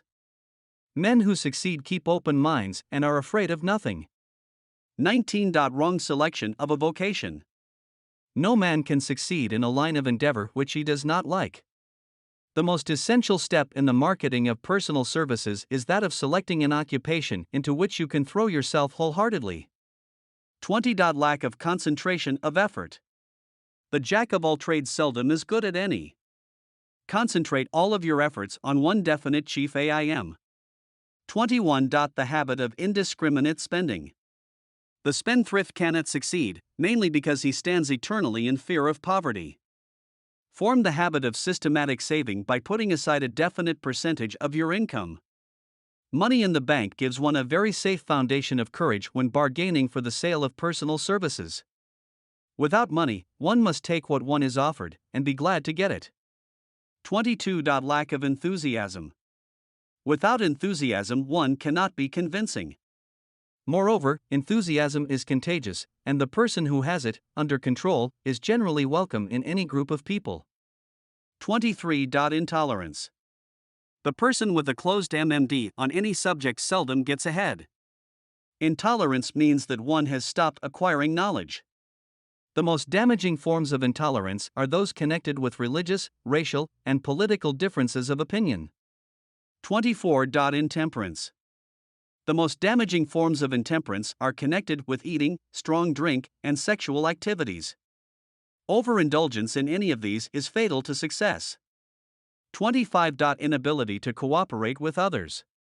More people lose their positions and their big opportunities in life because of this fault than for all other reasons combined. It is a fault which no well-informed businessman or leader will tolerate. 26. Possession of power that was not acquired through self-effort. sons and daughters of wealthy men, and others who inherit money which they did not earn. Power in the hands of one who did not acquire it gradually is often fatal to success. Quick riches are more dangerous than poverty. 27. Intentional dishonesty. There is no substitute for honesty. One may be temporarily dishonest by force of circumstances over which one has no control, without permanent damage. But there is no hope for the person who is dishonest by choice. Sooner or later, his deeds will catch up with him, and he will pay by loss of reputation, and perhaps even loss of liberty. 28. Egotism and vanity. These qualities serve as red lights which warn others to keep away. They are fatal to success.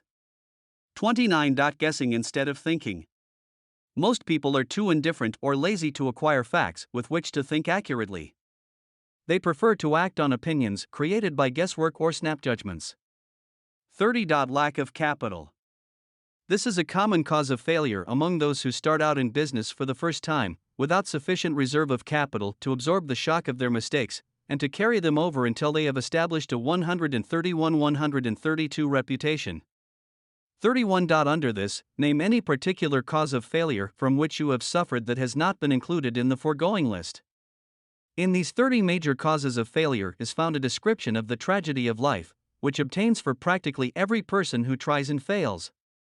It will be helpful if you can induce someone who knows you well to go over this list with you, and help to analyze you by the 30 causes of failure. It may be beneficial if you try this alone. Most people cannot see themselves as others see them. You may be one who cannot. The oldest of admonitions is, "Man, know thyself." If you market merchandise successfully, you must know the merchandise. The same is true in marketing personal services. You should know all of your weaknesses in order that you may either bridge them or eliminate them entirely. You should know your strength in order that you may call attention to it when selling your services. You can know yourself only through accurate analysis. The folly of ignorance in connection with self was displayed by a young man who applied to the manager of a well-known business for a position. He made a very good impression until the manager asked him what salary he expected. He replied that he had no fixed sum in mind, lack of a definite aim. The manager then said, "We will pay you all you are worth, alter we try you out for a week." "I will not accept it," the applicant replied, "because I am getting more than that where I am now employed." Before you even start to negotiate for a readjustment of your salary in your present position, or to seek employment elsewhere, be sure that you are worth more than you now receive. It is one thing to want money, everyone wants more, but it is something entirely different to be worth more. Many people mistake their wants for their just dues. Your financial requirements or wants have nothing whatever to do with your worth. Your value is established entirely by your ability to render useful service or your capacity to induce others to render such service. Take inventory of yourself. 28 questions you should answer. Annual self-analysis is an essential in the effective marketing of personal services, as is annual inventory in merchandising. Moreover, the yearly analysis should disclose a decrease in faults and an increase in virtues. One goes ahead, stands still, or goes backward in life. One's object should be, of course, to go ahead. Annual self-analysis will disclose whether advancement has been made, and if so, how much. It will also disclose any backward steps one may have made. The effective marketing of personal services requires one to move forward even if the progress is slow. Your annual self-analysis should be made at the end of each year, so you can include in your New Year's resolutions any improvements which the analysis indicates should be made. Take this inventory by asking yourself the following questions, and by checking your answers with the aid of someone who will not permit you to deceive yourself as to their accuracy. Self-analysis questionnaire for personal inventory. 1. Have I attained the goal which I established as my objective for this year? You should work with a definite yearly objective to be attained as a part of your major life objective. 2. Have I delivered service of the best possible quality of which I was capable, or could I have improved any part of this service? 3. Have I delivered service in the greatest possible quantity of which I was capable? 4. Has the spirit of my conduct been harmonious and cooperative at all times? 5. Have I permitted the habit of procrastination to decrease my efficiency, and if so, to what extent? 6. Have I improved my personality, and if so, in what ways? 7. Have I been persistent in following my plans through to completion? 8. Have I reached decisions promptly and definitely on all occasions? 9. Have I permitted any one or more of the 6 basic fears to decrease my efficiency? 10. Have I been either overcautious or undercautious? 11. Has my relationship with my associates and work been pleasant or unpleasant? If it has been unpleasant, has the fault been partly or wholly mine? 12. Have I dissipated any of my energy through lack of concentration of effort? 13. Have I been open-minded and tolerant in connection with all subjects? 14. In what way have I improved my ability to render service? 15. Have I been intemperate in any of my habits? 16. Have I expressed, either openly or secretly, any form of egotism?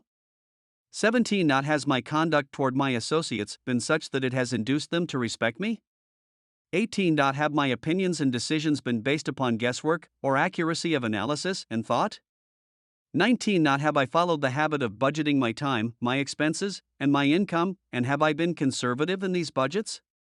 20. How much time have I devoted to unprofitable effort which I might have used to better advantage? 21. How may I re-budget my time and change my habits so I will be more efficient during the coming year? 22. Have I been guilty of any conduct which was not approved by my conscience? 23. In what ways have I rendered more service and better service than I was paid to render? 24. Have I been unfair to anyone, and if so, in what way? 25. If I had been the purchaser of my own services for the year, would I be satisfied with my purchase? 26. Am I in the right vocation, and if not, why not? 27. Has the purchaser of my services been satisfied with the service I have rendered, and if not, why not? 28. What is my present rating on the fundamental principles of success? Make this rating fairly and frankly, and have it checked by someone who is courageous enough to do it accurately. Having read and assimilated the information conveyed through this chapter, you are now ready to create a practical plan for marketing your personal services. In this chapter will be found an adequate description of every principle essential in planning the sale of personal services, including the major attributes of leadership, the most common causes of failure in leadership, a description of the fields of opportunity for leadership, the main causes of failure in all walks of life, and the important questions which should be used in self-analysis. This extensive and detailed presentation of accurate information has been included because it will be needed by all who must begin the accumulation of riches by marketing personal services. Those who have lost their fortunes, and those who are just beginning to earn money, have nothing but personal services to offer in return for riches. Therefore, it is essential that they have available the practical information needed to market services to best advantage. The information contained in this chapter will be of great value to all who aspire to attain leadership in any calling. It will be particularly helpful to those aiming to market their services as business or industrial executives. Complete assimilation and understanding of the information here conveyed will be helpful in marketing one's own services, and it will also help one to become more analytical and capable of judging people. The information will be priceless to personnel directors, employment managers, and other executives charged with the selection of employees and the maintenance of efficient organizations. If you doubt this statement, test its soundness by answering in writing the 28 self-analysis questions. That might be both interesting and profitable, even though you do not doubt the soundness of the statement. Where and how one may find opportunities to accumulate riches. Now that we have analyzed the principles by which riches may be accumulated, we naturally ask, where may one find favorable opportunities to apply these principles? Very well, let us take inventory and see what the United States of America offer the person seeking riches, great or small. To begin with, let us remember, all of us, that we live in a country where every law-abiding citizen enjoys freedom of thought and freedom of deed unequaled anywhere in the world. Most of us have never taken inventory of the advantages of this freedom. We have never compared our unlimited freedom with the curtailed freedom in other countries. Here we have freedom of thought, freedom in the choice and enjoyment of education, freedom in religion, freedom in politics, freedom in the choice of a business, profession or occupation, freedom to accumulate and own without molestation all the property we can accumulate, freedom to choose our place of residence, freedom in marriage, freedom through equal opportunity to all races, freedom of travel from one state to another, freedom in our choice of foods, and freedom to aim for any station in life for which we have prepared ourselves, even for the presidency of the United States. We have other forms of freedom, but this list will give a bird's eye view of the most important, which constitute opportunity of the highest order. This advantage of freedom is all the more conspicuous because the United States is the only country guaranteeing to every citizen, whether native born or naturalized, so broad and varied a list of freedom. Next, let us recount some of the blessings which our widespread freedom has placed within our hands. Take the average American family for example, meaning the family of average income, and sum up the benefits available to every member of the family in this land of opportunity and plenty. A. Of food. Next to freedom of thought and deed comes food, clothing, and shelter, the three basic necessities of life. Because of our universal freedom, the average American family has available, at its very door, the choicest selection of food to be found anywhere in the world, and at prices within its financial range. A family of two, living in the heart of Times Square district of New York City, far removed from the source of production of foods, took careful inventory of the cost of a simple breakfast, with this astonishing result. Articles of food. Cost at the breakfast table. Grapefruit juice, from Florida. 0.02. Rippled wheat breakfast food, Kansas farm. 0.2. Tea, from China. 0.2. Bananas, from South America. 0.02. Toasted bread, from Kansas farm. 0.1. Fresh country eggs, from Utah. 0.07. Sugar, from Cuba or Utah. 0.0. Butter and cream, from New England. 0.03. Grand total. 0.20. It is not very difficult to obtain food in a country where two people can have breakfast consisting of all they want or need for a dime apiece. Observe that this simple breakfast was gathered, by some strange form of magic, from China, South America, Utah, Kansas, and the New England states, and delivered on the breakfast table, ready for consumption, in the very heart of the most crowded city in America, at a cost well within the means of the most humble laborer. The cost included all federal, state, and city taxes. Here is a fact the politicians did not mention when they were crying out to the voters to throw their opponents out of office because the people were being taxed to death. B. Shelter. This family lives in a comfortable apartment, heated by steam, lighted with electricity, with gas for cooking, all for $65 a month. In a smaller city, or a more sparsely settled part of New York City, the same apartment could be had for as low as $20 a month. The toast they had for breakfast in the food estimate was toasted on an electric toaster, which cost but a few dollars. The apartment is cleaned with a vacuum sweeper that is run by electricity. Hot and cold water is available, at all times, in the kitchen and the bathroom. The food is kept cool in a refrigerator that is run by electricity. The wife curls her hair, washes her clothes and irons them with easily operated electrical equipment, on power obtained by sticking a plug in the wall.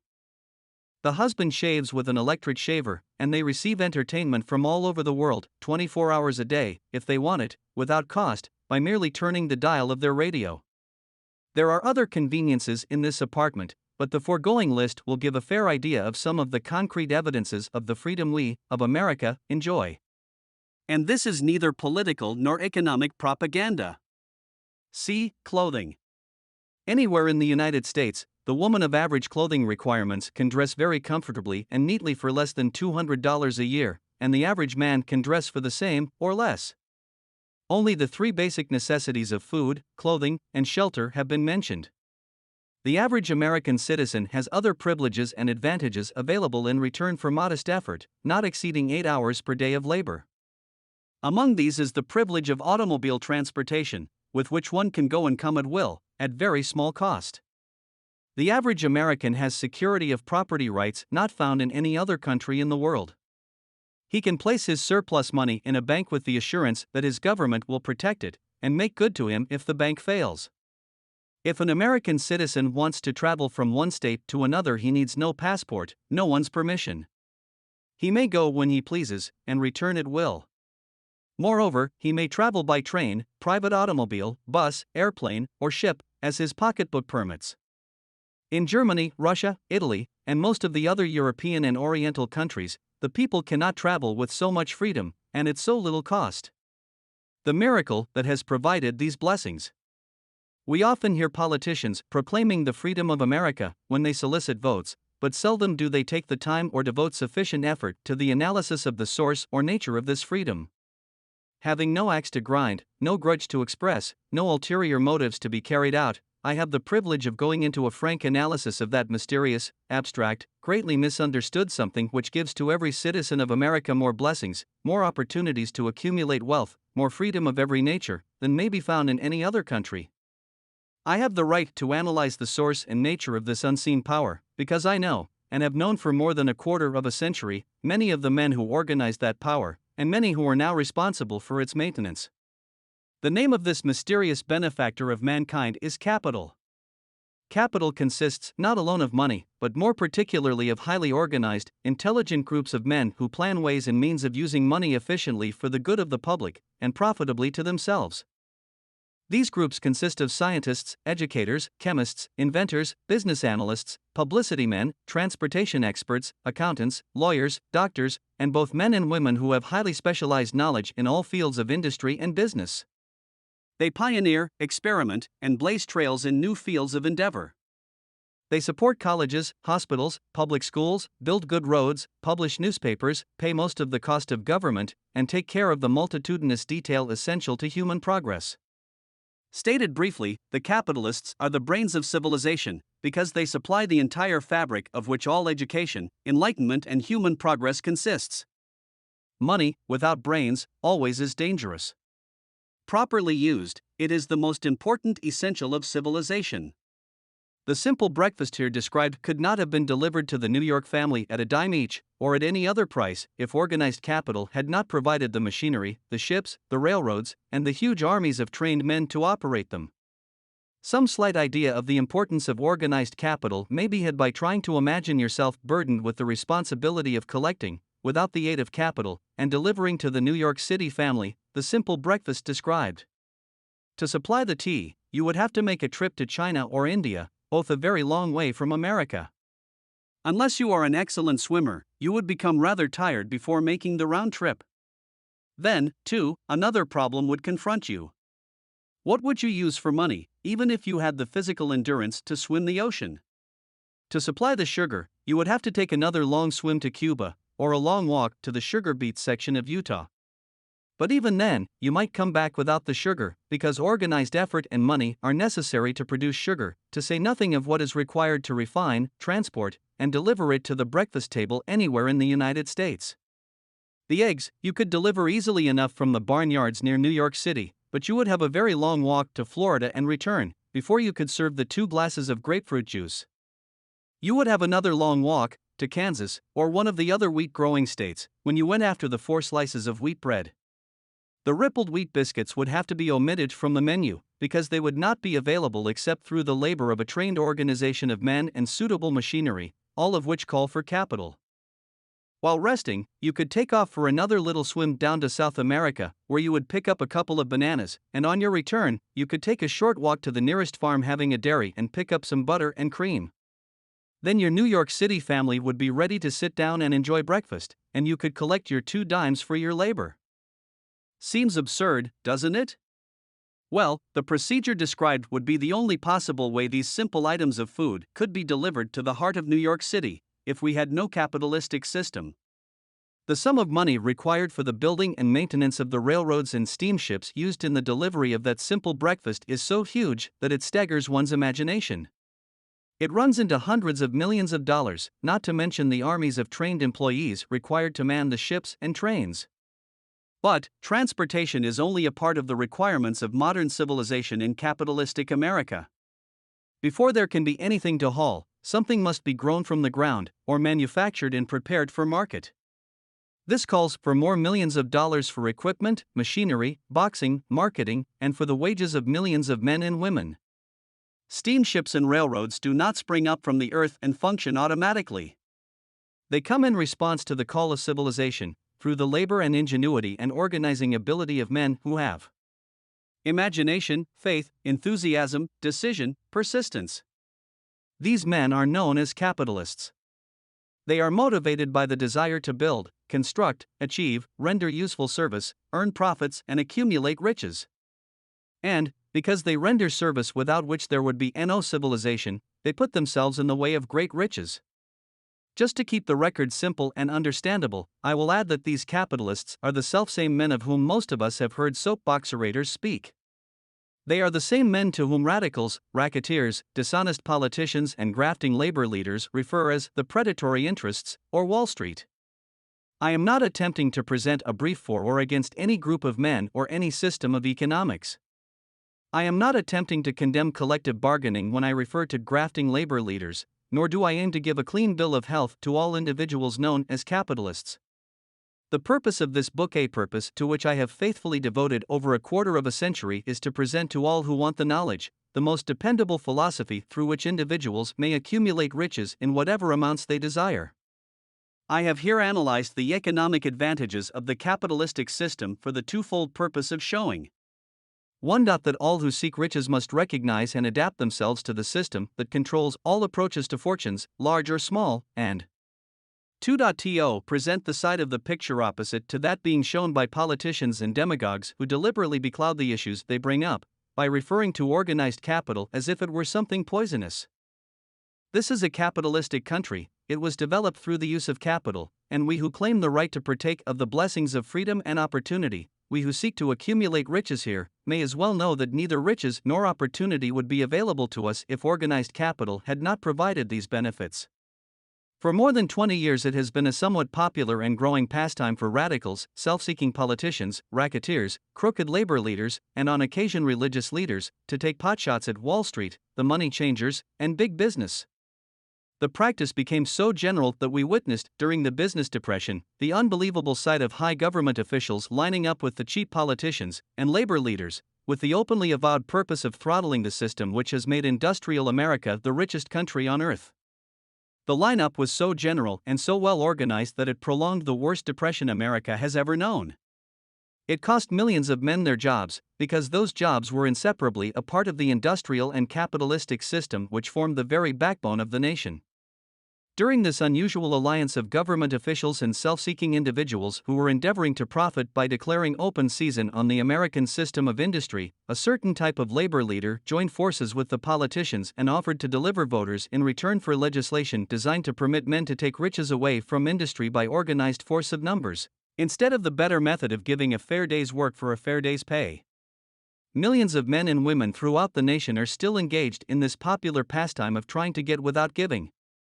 Some of them are lined up with labor unions, where they demand shorter hours and more pay. Others do not take the trouble to work at all. They demand government relief and are getting it. Their idea of their rights of freedom was demonstrated in New York City, where violent complaint was registered with the postmaster by a group of relief beneficiaries because the postman awakened them at 7:30 a.m. to deliver government relief checks. They demanded that the time of delivery be set up to 10 o'clock. If you are one of those who believe that riches can be accumulated by the mere act of men who organize themselves into groups and demand more pay for less service, if you are one of those who demand government relief without early morning disturbance when the money is delivered to you, if you are one of those who believe in trading their votes to politicians in return for the passing of laws which permit the raiding of the public treasury, you may rest securely on your belief, with certain knowledge that no one will disturb you, because this is a free country where every man may think as he pleases, where nearly everybody can live with but little effort, where many may live well without doing any work whatsoever. However, you should know the full truth concerning this freedom of which so many people boast, and so few understand. As great as it is, as far as it reaches, as many privileges as it provides, it does not, and cannot bring riches without effort. There is but one dependable method of accumulating and legally holding riches, and that is by rendering useful service. No system has ever been created by which men can legally acquire riches through mere force of numbers, or without giving in return an equivalent value of one form or another. There is a principle known as the law of economics. This is more than a theory. It is a law no man can beat. Mark well the name of the principle, and remember it, because it is far more powerful than all the politicians and political machines. It is above and beyond the control of all the labor unions.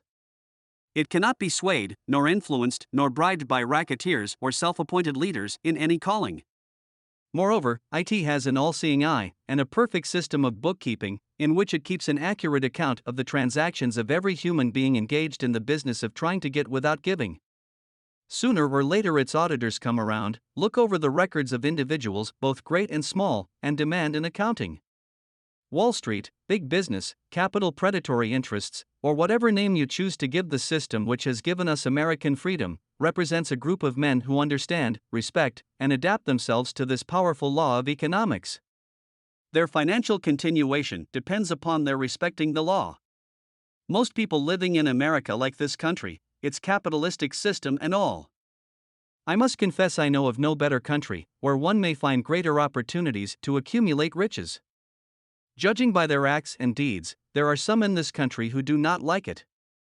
That, of course, is their privilege. If they do not like this country, its capitalistic system, its boundless opportunities, they have the privilege of clearing out.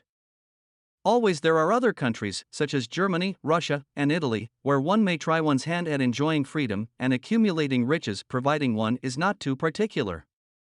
America provides all the freedom and all the opportunity to accumulate riches that any honest person may require. When one goes hunting for game, one selects hunting grounds where game is plentiful. When seeking riches, the same rule would naturally obtain. If it is riches you are seeking, do not overlook the possibilities of a country whose citizens are so rich that women, alone, spend over $200 million annually for lipsticks, rouge, and cosmetics. Think twice, you who are seeking riches, before trying to destroy the capitalistic system of a country whose citizens spend over $50 million a year for greeting cards, with which to express their appreciation of their freedom. If it is money you are seeking, consider carefully a country that spends hundreds of millions of dollars annually for cigarettes, the bulk of the income from which goes to only 4 major companies engaged in supplying this national builder of nonchalance and quiet nerves. By all means, give plenty of consideration to a country whose people spend annually more than $15 million for the privilege of seeing moving pictures, and toss in a few additional millions for liquor, narcotics, and other less potent soft drinks and giggle waters. Do not be in too big a hurry to get away from a country whose people willingly, even eagerly, hand over millions of dollars annually for football, baseball, and prize fights. And, by all means, stick by a country whose inhabitants give up more than $1 million a year for chewing gum, and another $1 million for safety razor blades. Remember, also, that this is but the beginning of the available sources for the accumulation of wealth. Only a few of the luxuries and non-essential shave been mentioned. But, remember that the business of producing, transporting, and marketing these few items of merchandise gives regular employment to many millions of men and women, who receive for their services many millions of dollars monthly, and spend it freely for both the luxuries and the necessities. Especially remember that back of all this exchange of merchandise and personal services may be found an abundance of opportunity to accumulate riches. Here our American freedom comes to one's aid. There is nothing to stop you, or anyone from engaging in any portion of the effort necessary to carry on these businesses. If one has superior talent, training, experience, one may accumulate riches in large amounts. Those not so fortunate may accumulate smaller amounts. Anyone may earn a living in return for a very nominal amount of labor. So there you are. Opportunity has spread its wares before you. Step up to the front, select what you want, create your plan, put the plan into action, and follow through with persistence. Capitalistic America will do the rest.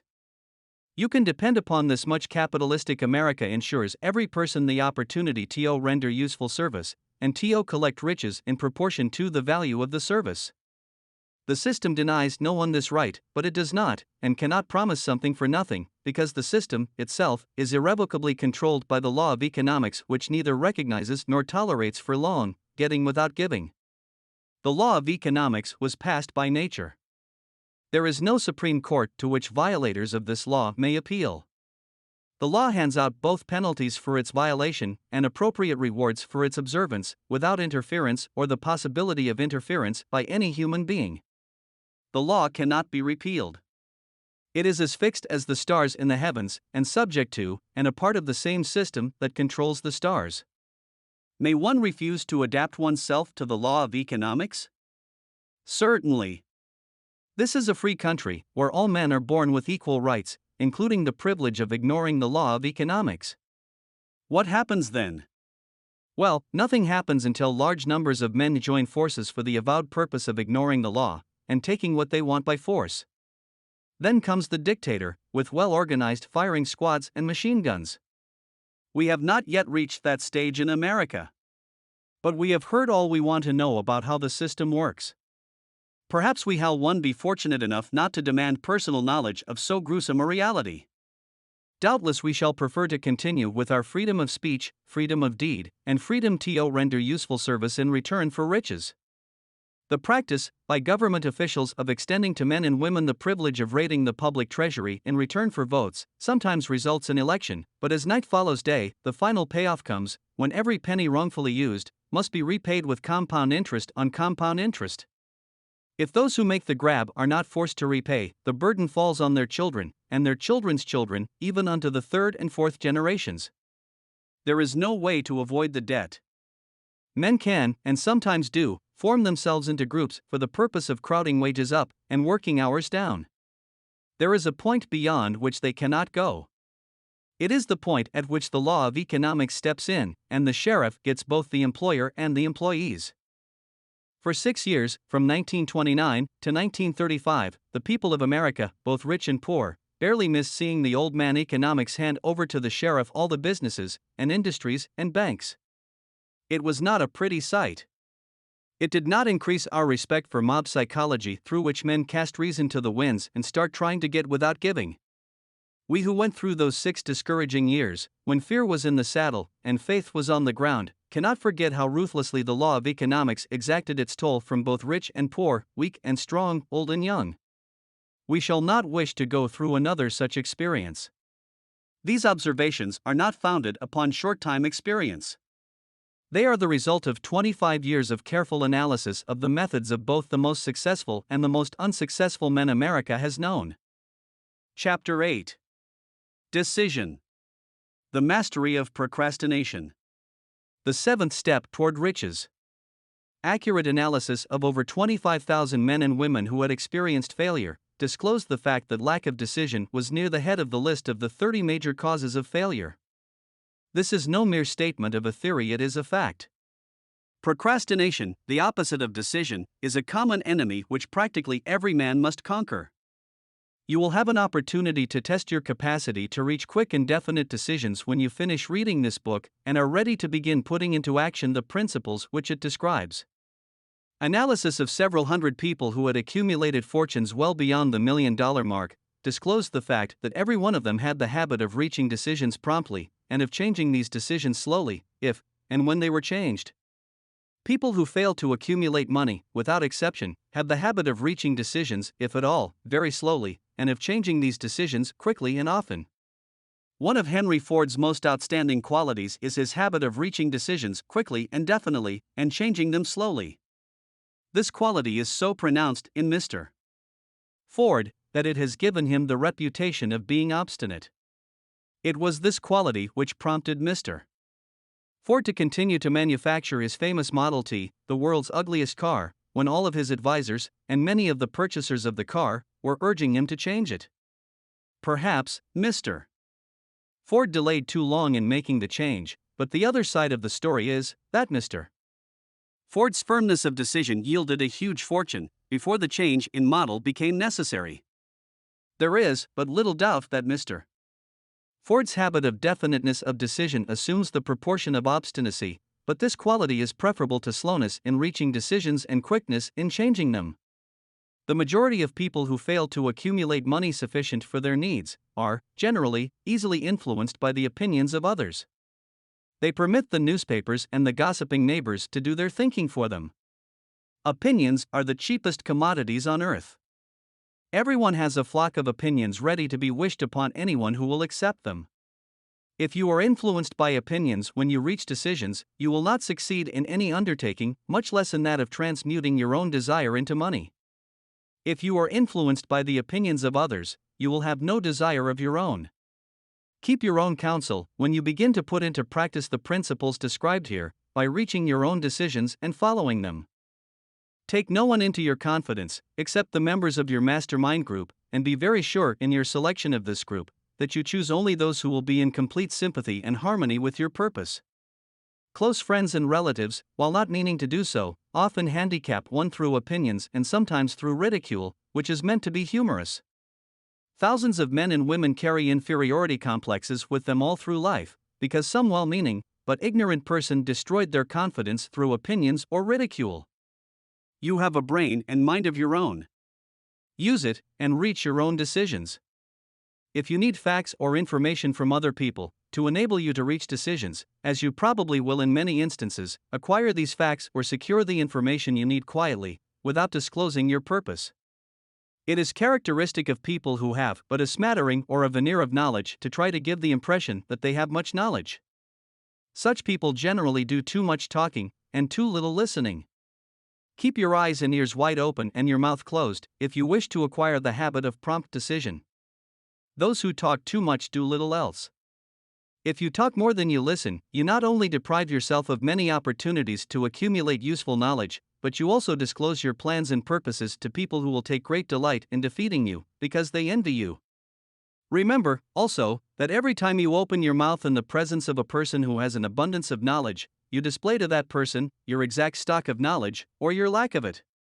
Genuine wisdom is usually conspicuous through modesty and silence. Keep in mind the fact that every person with whom you associate is, like yourself, seeking the opportunity to accumulate money. If you talk about your plans too freely, you may be surprised when you learn that some other person has beaten you to your goal by putting into action ahead of you the plans of which you talked unwisely. Let one of your first decisions be to keep a closed mouth and open ears and eyes.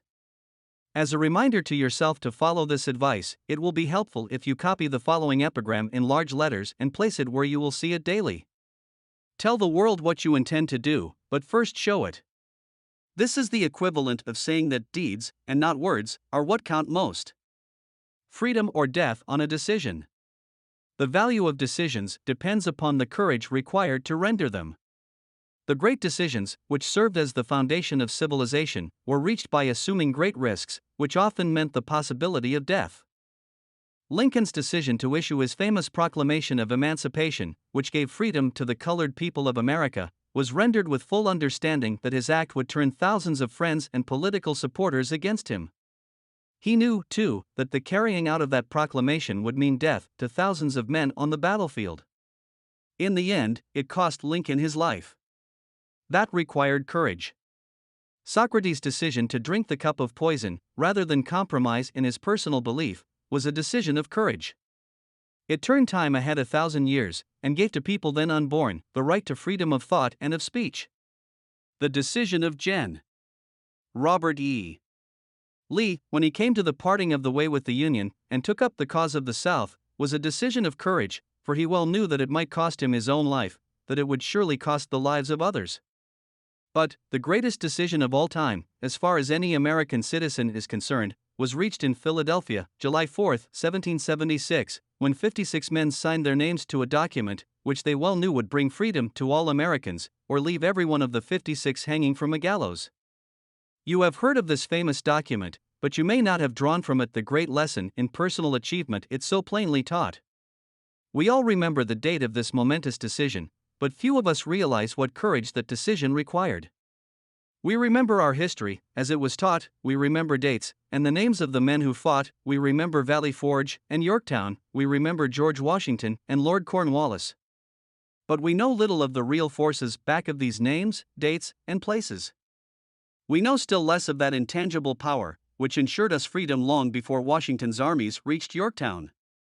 We read the history of the Revolution, and falsely imagine that George Washington was the father of our country, that it was he who won our freedom, while the truth is Washington was only an accessory after the fact, because victory for his armies had been ensured long before Lord Cornwallis surrendered. This is not intended to rob Washington of any of the glory he so richly merited. Its purpose, rather, is to give greater attention to the astounding power that was the real cause of his victory. It is nothing short of tragedy that the writers of history have missed, entirely, even the slightest reference to the irresistible power, which gave birth and freedom to the nation destined to set up new standards of independence for all the peoples of the earth. I say it is a tragedy, because it is the selfsame power which must be used by every individual who surmounts the difficulties of life, and forces life to pay the price asked. Let us briefly review the events which gave birth to this power. The story begins with an incident in Boston, March 5, 1770. British soldiers were patrolling the streets, by their presence, openly threatening the citizens. The colonists resented armed men marching in their midst. They began to express their resentment openly, hurling stones as well as epithets at the marching soldiers, until the commanding officer gave orders, "Fix bayonets. Charge." The battle was on. It resulted in the death and injury of many. The incident aroused such resentment that the Provincial Assembly, made up of prominent colonists, called a meeting for the purpose of taking definite action. Two of the members of that assembly were John Hancock and Samuel Adams Long live their names. They spoke up courageously and declared that a move must be made to eject all British soldiers from Boston. Remember, this a decision, in the minds of two men, might properly be called the beginning of the freedom which we, of the United States, now enjoy. Remember, too, that the decision of these two men called for faith and courage, because it was dangerous. Before the assembly adjourned, Samuel Adams was appointed to call on the governor of the province, Hutchinson, and demand the withdrawal of the British troops. The request was granted, the troops were removed from Boston, but the incident was not closed. It had caused a situation destined to change the entire trend of civilization. Strange, is it not, how the great changes, such as the American Revolution and the World War, often have their beginnings in circumstances which seem unimportant? It is interesting, also, to observe that these important changes usually begin in the form of a definite decision in the minds of a relatively small number of people. Few of us know the history of our country well enough to realize that John Hancock, Samuel Adams, and Richard Henry Lee, of the province of Virginia, were the real fathers of our country. Richard Henry Lee became an important factor in this story by reason of the fact that he and Samuel Adams communicated frequently by correspondence, sharing freely their fears and their hopes concerning the welfare of the people of their provinces. From this practice, Adams conceived the idea that a mutual exchange of letters between the 13 colonies might help to bring about the coordination of effort so badly needed in connection with the solution of their problems. 2 years after the clash with the soldiers in Boston, March 72, Adams presented this idea to the Assembly in the form of a motion that a correspondence committee be established among the colonies, with definitely appointed correspondents in each colony, for the purpose of friendly cooperation for the betterment of the colonies of British America. Mark well this incident. It was the beginning of the organization of the far-flung power destined to give freedom to you and to me. The mastermind had already been organized. It consisted of Adams, Lee, and Hancock. I tell you further, that if two of you agree upon the earth concerning anything for which you ask, it will come to you from my Father, who is in heaven. The Committee of Correspondence was organized. Observe that this move provided the way for increasing the power of the mastermind by adding to it men from all the colonies. Take notice that this procedure constituted the first organized planning of the disgruntled colonists. In union there is strength. The citizens of the colonies had been waging disorganized warfare against the British soldiers, through incidents similar to the Boston riot, but nothing of benefit had been accomplished. Their individual grievances had not been consolidated under one mastermind. No group of individuals had put their hearts, minds, souls, and bodies together in one definite decision to settle their difficulty with the British once and for all, until Adams, Hancock, and Lee got together. Meanwhile, the British were not idle. They, too, were doing some planning and masterminding on their own account, with the advantage of having back of them money and organized soldiery. The Crown appointed Gage to supplant Hutchinson as the governor of Massachusetts. One of the new governor's first acts was to send a messenger to call on Samuel Adams, for the purpose of endeavoring to stop his opposition by fear. We can best understand the spirit of what happened by quoting the conversation between Colonel Fenton, the messenger sent by Gage and Adams. Colonel Fenton, I have been authorized by Governor Gage to assure you, Mr. Adams, that the governor has been empowered to confer upon you such benefits as would be satisfactory. Endeavor to win Adams by promise of bribes, upon the condition that you engage to cease in your opposition to the measures of the government. It is the governor's advice to you, sir, not to incur the further displeasure of His Majesty. Your conduct has been such as makes you liable to penalties of an MT of Henry VIII, by which persons can be sent to England for trial for treason, or misprision of treason, at the discretion of a governor of a province. But, by changing your political course, you will not only receive great personal advantages, but you will make your peace with the king. Samuel Adams had the choice of two decisions. He could cease his opposition and receive personal bribes, or he could continue and run the risk of being hanged. Clearly, the time had come when Adams was forced to reach instantly a decision which could have cost his life. The majority of men would have found it difficult to reach such a decision. The majority would have sent back an evasive reply, but not Adams. He insisted upon Colonel Fenton's word of honor that the colonel would deliver to the governor the answer exactly as Adams would give it to him. Adams' answer: "Then you may tell Governor Gage that I trust one have long since made my peace with the King of Kings. No personal consideration shall induce me to abandon the righteous cause of my country." And tell Governor Gage it is the advice of Samuel Adams to him, no longer to insult the feelings of an exasperated people. Comment as to the character of this man seems unnecessary. It must be obvious to all who read this astounding message that its sender possessed loyalty of the highest order. This is important. Racketeers and dishonest politicians have prostituted the honor for which such men as Adams died. When Governor Gage received Adams' caustic reply, he flew into a rage and issued a proclamation which read, "I do, hereby, in His Majesty's name, offer and promise His most gracious pardon to all persons who shall forthwith lay down their arms, and return to the duties of peaceable subjects, excepting only from the benefit of such pardon Samuel Adams and John Hancock, whose offences are of too flagitious a nature to admit of any other consideration but that of condign punishment." As one might say, in modern slang, Adams and Hancock were on the spot. The threat of the irate governor forced the two men to reach another decision, equally as dangerous. They hurriedly called a secret meeting of their staunchest followers. Here the master mind began to take on momentum. After the meeting had been called to order, Adams locked the door, placed the key in his pocket, and informed all present that it was imperative that a Congress of the colonists be organized, and that no man should leave the room until the decision for such a Congress had been reached. Great excitement followed. Some weighed the possible consequences of such radicalism. Old man fear. Some expressed grave doubt as to the wisdom of so definite a decision in defiance of the crown. Locked in that room were two men immune to fear, blind to the possibility of failure: Hancock and Adams. Through the influence of their minds, the others were induced to agree that, through the Correspondence Committee, arrangements should be made for a meeting of the First Continental Congress, to be held in Philadelphia, September 5, 1774. Remember this date. It is more important than July 4, 1776. If there had been no decision to hold a Continental Congress, there could have been no signing of the Declaration of Independence.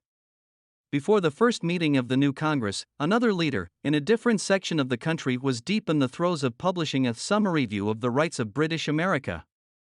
He was Thomas Jefferson, of the province of Virginia, whose relationship to Lord Dunmore, representative of the Crown in Virginia, was as strained as that of Hancock and Adams with their governor. Shortly after his famous Summary of Rights was published, Jefferson was informed that he was subject to prosecution for high treason against His Majesty's government. Inspired by the threat, one of Jefferson's colleagues, Patrick Henry, boldly spoke his mind, concluding his remarks with a sentence which shall remain forever a classic: "If this be treason, then make the most of it." It was such men as these who, without power, without authority, without military strength, without money, sat in solemn consideration of the destiny of the colonies, beginning at the opening of the First Continental Congress, and continuing at intervals for 2 years until on June 7, 1776, Richard Henry Lee arose, addressed the chair, and to the startled assembly made this motion: "Gentlemen, I make the motion that these united colonies are, and of right ought to be free and independent states, that they be absolved from all allegiance to the British Crown, and that all political connection between them and the state of Great Britain is, and ought to be totally dissolved." Lee's astounding motion was discussed fervently, and at such length that he began to lose patience. Finally, after days of argument, he again took the floor, and declared, in a clear, firm voice, "Mr. President, we have discussed this issue for days. It is the only course for us to follow. Why, then, sir, do we longer delay? Why still deliberate? Let this happy day give birth to an American republic. Let her arise, not to devastate and to conquer, but to re-establish the reign of peace and of law. The eyes of Europe are fixed upon us. She demands of us a living example of freedom that may exhibit a contrast, in the felicity of the citizen, to the ever-increasing tyranny. Before his motion was finally voted upon, Lee was called back to Virginia because of serious family illness, but before leaving, he placed his cause in the hands of his friend, Thomas Jefferson, who promised to fight until favorable action was taken. Shortly thereafter, the President of the Congress, Hancock, appointed Jefferson as chairman of a committee to draw up a Declaration of Independence. Long and hard the committee labored on a document which would mean, when accepted by the Congress, that every man who signed it would be signing his own death warrant should the colonies lose in the fight with Great Britain, which was sure to follow. The document was drawn, and on June 28, the original draft was read before the Congress. For several days it was discussed, altered, and made ready. On July 4, 1776, Thomas Jefferson stood before the Assembly and fearlessly read the most momentous decision ever placed upon paper. When in the course of human events it is necessary for one people to dissolve the political bands which have connected them with another, and to assume, among the powers of the earth, the separate and equal station to which the laws of nature, and of nature's God entitle them, a decent respect to the opinions of mankind requires that they should declare the causes which impel them to the separation. When Jefferson finished, the document was voted upon, accepted, and signed by the 56 men, everyone staking his own life upon his decision to write his name. By that decision came into existence a nation destined to bring to mankind forever the privilege of making decisions. By decisions made in a similar spirit of faith, and only by such decisions, can men solve their personal problems and win for themselves high estates of material and spiritual wealth. Let us not forget this. Analyze the events which led to the Declaration of Independence, and be convinced that this nation, which now holds a position of commanding respect and power among all nations of the world, was born of a decision created by a mastermind, consisting of 56 men. Note well the fact that it was their decision which ensured the success of Washington's armies, because the spirit of that decision was in the heart of every soldier who fought with him, and served as a spiritual power which recognizes no such thing as failure. Note, also, with great personal benefit, that the power which gave this nation its freedom is the selfsame power that must be used by every individual who becomes self-determining. This power is made up of the principles described in this book. It will not be difficult to detect, in the story of the Declaration of Independence, at least 6 of these principles: desire, decision, faith, persistence, the mastermind, and organized planning. Throughout this philosophy will be found the suggestion that thought, backed by strong desire, has a tendency to transmute itself into its physical equivalent. Before passing on, I wish to leave with you the suggestion that one may find in this story, and in the story of the organization of the United States Steel Corporation, a perfect description of the method by which thought makes this astounding transformation. In your search for the secret of the method, do not look for a miracle, because you will not find it. You will find only the eternal laws of nature. These laws are available to every person who has the faith and the courage to use them. They may be used to bring freedom to a nation, or to accumulate riches. There is no charge save the time necessary to understand and appropriate them. Those who reach decisions promptly and definitely know what they want and generally get it. The leaders in every walk of life decide quickly and firmly. That is the major reason why they are leaders. The world has the habit of making room for the man whose words and actions show that he knows where he is going. Indecision is a habit which usually begins in youth. The habit takes on permanency as the youth goes through graded school, high school, and even through college, without definiteness of purpose. The major weakness of all educational systems is that they neither teach nor encourage the habit of definite decision. It would be beneficial if no college would permit the enrollment of any student, unless and until the student declared his major purpose in matriculating. It would be of still greater benefit if every student who enters the graded schools were compelled to accept training in the habit of decision, and forced to pass a satisfactory examination on this subject before being permitted to advance in the grades. The habit of indecision acquired because of the deficiencies of our school systems goes with the student into the occupation he chooses. If In fact, he chooses his occupation. Generally, the youth just out of school seeks any job that can be found. He takes the first place he finds, because he has fallen into the habit of indecision. 98 out of every 100 people working for wages today are in the positions they hold because they lack the definiteness of decision to plan a definite position and the knowledge of how to choose an employer. Definiteness of decision always requires courage, sometimes very great courage. The 56 men who signed the Declaration of Independence staked their lives on the decision to affix their signatures to that document. The person who reaches a definite decision to procure the particular job and make life pay the price he asks does not stake his life on that decision, he stakes his economic freedom. Financial independence, riches, desirable business and professional positions are not within reach of the person who neglects or refuses to expect, plan, and demand these things. The person who desires riches in the same spirit that Samuel Adams desired freedom for the colonies is sure to accumulate wealth. In the chapter on organized planning, you will find complete instructions for marketing every type of personal services.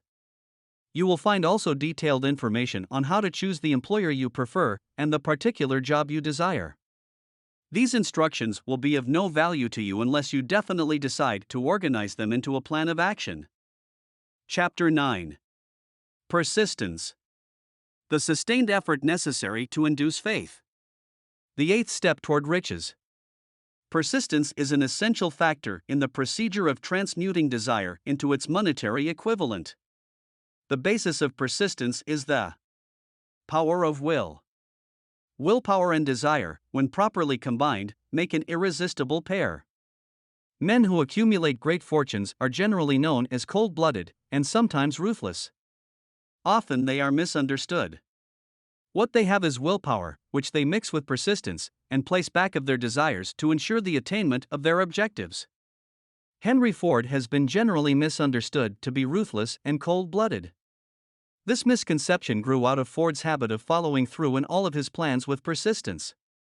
The majority of people are ready to throw their aims and purposes overboard and give up at the first sign of opposition or misfortune. A few carry on despite all opposition until they attain their goal. These few are the Fords, Carnegies, Rockefellers, and Edisons.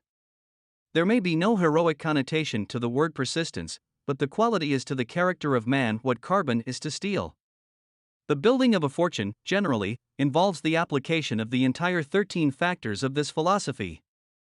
These principles must be understood, they must be applied with persistence by all who accumulate money. If you are following this book with the intention of applying the knowledge it conveys, your first test as to your persistence will come when you begin to follow the 6 steps described in this second chapter.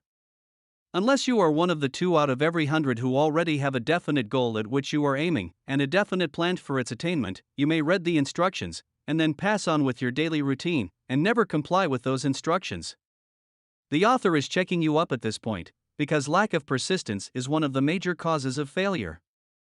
Moreover, experience with thousands of people has proved that lack of persistence is a weakness common to the majority of men. It is a weakness which may be overcome by effort. The ease with which lack of persistence may be conquered will depend entirely upon the intensity of one's desire. The starting point of all achievement is desire. Keep this constantly in mind. Weak desires bring weak results, just as a small amount of fire makes a small amount of heat. If you find yourself lacking in persistence, this weakness may be remedied by building a stronger fire under your desires. Continue to read through to the end, then go back to chapter 2, and start immediately to carry out the instructions given in connection with the 6 steps. The eagerness with which you follow these instructions will indicate clearly how much or how little you really desire to accumulate money. If you find that you are indifferent, you may be sure that you have not yet acquired the money consciousness which you must possess before you can be sure of accumulating a fortune. Fortunes gravitate to men whose minds have been prepared to attract them, just as surely as water gravitates to the ocean. In this book may be found all the stimuli necessary to attune any normal mind to the vibrations which will attract the object of one's desires.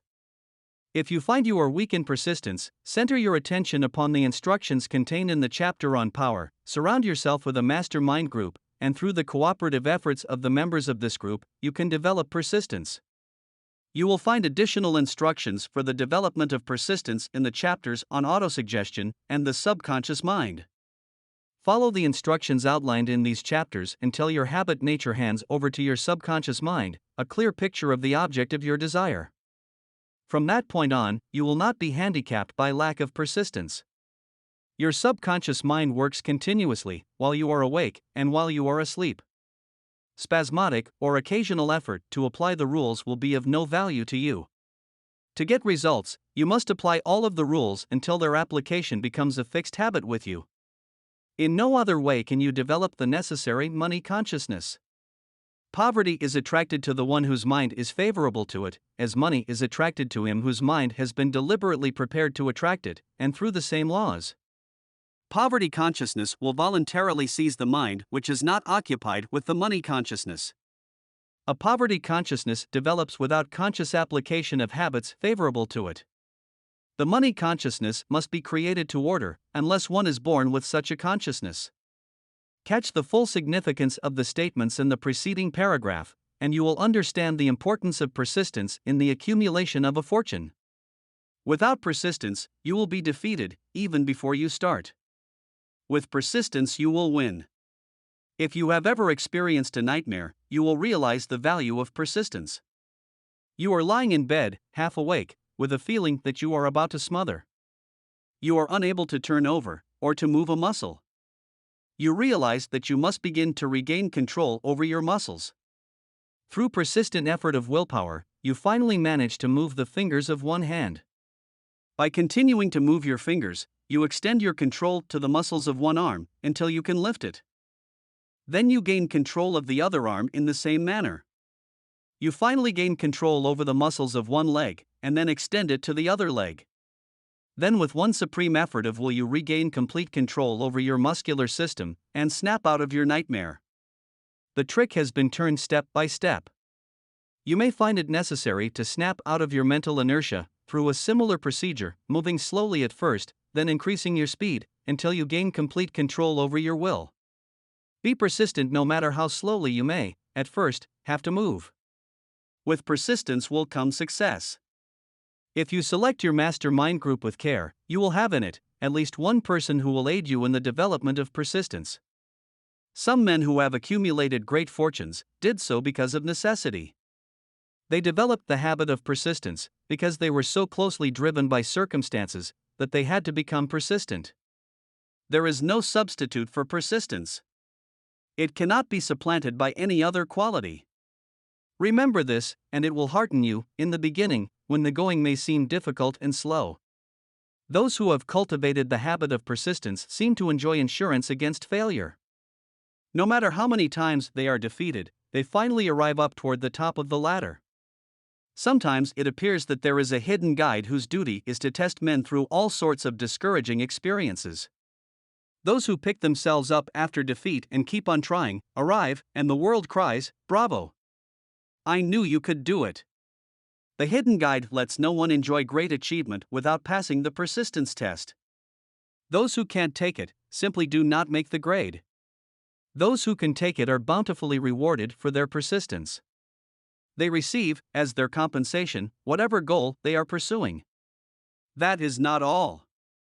They receive something infinitely more important than material compensation, the knowledge that every failure brings with it the seed of an equivalent advantage.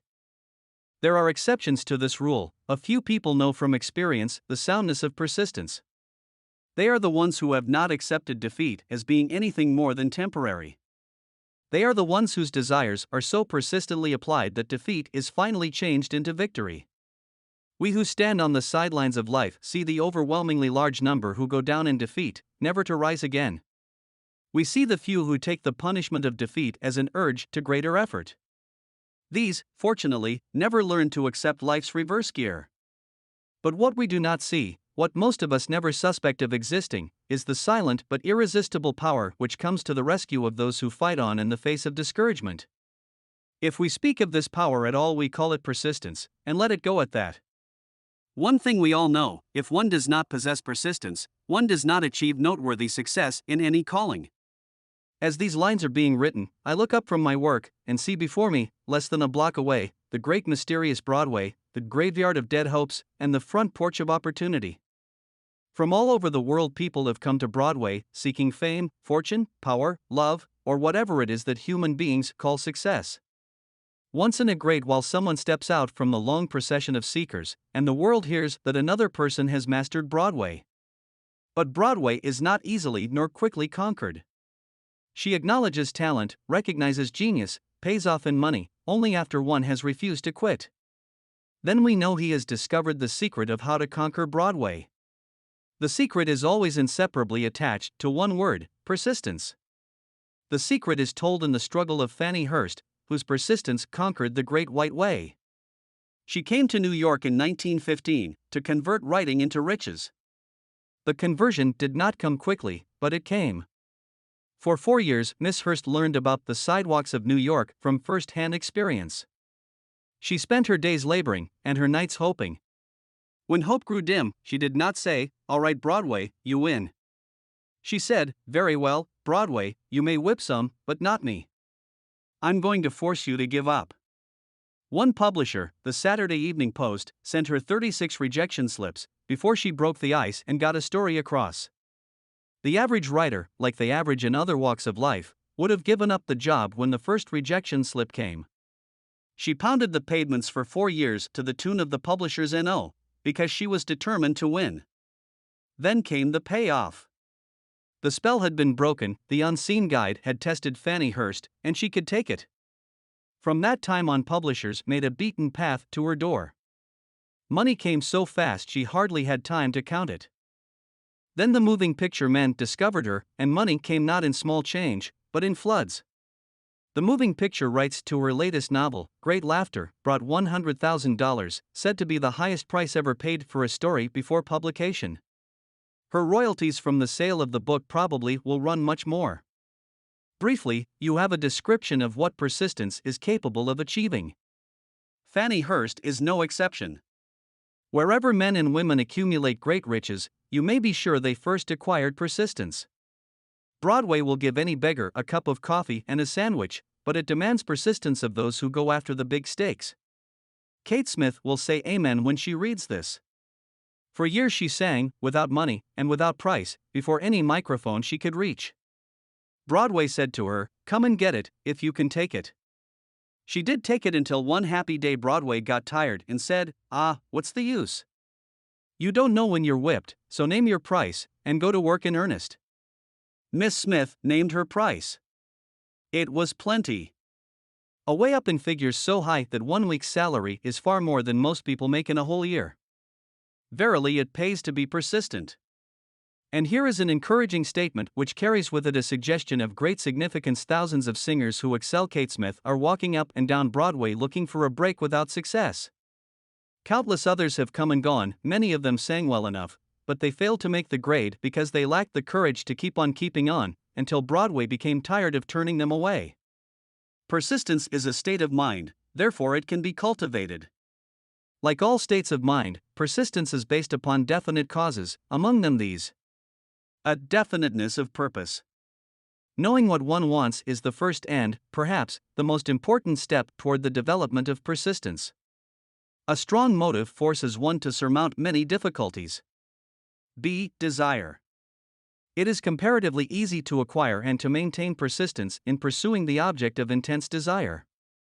C. Self-reliance. Belief in one's ability to carry out a plan encourages one to follow the plan through with persistence. Self-reliance can be developed through the principle described in the chapter on autosuggestion. D. Definiteness of plans. Organized plans, even though they may be weak and entirely impractical, encourage persistence. E. Accurate knowledge. Knowing that one's plans are sound, based upon experience or observation, encourages persistence. Guessing instead of knowing destroys persistence. F. Cooperation. Sympathy, understanding, and harmonious cooperation with others tend to develop persistence. G. Willpower. The habit of concentrating one's thoughts upon the building of plans for the attainment of a definite 164 page 165,166,165 purpose leads to persistence. Habit.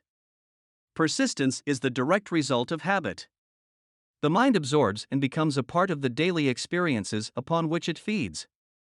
Fear, the worst of all enemies, can be effectively cured by forced repetition of acts of courage. Everyone who has seen active service in war knows this. Before leaving the subject of persistence, take inventory of yourself and determine in what particular, if any, you are lacking in this essential quality. Measure yourself courageously, point by point, and see how many of the 8 factors of persistence you lack. The analysis may lead to discoveries that will give you a new grip on yourself. Symptoms of lack of persistence. Here you will find the real enemies which stand between you and noteworthy achievement. Here you will find not only the symptoms indicating weakness of persistence, but also the deeply seated subconscious causes of this weakness. Study the list carefully and face yourself squarely if you really wish to know who you are and what you are capable of doing. These are the weaknesses which must be mastered by all who accumulate riches. 1. Failure to recognize and to clearly define exactly what one wants. 2. Procrastination, with or without cause. Usually backed up with a formidable array of alibis and excuses. 3. Lack of interest in acquiring specialized knowledge. 4. Indecision, the habit of passing the buck on all occasions, instead of facing issues squarely. Also backed by alibis. 5. The habit of relying upon alibis instead of creating definite plans for the solution of problems. 6. Self-satisfaction. There is but little remedy for this affliction, and no hope for those who suffer from it. 7. Indifference, usually reflected in one's readiness to compromise on all occasions, rather than meet opposition and fight it. 8. The habit of blaming others for one's mistakes, and accepting unfavorable circumstances as being unavoidable. 9. Weakness of desire, due to neglect in the choice of motives that impel action. 10. Willingness, even eagerness, to quit at the first sign of defeat. Based upon one or more of the 6 basic fears. 11. Lack of organized plans, placed in writing where they may be analyzed. 12. The habit of neglecting to move on ideas, or to grasp opportunity when it presents itself.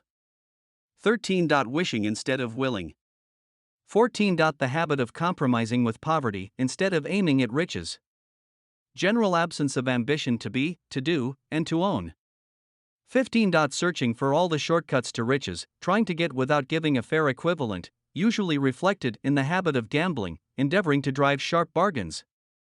16. Fear of criticism, failure to create plans and to put them into action, because of what other people will think, do, or say.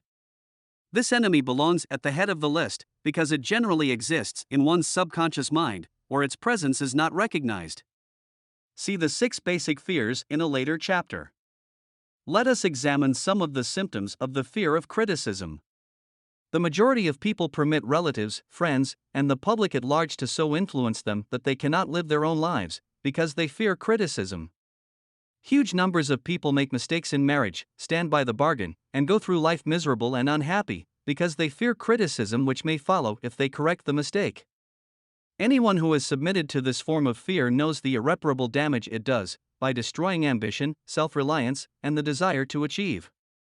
Millions of people neglect to acquire belated educations, after having left school, because they fear criticism. Countless numbers of men and women, both young and old, permit relatives to wreck their lives in the name of duty, because they fear criticism. Duty does not require any person to submit to the destruction of his personal ambitions and the right to live his own life in his own way. People refuse to take chances in business, because they fear the criticism which may follow if they fail. The fear of criticism, in such cases, is stronger than the desire for success. Too many people refuse to set high goals for themselves, or even neglect selecting a career, because they fear the criticism of relatives and friends who may say, "Don't aim so high, people will think you are crazy." When Andrew Carnegie suggested that I devote 20 years to the organization of a philosophy of individual achievement, my first impulse of thought was fear of what people might say. The suggestion set up a goal for me, far out of proportion to any I had ever conceived. As quick as a flash, my mind began to create alibis and excuses, all of them traceable to the inherent fear of criticism. Something inside of me said, "You can't do it, the job is too big and requires too much time. What will your relatives think of you? How will you earn a living? No one has ever organized a philosophy of success. What right have you to believe you can do it? Who are you, anyway, to aim so high?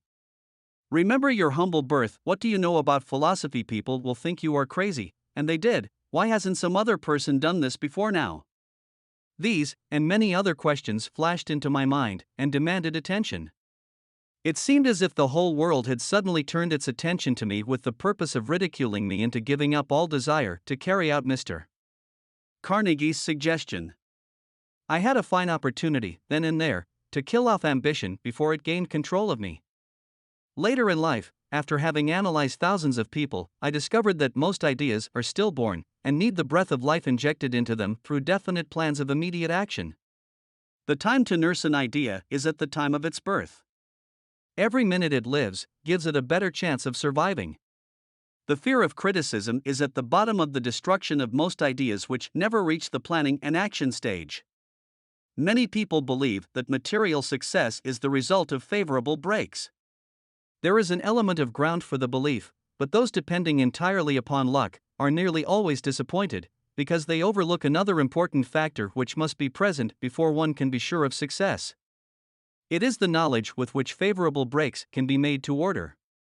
During the Depression, W. C. Fields, the comedian, lost all his money and found himself without income, without a job, and his means of earning a living, vaudeville, no longer existed. Moreover, he was past 60, when many men consider themselves old. He was so eager to stage a comeback that he offered to work without pay in a new field, movies. In addition to his other troubles, he fell and injured his neck. To many, that would have been the place to give up and quit. But Fields was persistent. He knew that if he carried on, he would get the breaks sooner or later, and he did get them, but not by chance. Marie Dressler found herself down and out, with her money gone, with no job, when she was about 60. She, too, went after the breaks and got them. Her persistence brought an astounding triumph late in life, long beyond the age when most men and women are done with ambition to achieve. Eddie Cantor lost his money in the 1929 stock crash, but he still had his persistence and his courage. With these, plus two prominent eyes, he exploited himself back into an income of $10,000 a week. Verily, if one has persistence, one can get along very well without many other qualities. The only break anyone can afford to rely upon is a self-made break. These come through the application of persistence. The starting point is definiteness of purpose. Examine the first 100 people you meet, ask them what they want most in life, and 98 of them will not be able to tell you.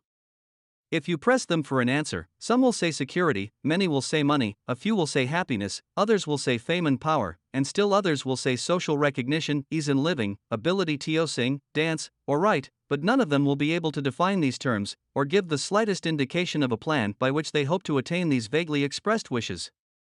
Riches do not respond to wishes. They respond only to definite plans, backed by definite desires, through constant persistence.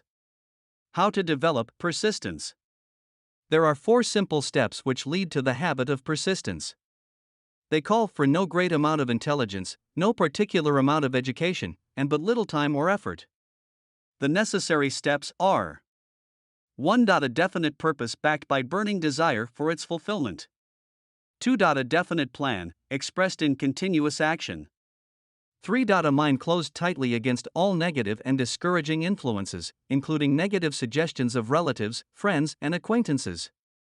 4. A friendly alliance with one or more persons who will encourage one to follow through with both plan and purpose. These 4 steps are essential for success in all walks of life. The entire purpose of the 13 principles of this philosophy is to enable one to take these 4 steps as a matter of habit. These are the steps by which one may control one's economic destiny. They are the steps that lead to freedom and independence of thought. They are the steps that lead to riches, in small or great quantities. They lead the way to power, fame, and worldly recognition. They are the 4 steps which guarantee favorable breaks. They are the steps that convert dreams into physical realities. They lead, also, to the mastery of fear, discouragement, indifference. There is a magnificent reward for all who learn to take these 4 steps. It is the privilege of writing one's own ticket, and of making life yield whatever price is asked. I have no way of knowing the facts, but I venture to conjecture that Mrs. Wallace Simpson's great love for a man was not accidental, nor the result of favorable breaks alone. There was a burning desire, and careful searching at every step of the way. Her first duty was to love. What is the greatest thing on earth? The master called it love, not man-made rules, criticism, bitterness, slander, or political marriages, but love. She knew what she wanted, not after she met the Prince of Wales, but long before that. Twice when she had failed to find it, she had the courage to continue her search. To thine own self be true, and it must follow, as the night the day, thou canst not then be false to any man. Her rise from obscurity was of the slow, progressive, persistent order, but it was sure. She triumphed over unbelievably long odds, and, no matter who you are, or what you may think of Wallace Simpson, or the king who gave up his crown for her love, she is an astounding example of applied persistence, an instructor on the rules of self-determination, from whom the entire world might profitably take lessons. When you think of Wallace Simpson, think of one who knew what she wanted, and shook the greatest empire on earth to get it. Women who complain that this is a man's world, that women do not have an equal chance to win, owe it to themselves to study carefully the life of this unusual woman, who, at an age which most women consider old, captured the affections of the most desirable bachelor in the entire world. And what of King Edward? What lesson may we learn from his part in the world's greatest drama of recent times? Did he pay too high a price for the affections of the woman of his choice? Surely no one but he can give the correct answer. The rest of us can only conjecture. This much we know: the king came into the world without his own consent. He was born to great riches, without requesting them. He was persistently sought in marriage. Politicians and statesmen throughout Europe tossed dowagers and princesses at his feet. Because he was the firstborn of his parents, he inherited a crown, which he did not seek, and perhaps did not desire. For more than 40 years he was not a free agent, could not live his life in his own way, had but little privacy, and finally assumed duties inflicted upon him when he ascended the throne. Some will say, with all these blessings, King Edward should have found peace of mind, contentment, and joy of living. The truth is that back of all the privileges of a crown, all the money, the fame, and the power inherited by King Edward, there was an emptiness which could be filled only by love. His greatest desire was for love. Long before he met Wallace Simpson, he doubtless felt this great universal emotion tugging at the strings of his heart, beating upon the door of his soul, and crying out for expression. And when he met a kindred spirit, crying out for the same holy privilege of expression, he recognized it, and without fear or apology, opened his heart and bade it enter. All the scandalmongers in the world cannot destroy the beauty of this international drama, through which two people found love, and had the courage to face open criticism, renounce all else to give it holy expression. King Edward's decision to give up the crown of the world's most powerful empire, for the privilege of going the remainder of the way through life with the woman of his choice, was a decision that required courage. The decision also had a price, but who has the right to say the price was too great? Surely not he who said, "He among you who is without sin, let him cast the first stone." As a suggestion to any evil-minded person who chooses to find fault with the Duke of Windsor, because his desire was for love, and for openly declaring his love for Wallace Simpson, and giving up his throne for her, let it be remembered that the open declaration was not essential. He could have followed the custom of clandestine liaison which has prevailed in Europe for centuries, without giving up either his throne, or the woman of his choice, and there would have been no complaint from either church or laity. But this unusual man was built of sterner stuff. His love was clean. It was deep and sincere. It represented the one thing which, above all else, he truly desired. Therefore, he took what he wanted, and paid the price demanded. If Europe had been blessed with more rulers with the human heart and the traits of honesty of ex-King Edward, for the past century, that unfortunate hemisphere now seething with greed, hate, lust, political connivance, and threats of war, would have a different and a better story to tell. A story in which love and not hate would rule. In the words of Stuart Austin, where we raise our cup and drink this toast to ex-King Edward and Wallace Simpson. Blessed is the man who has come to know that our muted thoughts are our sweetest thoughts. Blessed is the man who, from the blackest depths, can see the luminous figure of love, and sing, and singing, say, sweeter far than uttered lays are the thoughts I have of you. In these words would we pay tribute to the two people who, more than all others of modern times, have been the victims of criticism and the recipients of abuse, because they found life's greatest treasure and claimed it. Mrs. Simpson read and approved this analysis. Most of the world will applaud the Duke of Windsor and Wallis Simpson, because of their persistence in searching until they found life's greatest reward. All of us can profit by following their example in our own search for that which we demand of life. What mystical power gives to men of persistence the capacity to master difficulties? Does the quality of persistence set up in one's mind some form of spiritual, mental, or chemical activity which gives one access to supernatural forces? Does infinite intelligence throw itself on the side of the person who still fights on, after the battle has been lost, with the whole world on the opposing side? These and many other similar questions have arisen in my mind as I have observed men like Henry Ford, who started at scratch and built an industrial empire of huge proportions, with little else in the way of a beginning but persistence. Or Thomas A. Edison, who, with less than 3 months of schooling, became the world's leading inventor and converted persistence into the talking machine, the moving picture machine, and the incandescent light, to say nothing of 100 other useful inventions. I had the happy privilege of analyzing both Mr. Edison and Mr. Ford, year by year, over a long period of years, and therefore, the opportunity to study them at close range, so I speak from actual knowledge when I say that I found no quality save persistence, in either of them, that even remotely suggested the major source of their stupendous achievements. As one makes an impartial study of the prophets, philosophers, miracle men, and religious leaders of the past, one is drawn to the inevitable conclusion that persistence, concentration of effort, and definiteness of purpose were the major sources of their achievements. Consider, for example, the strange and fascinating story of Muhammad, analyze his life, compare him with men of achievement in this modern age of industry and finance, and observe how they have one outstanding trait in common: persistence. If you are keenly interested in studying the strange power which gives potency to persistence, read a biography of Muhammad, especially the one by Said Bey. This brief review of that book, by Thomas Segru, in the Herald Tribune, will provide a preview of the rare treat in store for those who take the time to read the entire story of one of the most astounding examples of the power of persistence known to civilization. The Last Great Prophet. Reviewed by Thomas Segru. Muhammad was a prophet, but he never performed a miracle.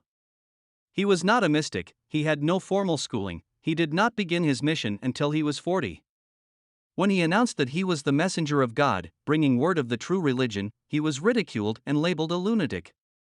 Children tripped him and women threw filth upon him.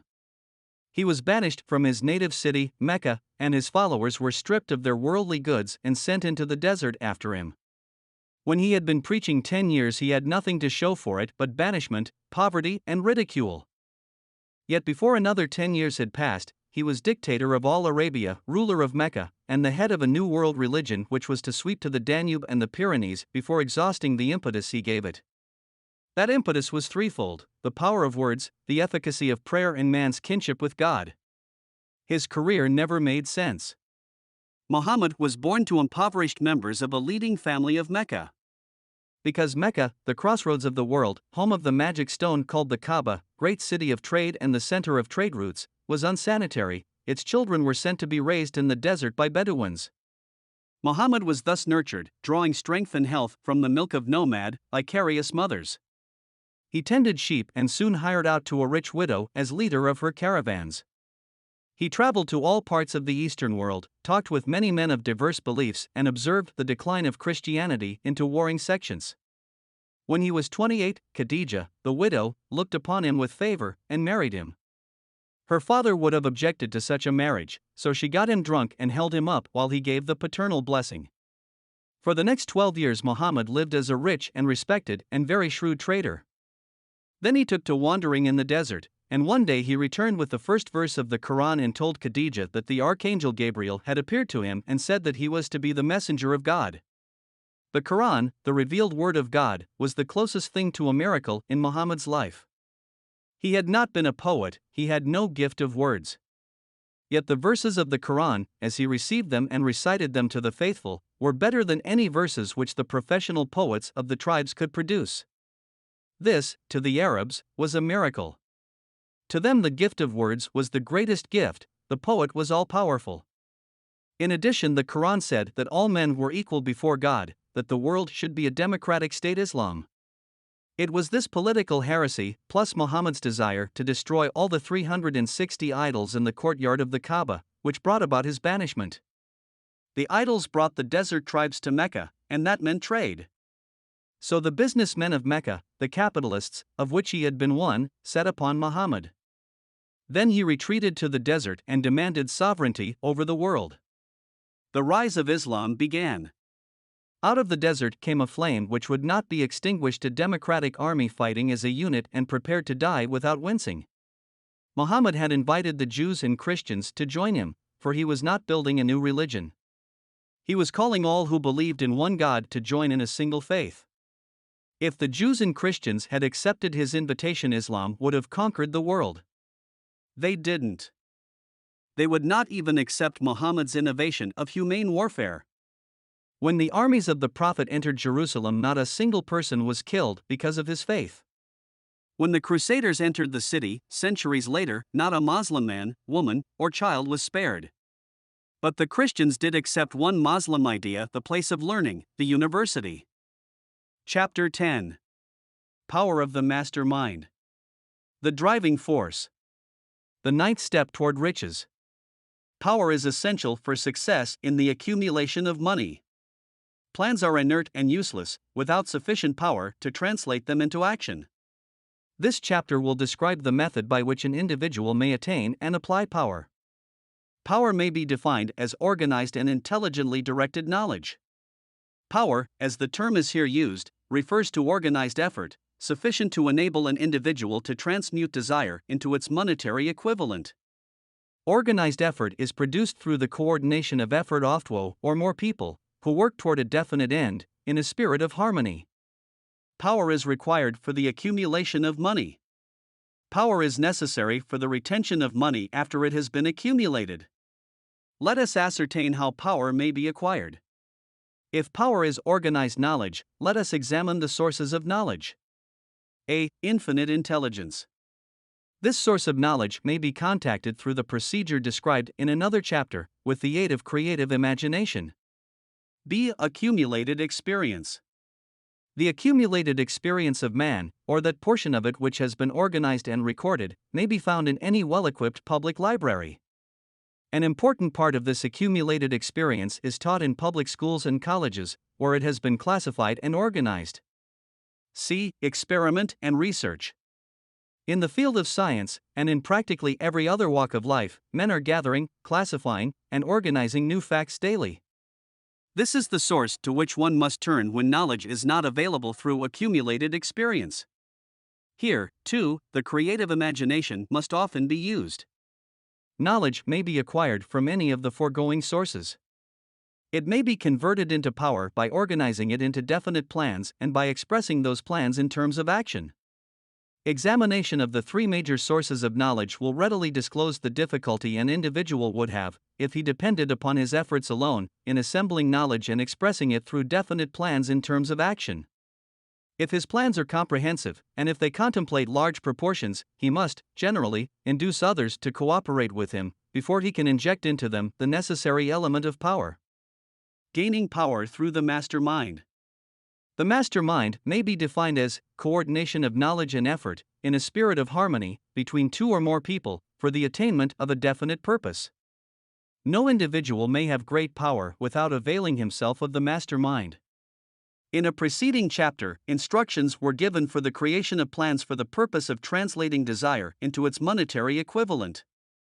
If you carry out these instructions with persistence and intelligence, and use discrimination in the selection of your mastermind group, your objective will have been halfway reached, even before you begin to recognize it.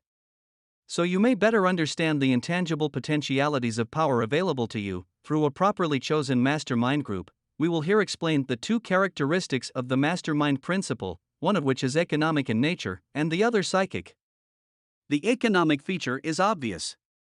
Economic advantages may be created by any person who surrounds himself with the advice, counsel, and personal cooperation of a group of men who are willing to lend him wholehearted aid, in a spirit of perfect harmony. This form of cooperative alliance has been the basis of nearly every great fortune. Your understanding of this great truth may definitely determine your financial status. The psychic phase of the mastermind principle is much more abstract, much more difficult to comprehend, because it has reference to the spiritual forces with which the human race, as a whole, is not well acquainted. You may catch a significant suggestion from this statement: no two minds ever come together without, thereby, creating a third, invisible, intangible force which may be likened to a third mind. Keep in mind the fact that there are only two known elements in the whole universe: energy and matter. It is a well-known fact that matter may be broken down into units of molecules, atoms, and electrons. There are units of matter which may be isolated, separated, and analyzed. Likewise, there are units of energy. The human mind is a form of energy, a part of it being spiritual in nature. When the minds of two people are coordinated in a spirit of harmony, the spiritual units of energy of each mind form an affinity, which constitutes the psychic phase of the mastermind. The mastermind principle, or rather the economic feature of it, was first called to my attention by Andrew Carnegie, over 25 years ago. Discovery of this principle was responsible for the choice of my life's work. Mr. Carnegie's mastermind group consisted of a staff of approximately 50 men, with whom he surrounded himself, for the definite purpose of manufacturing and marketing steel. He attributed his entire fortune to the power he accumulated through this mastermind. Analyze the record of any man who has accumulated a great fortune, and many of those who have accumulated modest fortunes, and you will find that they have either consciously or unconsciously employed the mastermind principle. Great power can be accumulated through no other principle. Energy is nature's universal set of building blocks, out of which she constructs every material thing in the universe, including man, and every form of animal and vegetable life. Through a process which only nature completely understands, she translates energy into matter.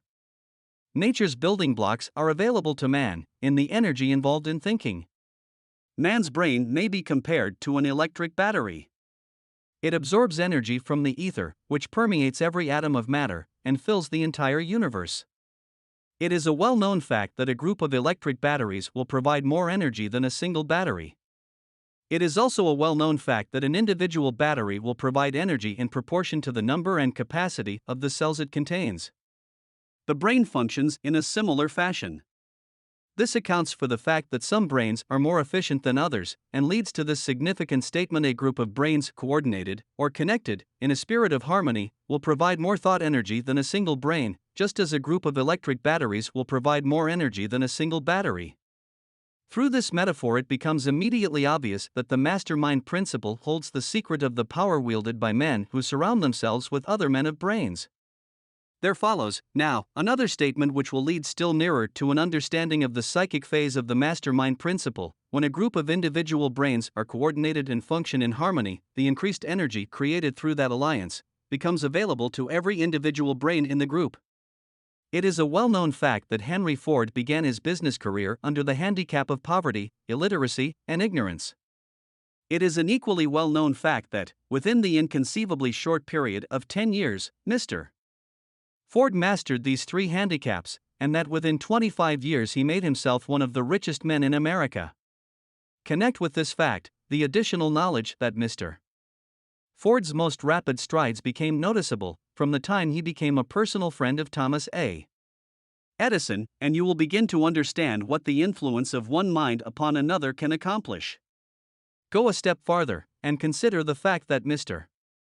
Ford's most outstanding achievements began from the time that he formed the acquaintances of Harvey Firestone, John Burroughs, and Luther Burbank, each a man of great brain capacity, and you will have further evidence that power may be produced through friendly alliance of minds. There is little if any doubt that Henry Ford is one of the best informed men in the business and industrial world. The question of his wealth needs no discussion. Analyze Mr.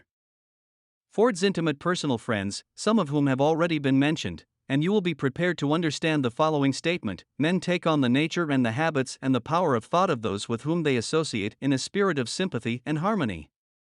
Henry Ford whipped poverty, illiteracy, and ignorance by allying himself with great minds, whose vibrations of thought he absorbed into his own mind. Through his association with Edison, Burbank, Burroughs, and Firestone, Mr. Ford added to his own brain power the sum and substance of the intelligence, experience, knowledge, and spiritual forces of these four men. Moreover, he appropriated and made use of the mastermind principle through the methods of procedure described in this book. This principle is available to you. We have already mentioned Mahatma Gandhi. Perhaps the majority of those who have heard of Gandhi look upon him as merely an eccentric little man who goes around without formal wearing apparel and makes trouble for the British government. In reality, Gandhi is not eccentric, but he is the most powerful man now living, estimated by the number of his followers and their faith in their leader. Moreover, he is probably the most powerful man who has ever lived. His power is passive, but it is real. Let us study the method by which he attained his stupendous power. It may be explained in a few words. He came by power through inducing over 200 million people to coordinate, with mind and body, in a spirit of harmony, for a definite purpose. In brief, Gandhi has accomplished a miracle, for it is a miracle when 200 million people can be induced, not forced, to cooperate in a spirit of harmony, for a limitless time.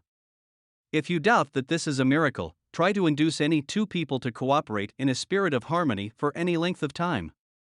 Every man who manages a business knows what a difficult matter it is to get employees to work together in a spirit even remotely resembling harmony. The list of the chief sources from which power may be attained is, as you have seen, headed by infinite intelligence. When two or more people coordinate in a spirit of harmony and work toward a definite objective, they place themselves in position, through that alliance, to absorb power directly from the great universal storehouse of infinite intelligence. This is the greatest of all sources of power. It is the source to which the genius turns. It is the source to which every great leader turns, whether he may be conscious of the fact or not. The other two major sources from which the knowledge, necessary for the accumulation of power, may be obtained are no more reliable than the five senses of man. The senses are not always reliable. Infinite intelligence does not err. In subsequent chapters, the methods by which infinite intelligence may be most readily contacted will be adequately described. This is not a course on religion. No fundamental principle described in this book should be interpreted as being intended to interfere either directly or indirectly with any man's religious habits. This book has been confined exclusively to instructing the reader how to transmute the definite purpose of desire for money into its monetary equivalent. Read, think, and meditate as you read. Soon, the entire subject will unfold, and you will see it in perspective. You are now seeing the detail of the individual chapters. Money is as shy and elusive as the old-time maiden. It must be wooed and won by methods not unlike those used by a determined lover in pursuit of the girl of his choice. And, coincidental as it is, the power used in the wooing of money is not greatly different from that used in wooing a maiden. That power, when successfully used in the pursuit of money, must be mixed with faith. It must be mixed with desire. It must be mixed with persistence. It must be applied through a plan, and that plan must be set into action. When money comes in quantities known as the big money, it flows to the one who accumulates it, as easily as water flows downhill. There exists a great unseen stream of power, which may be compared to a river, except that one side flows in one direction, carrying all who get into that side of the stream onward and upward to wealth, and the other side flows in the opposite direction, carrying all who are unfortunate enough to get into it, and not able to extricate themselves from it, downward to misery and poverty. Every man who has accumulated a great fortune has recognized the existence of this stream of life. It consists of one's thinking process. The positive emotions of thought form the side of the stream which carries one to fortune. The negative emotions form the side which carries one down to poverty. This carries a thought of stupendous importance to the person who is following this book with the object of accumulating a fortune. If you are in the side of the stream of power which leads to poverty, this may serve as an oar by which you may propel yourself over into the other side of the stream. It can serve you only through application and use. Merely reading and passing judgment on it, either one way or another, will in no way benefit you. Some people undergo the experience of alternating between the positive and negative sides of the stream, being at times on the positive side, and at times on the negative side. The Wall Street crash of '29 swept millions of people from the positive to the negative side of the stream. These millions are struggling, some of them in desperation and fear, to get back to the positive side of the stream. This book was written especially for those millions. Poverty and riches often change places. The crash taught the world this truth, although the world will not long remember the lesson. Poverty may, and generally does, voluntarily take the place of riches. When riches take the place of poverty, the change is usually brought about through well-conceived and carefully executed plans. Poverty needs no plan. It needs no one to aid it, because it is bold and ruthless. Riches are shy and timid. They have to be attracted. Anybody can wish for riches, and most people do, but only a few know that a definite plan, plus a burning desire for wealth, are the only dependable means of accumulating wealth. Chapter 13. The Brain. A broadcasting and receiving station for thought. The 12th step toward riches. More than 20 years ago, the author, working in conjunction with the late Dr. Alexander Graham Bell and Dr. Elmer R. Gates, observed that every human brain is both a broadcasting and receiving station for the vibration of thought. Through the medium of the ether, in a fashion similar to that employed by the radio broadcasting principle, every human brain is capable of picking up vibrations of thought which are being released by other brains. In connection with the statement in the preceding paragraph, compare and consider the description of the creative imagination, as outlined in the chapter on imagination. The creative imagination is the receiving set of the brain, which receives thoughts, released by the brains of others. It is the agency of communication between one's conscious or reasoning mind and the four sources from which one may receive thought stimuli.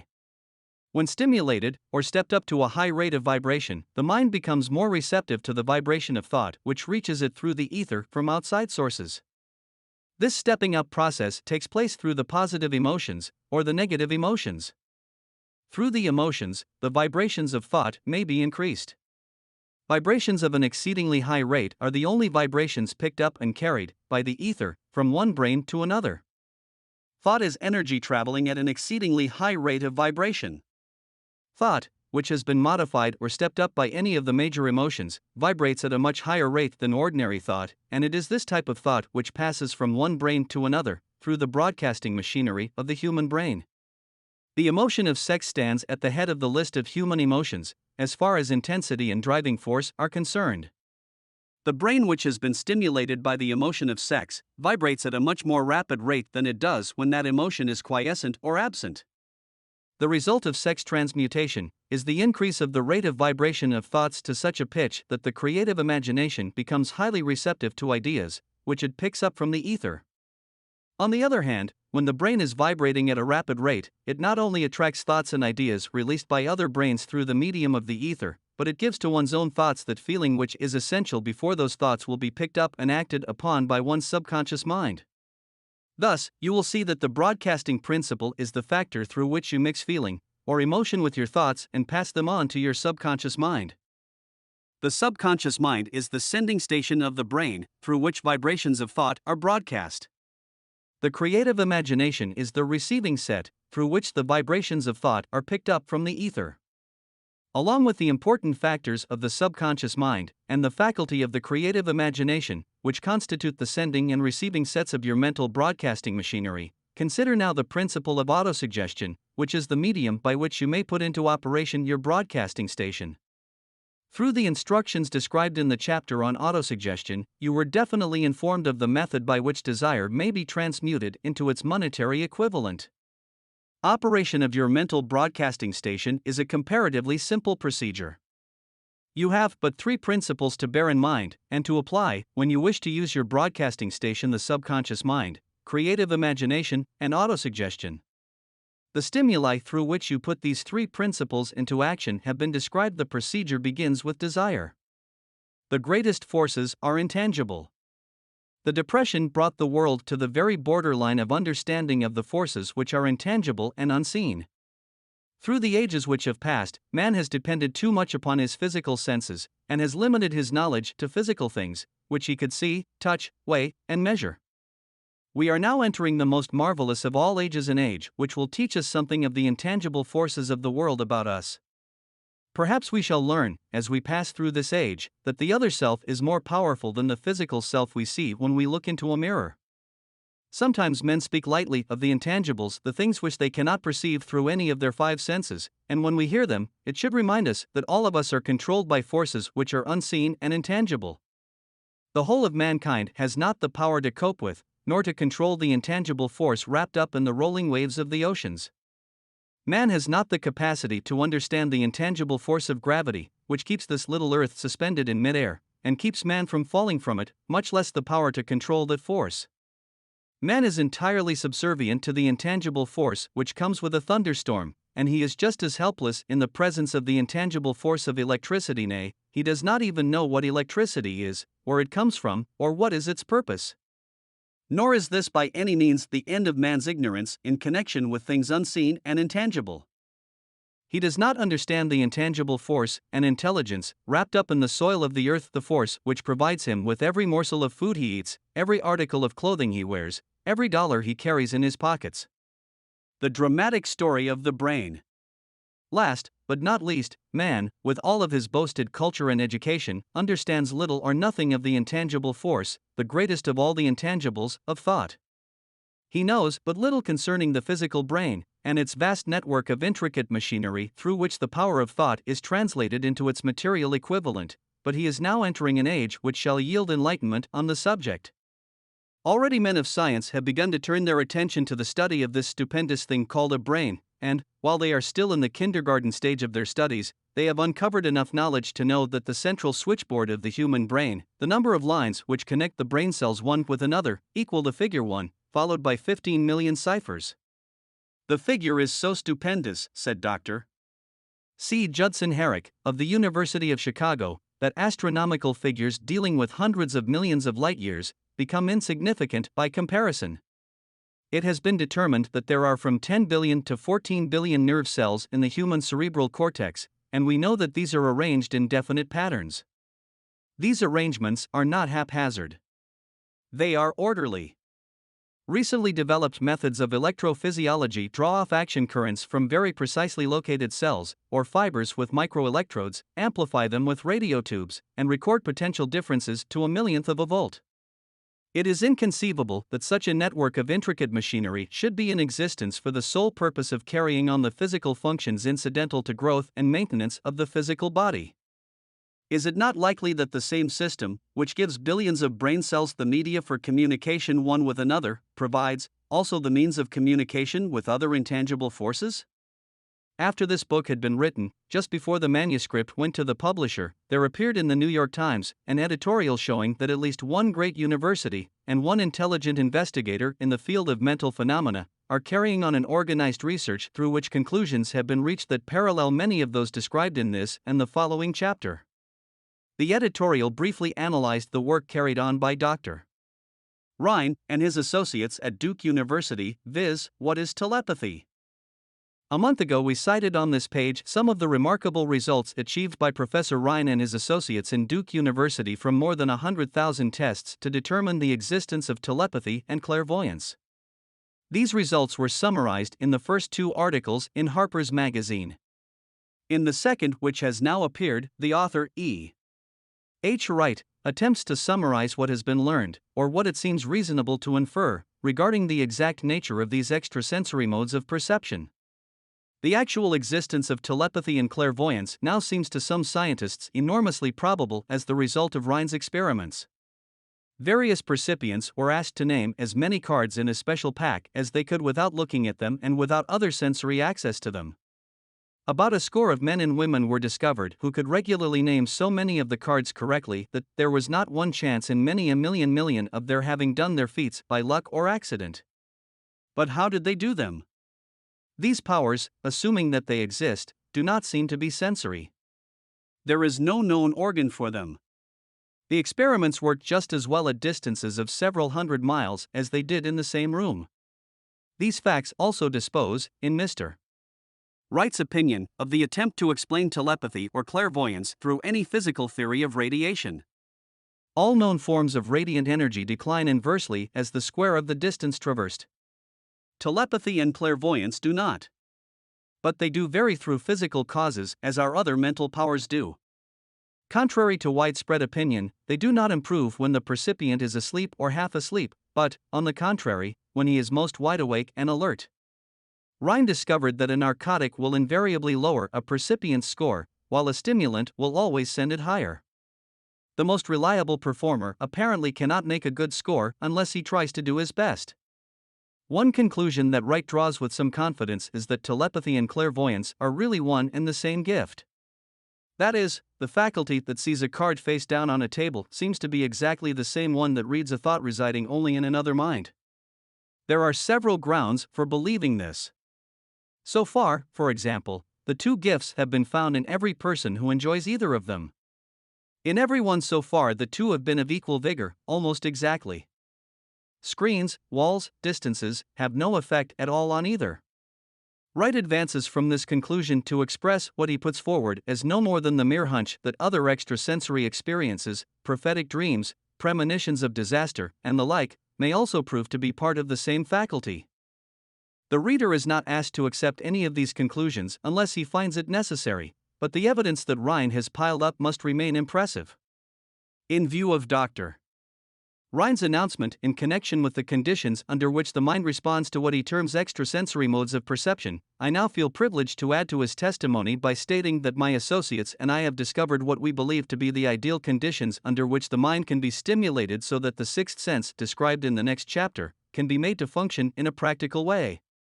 The conditions to which I refer consist of a close working alliance between myself and two members of my staff. Through experimentation and practice, we have discovered how to stimulate our minds by applying the principle used in connection with the invisible counselors described in the next chapter, so that we can, by a process of blending our three minds into one, find the solution to a great variety of personal problems which are submitted by my clients. The procedure is very simple. We sit down at a conference table, clearly state the nature of the problem we have under consideration, then begin discussing it. Each contributes whatever thoughts that may occur.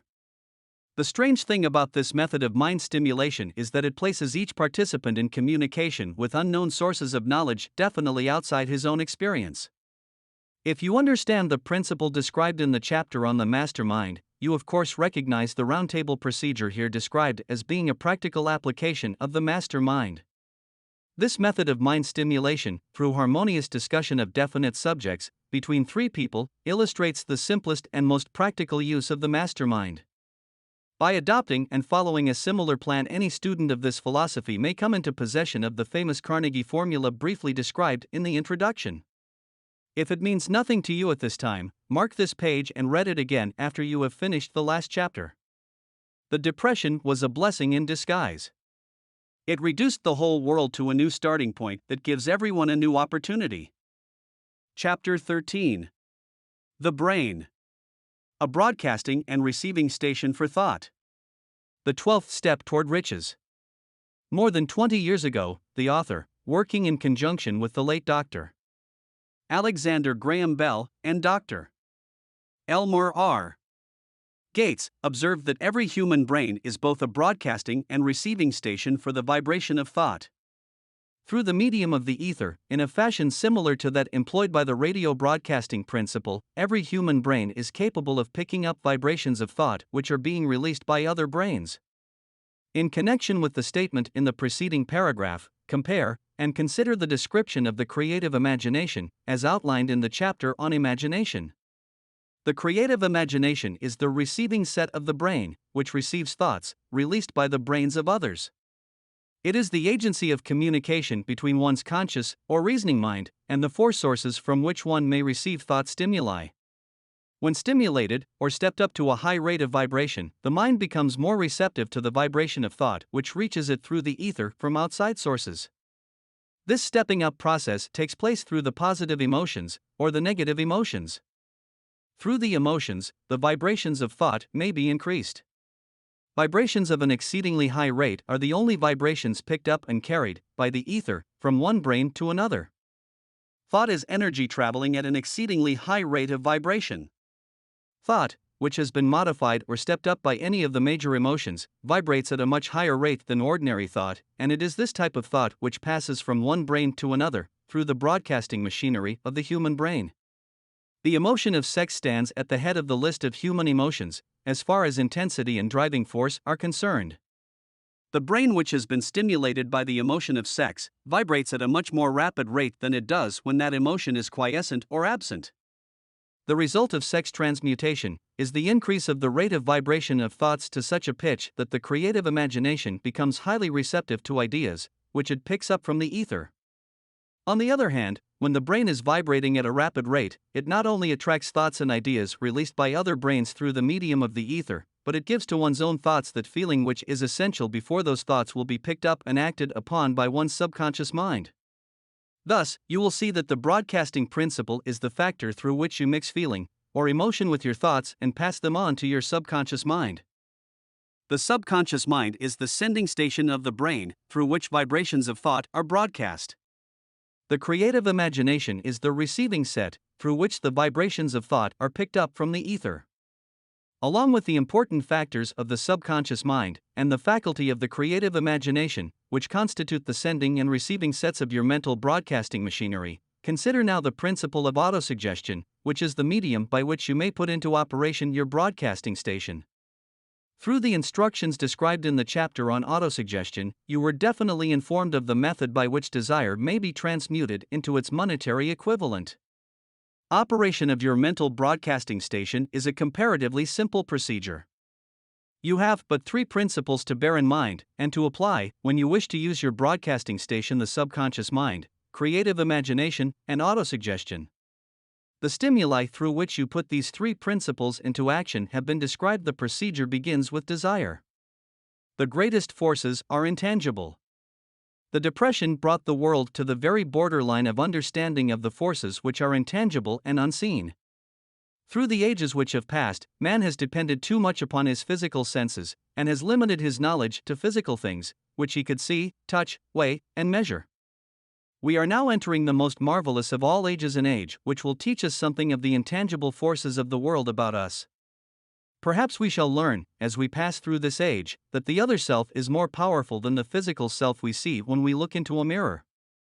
Sometimes men speak lightly of the intangibles, the things which they cannot perceive through any of their five senses, and when we hear them, it should remind us that all of us are controlled by forces which are unseen and intangible. The whole of mankind has not the power to cope with, nor to control the intangible force wrapped up in the rolling waves of the oceans.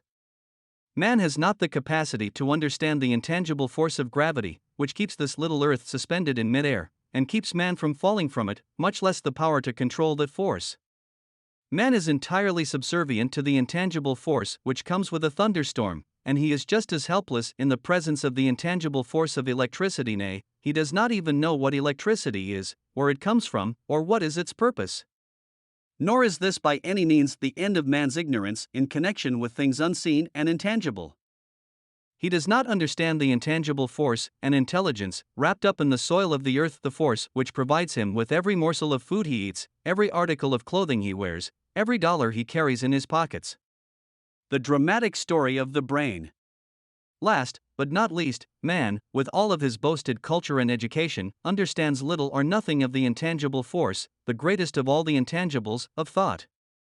He knows but little concerning the physical brain, and its vast network of intricate machinery through which the power of thought is translated into its material equivalent, but he is now entering an age which shall yield enlightenment on the subject.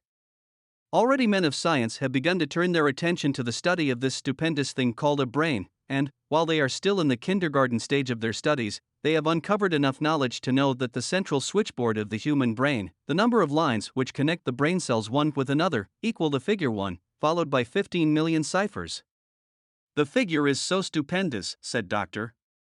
C. Judson Herrick, of the University of Chicago, that astronomical figures dealing with hundreds of millions of light years become insignificant by comparison.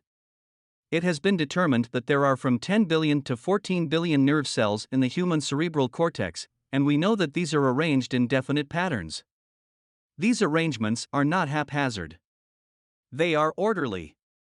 Recently developed methods of electrophysiology draw off action currents from very precisely located cells, or fibers with microelectrodes, amplify them with radio tubes, and record potential differences to a millionth of a volt. It is inconceivable that such a network of intricate machinery should be in existence for the sole purpose of carrying on the physical functions incidental to growth and maintenance of the physical body. Is it not likely that the same system, which gives billions of brain cells the media for communication one with another, provides also the means of communication with other intangible forces? After this book had been written, just before the manuscript went to the publisher, there appeared in the New York Times an editorial showing that at least one great university and one intelligent investigator in the field of mental phenomena are carrying on an organized research through which conclusions have been reached that parallel many of those described in this and the following chapter. The editorial briefly analyzed the work carried on by Dr. Rhine and his associates at Duke University, viz., what is telepathy? A month ago we cited on this page some of the remarkable results achieved by Professor Rhine and his associates in Duke University from more than 100,000 tests to determine the existence of telepathy and clairvoyance. These results were summarized in the first two articles in Harper's Magazine. In the second, which has now appeared, the author E.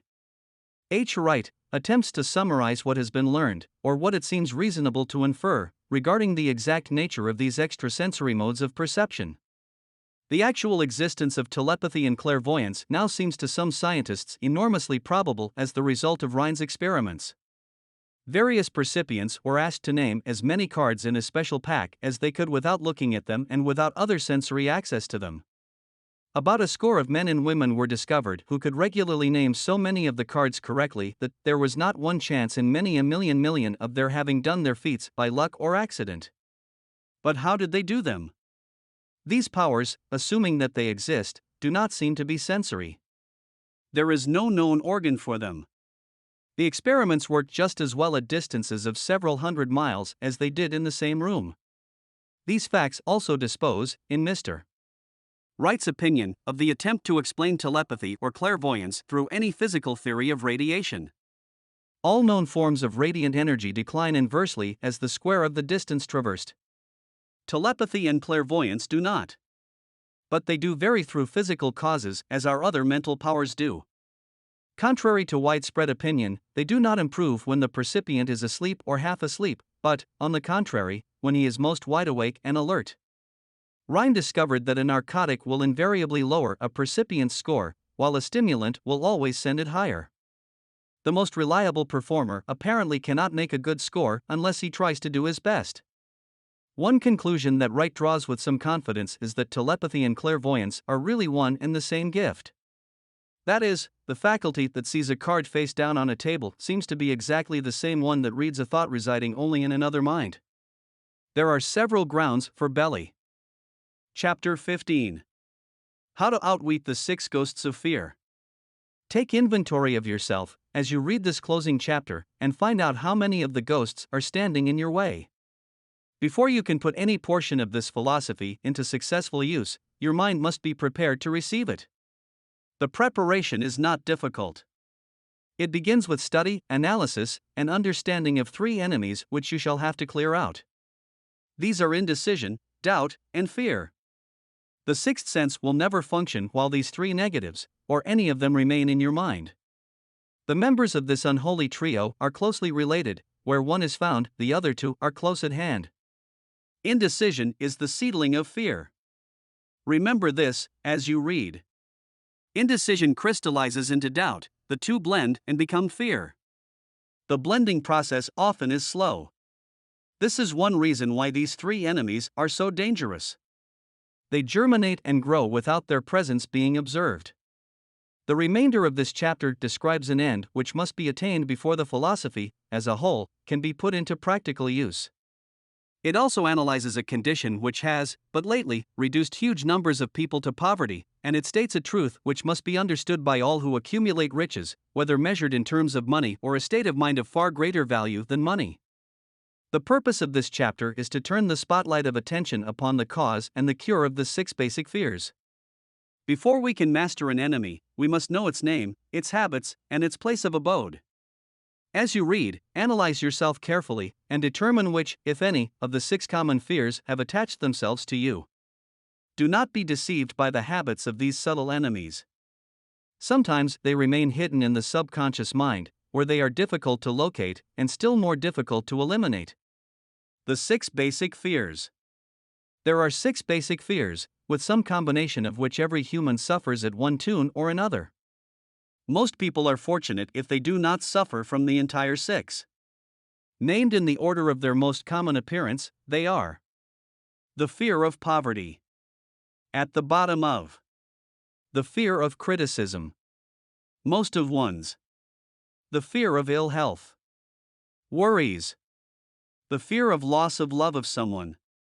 The fear of old age. The fear of death. All other fears are of minor importance, they can be grouped under these 6 headings. The prevalence of these fears, as a curse to the world, runs in cycles.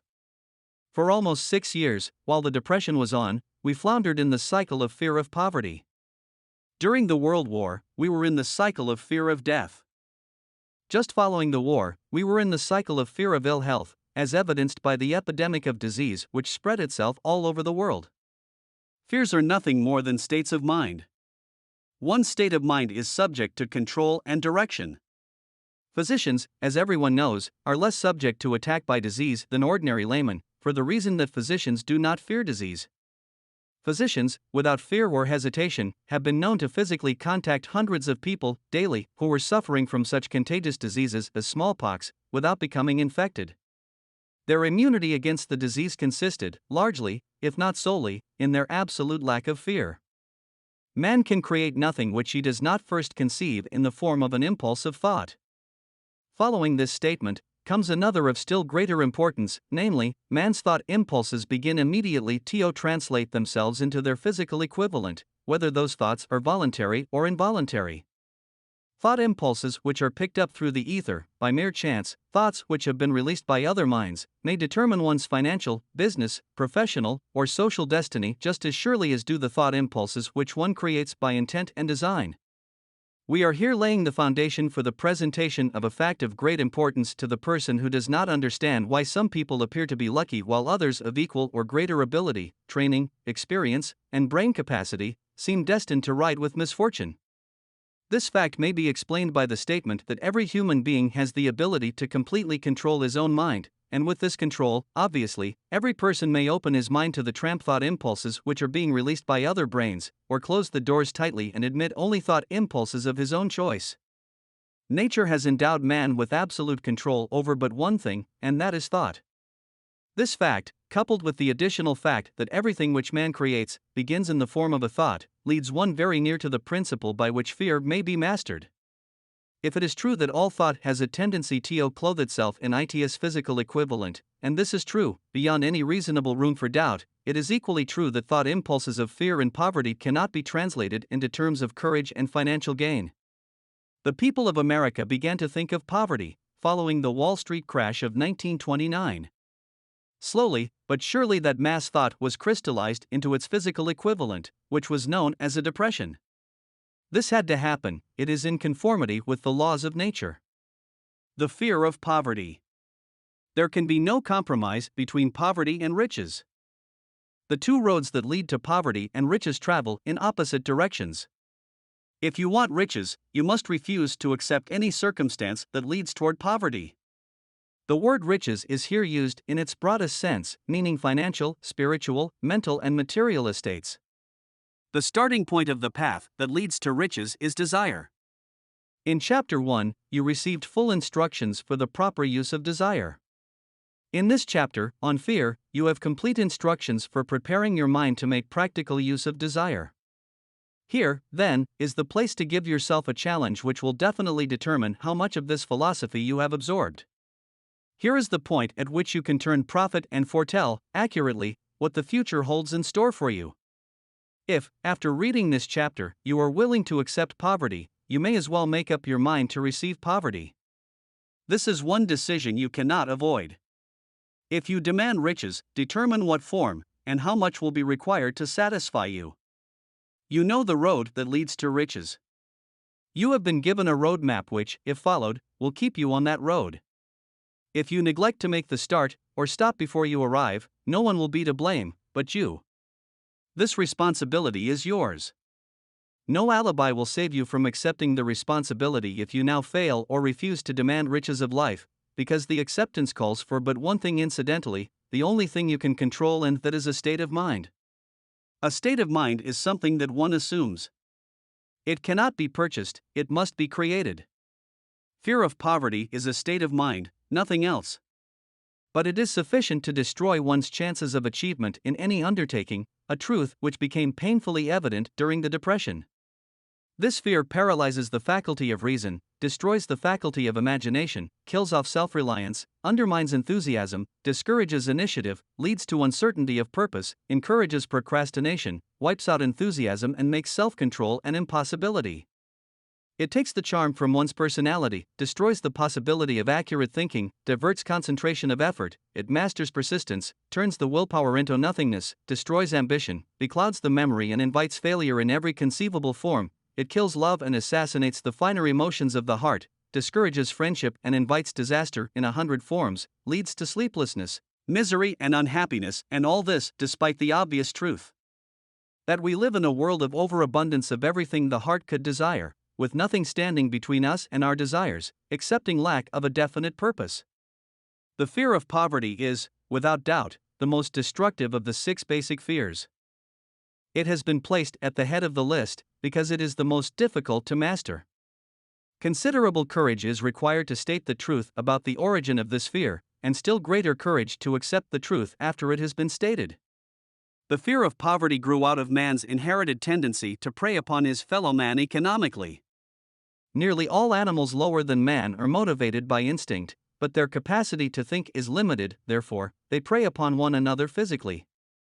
Man, with his superior sense of intuition, with the capacity to think and to reason, does not eat his fellow man bodily, he gets more satisfaction out of eating him financially. Man is so avaricious that every conceivable law has been passed to safeguard him from his fellow man. Of all the ages of the world, of which we know anything, the age in which we live seems to be one that is outstanding because of man's money madness. A man is considered less than the dust of the earth, unless he can display a fat bank account. But if he has money, never mind how he acquired it, he is a king or a big shot, he is above the law, he rules in politics, he dominates in business, and the whole world about him bows in respect when he passes. Nothing brings man so much suffering and humility as poverty. Only those who have experienced poverty understand the full meaning of this. It is no wonder that man fears poverty. Through a long line of inherited experiences, man has learned, for sure, that some men cannot be trusted, where matters of money and earthly possessions are concerned. This is a rather stinging indictment, the worst part of it being that it is true. The majority of marriages are motivated by the wealth possessed by one, or both of the contracting parties. It is no wonder, therefore, that the divorce courts are busy. So eager is man to possess wealth that he will acquire it in whatever manner he can, through legal methods if possible, through other methods if necessary or expedient. Self-analysis may disclose weaknesses which one does not like to acknowledge. This form of examination is essential to all who demand of life more than mediocrity and poverty. Remember, as you check yourself point by point, that you are both the court and the jury, the prosecuting attorney and the attorney for the defense, and that you are the plaintiff and the defendant, also, that you are on trial. Face the facts squarely. Ask yourself definite questions and demand direct replies. When the examination is over, you will know more about yourself. If you do not feel that you can be an impartial judge in this self-examination, call upon someone who knows you well to serve as judge while you cross-examine yourself. You are after the truth. Get it, no matter at what cost, even though it may temporarily embarrass you. The majority of people, if asked what they fear most, would reply, "I fear nothing." The reply would be inaccurate, because few people realize that they are bound, handicapped, whipped spiritually and physically through some form of fear. So subtle and deeply seated is the emotion of fear that one may go through life burdened with it, never recognizing its presence. Only a courageous analysis will disclose the presence of this universal enemy. When you begin such an analysis, search deeply into your character. Here is a list of the symptoms for which you should look. Symptoms of the fear of poverty. Indifference. Commonly expressed through lack of ambition, willingness to tolerate poverty, acceptance of whatever compensation life may offer without protest, mental and physical laziness, lack of initiative, imagination, enthusiasm, and self-control. Indecision. The habit of permitting others to do one's thinking. Staying on the fence. Doubt. Generally expressed through alibis and excuses designed to cover up, explain away, or apologize for one's failures, sometimes expressed in the form of envy of those who are successful, or by criticizing them. Worry. Usually expressed by finding fault with others, a tendency to spend beyond one's income, neglect of personal appearance, scowling and frowning, intemperance in the use of alcoholic drink, sometimes through the use of narcotics, nervousness, lack of poise, self-consciousness, and lack of self-reliance. Overcaution. The habit of looking for the negative side of every circumstance, thinking and talking of possible failure instead of concentrating upon the means of succeeding. Knowing all the roads to disaster, but never searching for the plans to avoid failure. Waiting for the right time to begin putting ideas and plans into action, until the waiting becomes a permanent habit. Remembering those who have failed, and forgetting those who have succeeded. Seeing the hole in the donut, but overlooking the donut. Pessimism, leading to indigestion, poor elimination, auto-intoxication, bad breath, and bad disposition. Procrastination. The habit of putting off until tomorrow that which should have been done last year. Spending enough time in creating alibis and excuses to have done the job. This symptom is closely related to overcaution, doubt, and worry. Refusal to accept responsibility when it can be avoided. Willingness to compromise rather than put up a stiff fight. Compromising with difficulties instead of harnessing and using them as stepping stones to advancement. Bargaining with life for a penny, instead of demanding prosperity, opulence, riches, contentment, and happiness. Planning what to do if and when overtaken by failure, instead of burning all bridges and making retreat impossible. Weakness of, and often total lack of self-confidence, definiteness of purpose, self-control, initiative, enthusiasm, ambition, thrift, and sound reasoning ability. Expecting poverty instead of demanding riches. Association with those who accept poverty instead of seeking the company of those who demand and receive riches. Money talks. Some will ask, why did you write a book about money?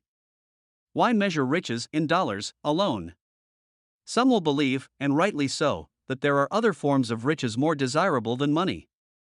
Yes, there are riches which cannot be measured in terms of dollars, but there are millions of people who will say, give me all the money I need, and I will find everything else I want. The major reason why I wrote this book on how to get money is the fact that the world has but lately passed through an experience that left millions of men and women paralyzed with the fear of poverty. What this sort of fear does to one was well described by Westbrook Pegler in the New York World Telegram, viz. Money is only clam shells or metal discs or scraps of paper, and there are treasures of the heart and soul which money cannot buy, but most people, being broke, are unable to keep this in mind and sustain their spirits. When a man is down and out and on the street, unable to get any job at all, something happens to his spirit which can be observed in the droop of his shoulders, the set of his hat, his walk, and his gaze. He cannot escape a feeling of inferiority among people with regular employment, even though he knows they are definitely not his equals in character, intelligence, or ability. These people, even his friends, feel, on the other hand, a sense of superiority and regard him, perhaps unconsciously, as a casualty. He may borrow for a time, but not enough to carry on in his accustomed way, and he cannot continue to borrow very long. But borrowing in itself, when a man is borrowing merely to live, is a depressing experience, and the money lacks the power of earned money to revive his spirits. Of course, none of this applies to bums or habitual ne'er-do-wells, but only to men of normal ambitions and self-respect. Women conceal despair. Women in the same predicament must be different. We somehow do not think of women at all in considering the down and outers. They are scarce in the breadlines, they rarely are seen begging on the streets, and they are not recognizable in crowds by the same plain signs which identify busted men. Of course, I do not mean the shuffling hags of the city streets who are the opposite number of the confirmed male bums. I mean reasonably young, decent, and intelligent women. There must be many of them, but their despair is not apparent. Maybe they kill themselves. When a man is down and out, he has time on his hands for brooding. He may travel miles to see a man about a job and discover that the job is filled, or that it is one of those jobs with no base pay but only a commission on the sale of some useless knickknack which nobody would buy, except out of pity. Turning that down, he finds himself back on the street with nowhere to go but just anywhere. So he walks and walks. He gazes into store windows at luxuries which are not for him, and feels inferior and gives way to people who stop to look with an active interest. He wanders into the railroad station or puts himself down in the library to ease his legs and soak up a little heat, but that isn't looking for a job, so he gets going again. He may not know it, but his aimlessness would give him away even if the very lines of his figure did not. He may be well dressed in the clothes left over from the days when he had a steady job, but the clothes cannot disguise the droop. Money makes difference. He sees thousands of other people, bookkeepers or clerks or chemists or wagon hands, busy at their work, and envies them from the bottom of his soul. They have their independence, their self-respect and manhood, and he simply cannot convince himself that he is a good man, too, though he argue it out and arrive at a favorable verdict hour after hour. It is just money which makes this difference in him. With a little money he would be himself again. Some employers take the most shocking advantage of people who are down and out. The agencies hang out little colored cards offering miserable wages to busted men. $12 a week, $15 a week. An $18 a week job is a plum, and anyone with $25 a week to offer does not hang the job in front of an agency on a colored card. I have a want ad clip from a local paper demanding a clerk, a good, clean penman, to take telephone orders for a sandwich shop from 11 a.m. to 2 p.m. for $8 a month, not $8 a week, but $8 a month. The ad says also, state religion. Can you imagine the brutal effrontery of anyone who demands a good, clean penman for 11 cents an hour, inquiring into the victim's religion? But that is what busted people are offered. The fear of criticism. Just how man originally came by this fear, no one can state definitely, but one thing is certain: he has it in a highly developed form. Some believe that this fear made its appearance about the time that politics became a profession. Others believe it can be traced to the age when women first began to concern themselves with styles in wearing apparel. This author, being neither a humorist nor a prophet, is inclined to attribute the basic fear of criticism to that part of man's inherited nature which prompts him not only to take away his fellow man's goods and wares, but to justify his action by criticism of his fellow man's character. It is a well-known fact that a thief will criticize the man from whom he steals, that politicians seek office, not by displaying their own virtues and qualifications, but by attempting to besmirch their opponents. The fear of criticism takes on many forms, the majority of which are petty and trivial. Bald-headed men, for example, are bald for no other reason than their fear of criticism. Heads become bald because of the tight-fitting bands of hats which cut off the circulation from the roots of the hair. Men wear hats, not because they actually need them, but mainly because everyone is doing it. The individual falls into line and does likewise, lest some other individual criticize him. Women seldom have bald heads, or even thin hair, because they wear hats which fit their heads loosely, the only purpose of the hats being adornment.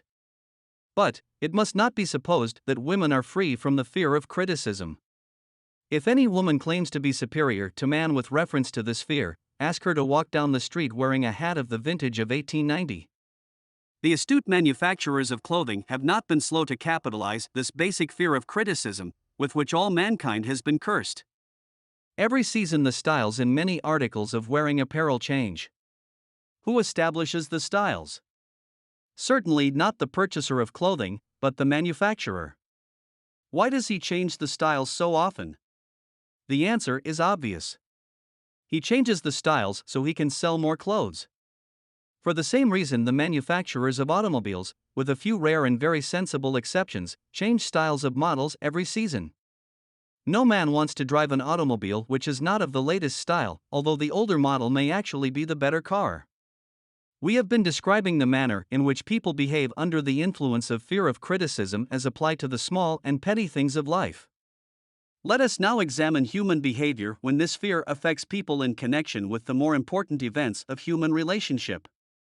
Take for example practically any person who has reached the age of mental maturity, from 35 to 40 years of age as a general average, and if you could read the secret thoughts of his mind, you would find a very decided disbelief in most of the fables taught by the majority of the dogmatists and theologians a few decades back.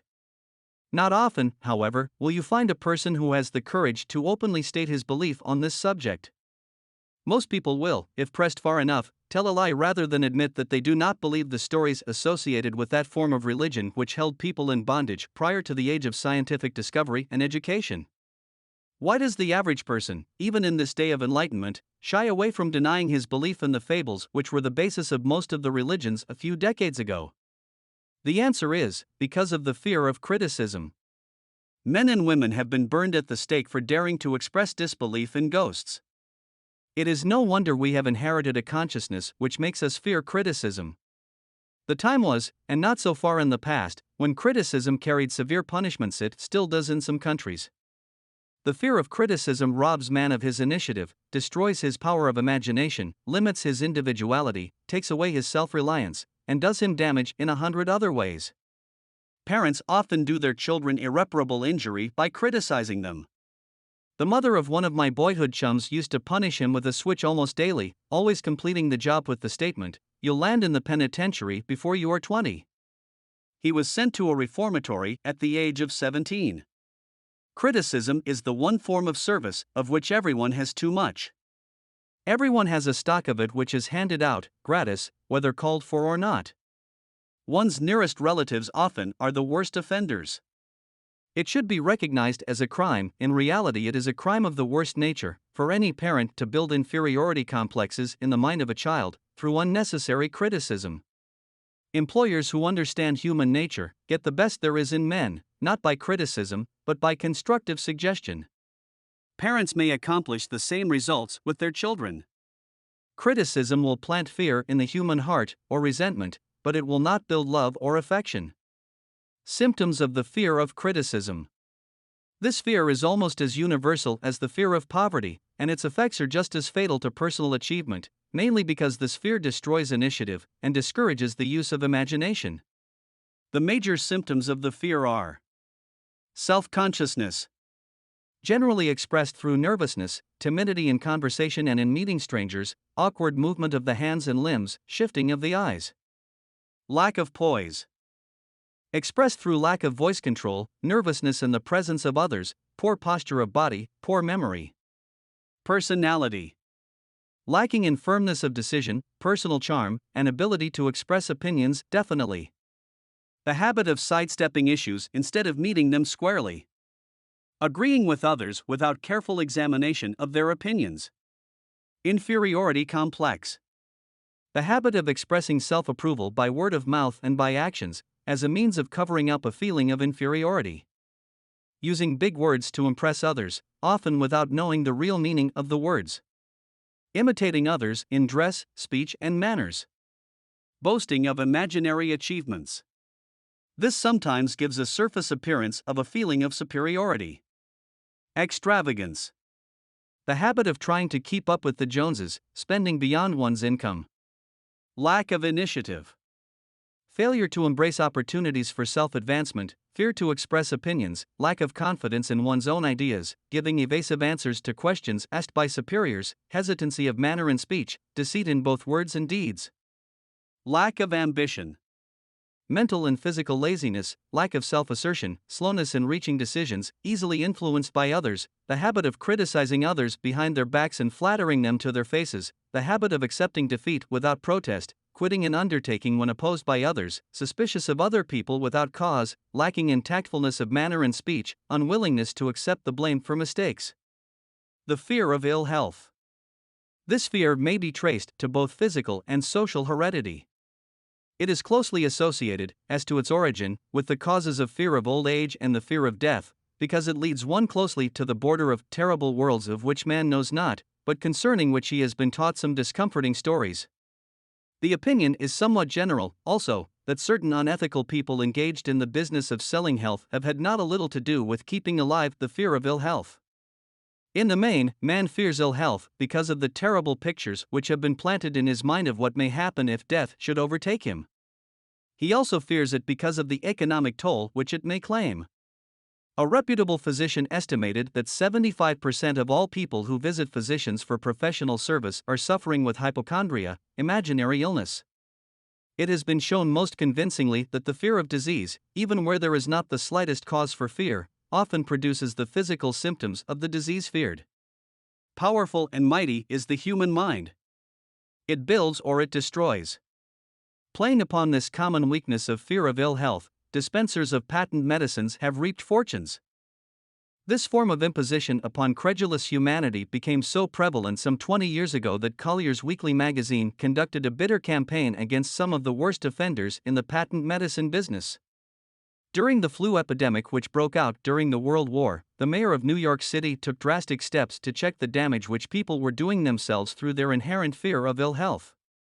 He called in the newspaper men and said to them, "Gentlemen, I feel it necessary to ask you not to publish any scare headlines concerning the flu epidemic.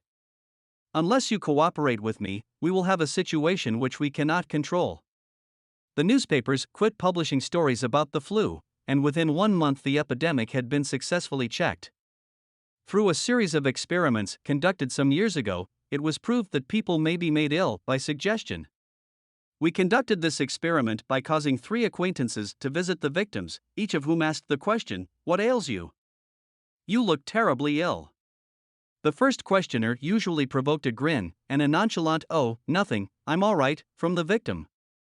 The second questioner usually was answered with the statement, "I don't know exactly, but I do feel badly." The third questioner was usually met with the frank admission that the victim was actually feeling ill. Try this on an acquaintance if you doubt that it will make him uncomfortable, but do not carry the experiment too far. There is a certain religious sect whose members take vengeance upon their enemies by the hexing method. They call it placing a spell on the victim. There is overwhelming evidence that disease sometimes begins in the form of negative thought impulse.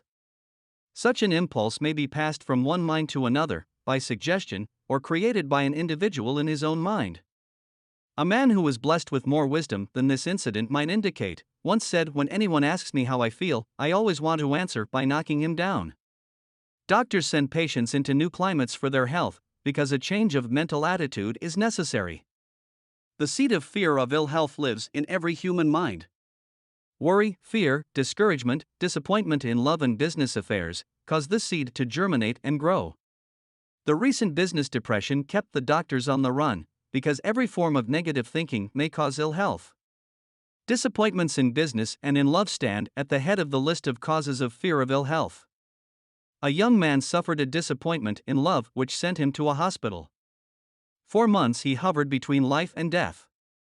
A specialist in suggestive therapeutics was called in. The specialist changed nurses, placing him in charge of a very charming young woman who began, by prearrangement with the doctor, to make love to him the first day of her arrival on the job. Within 3 weeks the patient was discharged from the hospital, still suffering, but with an entirely different malady. He was in love again. The remedy was a hoax, but the patient and the nurse were later married. Both are in good health at the time of this writing. Symptoms of the fear of ill health. The symptoms of this almost universal fear are: autosuggestion. The habit of negative use of self-suggestion by looking for and expecting to find the symptoms of all kinds of disease. Enjoying imaginary illness and speaking of it as being real. The habit of trying all fads and isms recommended by others as having therapeutic value. Talking to others of operations, accidents, and other forms of illness. Experimenting with diets, physical exercises, reducing systems, without professional guidance. Trying home remedies, patent medicines, and quack remedies. Hypochondria. The habit of talking of illness, concentrating the mind upon disease, and expecting its appearance until a nervous break occurs. Nothing that comes in bottles can cure this condition. It is brought on by negative thinking, and nothing but positive thought can effect a cure. Hypochondria, a medical term for imaginary disease, is said to do as much damage on occasion as the disease one fears might do. Most so-called cases of nerves come from imaginary illness. Exercise. Fear of ill health often interferes with proper physical exercise and results in overweight, by causing one to avoid outdoor life. Susceptibility. Fear of ill health breaks down nature's body resistance, and creates a favorable condition for any form of disease one may contact. The fear of ill health often is related to the fear of poverty, especially in the case of the hypochondriac, who constantly worries about the possibility of having to pay doctor's bills, hospital bills, etc. This type of person spends much time preparing for sickness, talking about death, saving money for cemetery lots and burial expenses, etc. Self-coddling. The habit of making a bid for sympathy, using imaginary illness as the lure. People often resort to this trick to avoid work. The habit of feigning illness to cover plain laziness, or to serve as an alibi for lack of ambition. Intemperance. The habit of using alcohol or narcotics to destroy pains such as headaches, neuralgia, etc., instead of eliminating the cause. The habit of reading about illness and worrying over the possibility of being stricken by it. The habit of reading patent medicine advertisements. The fear of loss of love. The original source of this inherent fear needs but little description, because it obviously grew out of man's polygamous habit of stealing his fellow man's mate, and his habit of taking liberties with her whenever he could. Jealousy and other similar forms of dementia praecox grow out of man's inherited fear of the loss of love of someone. This fear is the most painful of all the 6 basic fears. It probably plays more havoc with the body and mind than any of the other basic fears, as it often leads to permanent insanity. The fear of the loss of love probably dates back to the Stone Age, when men stole women by brute force. They continue to steal females, but their technique has changed. Instead of force, they now use persuasion, the promise of pretty clothes, motor cars, and other bait much more effective than physical force. Man's habits are the same as they were at the dawn of civilization, but he expresses them differently. Careful analysis has shown that women are more susceptible to this fear than men. This fact is easily explained. Women have learned, from experience, that men are polygamous by nature, that they are not to be trusted in the hands of rivals. Symptoms of the fear of loss of love. The distinguishing symptoms of this fear are: jealousy. The habit of being suspicious of friends and loved ones without any reasonable evidence of sufficient grounds. Jealousy is a form of dementia praecox which sometimes becomes violent without the slightest cause. The habit of accusing wife or husband of infidelity without grounds. General suspicion of everyone, absolute faith in no one. Fault finding. The habit of finding fault with friends, relatives, business associates, and loved ones upon the slightest provocation, or without any cause whatsoever. Gambling. The habit of gambling, stealing, cheating, and otherwise taking hazardous chances to provide money for loved ones, with the belief that love can be bought. The habit of spending beyond one's means, or incurring debts, to provide gifts for loved ones, with the object of making a favorable showing. Insomnia, nervousness, lack of persistence, weakness of will, lack of self-control, lack of self-reliance, bad temper. The fear of old age. In the main, this fear grows out of 2 sources. First, the thought that old age may bring with it poverty. Secondly, and by far the most common source of origin, from false and cruel teachings of the past which have been too well mixed with fire and brimstone, and other bogies cunningly designed to enslave man through fear. In the basic fear of old age, man has 2 very sound reasons for his apprehension, one growing out of his distrust of his fellow man, who may seize whatever worldly goods he may possess, and the other arising from the terrible pictures of the world beyond, which were planted in his mind, through social heredity before he came into full possession of his mind. The possibility of ill health, which is more common as people grow older, is also a contributing cause of this common fear of old age. Eroticism also enters into the cause of the fear of old age, as no man cherishes the thought of diminishing sex attraction. The most common cause of fear of old age is associated with the possibility of poverty. Poorhouse is not a pretty word. It throws a chill into the mind of every person who faces the possibility of having to spend his declining years on a poor farm. Another contributing cause of the fear of old age is the possibility of loss of freedom and independence, as old age may bring with it the loss of both physical and economic freedom. Symptoms of the fear of old age.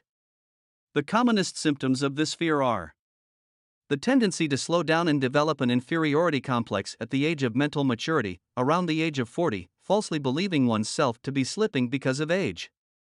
The truth is that man's most useful years, mentally and spiritually, are those between 40 and 60. The habit of speaking apologetically of oneself as being old merely because one has reached the age of 40 or 50, instead of reversing the rule and expressing gratitude for having reached the age of wisdom and understanding.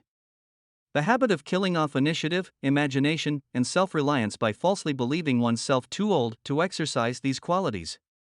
The habit of the man or woman of 40 dressing with the aim of trying to appear much younger, and affecting mannerisms of youth, thereby inspiring ridicule by both friends and strangers. The fear of death. To some, this is the cruelest of all the basic fears. The reason is obvious. The terrible pangs of fear associated with the thought of death, in the majority of cases, may be charged directly to religious fanaticism.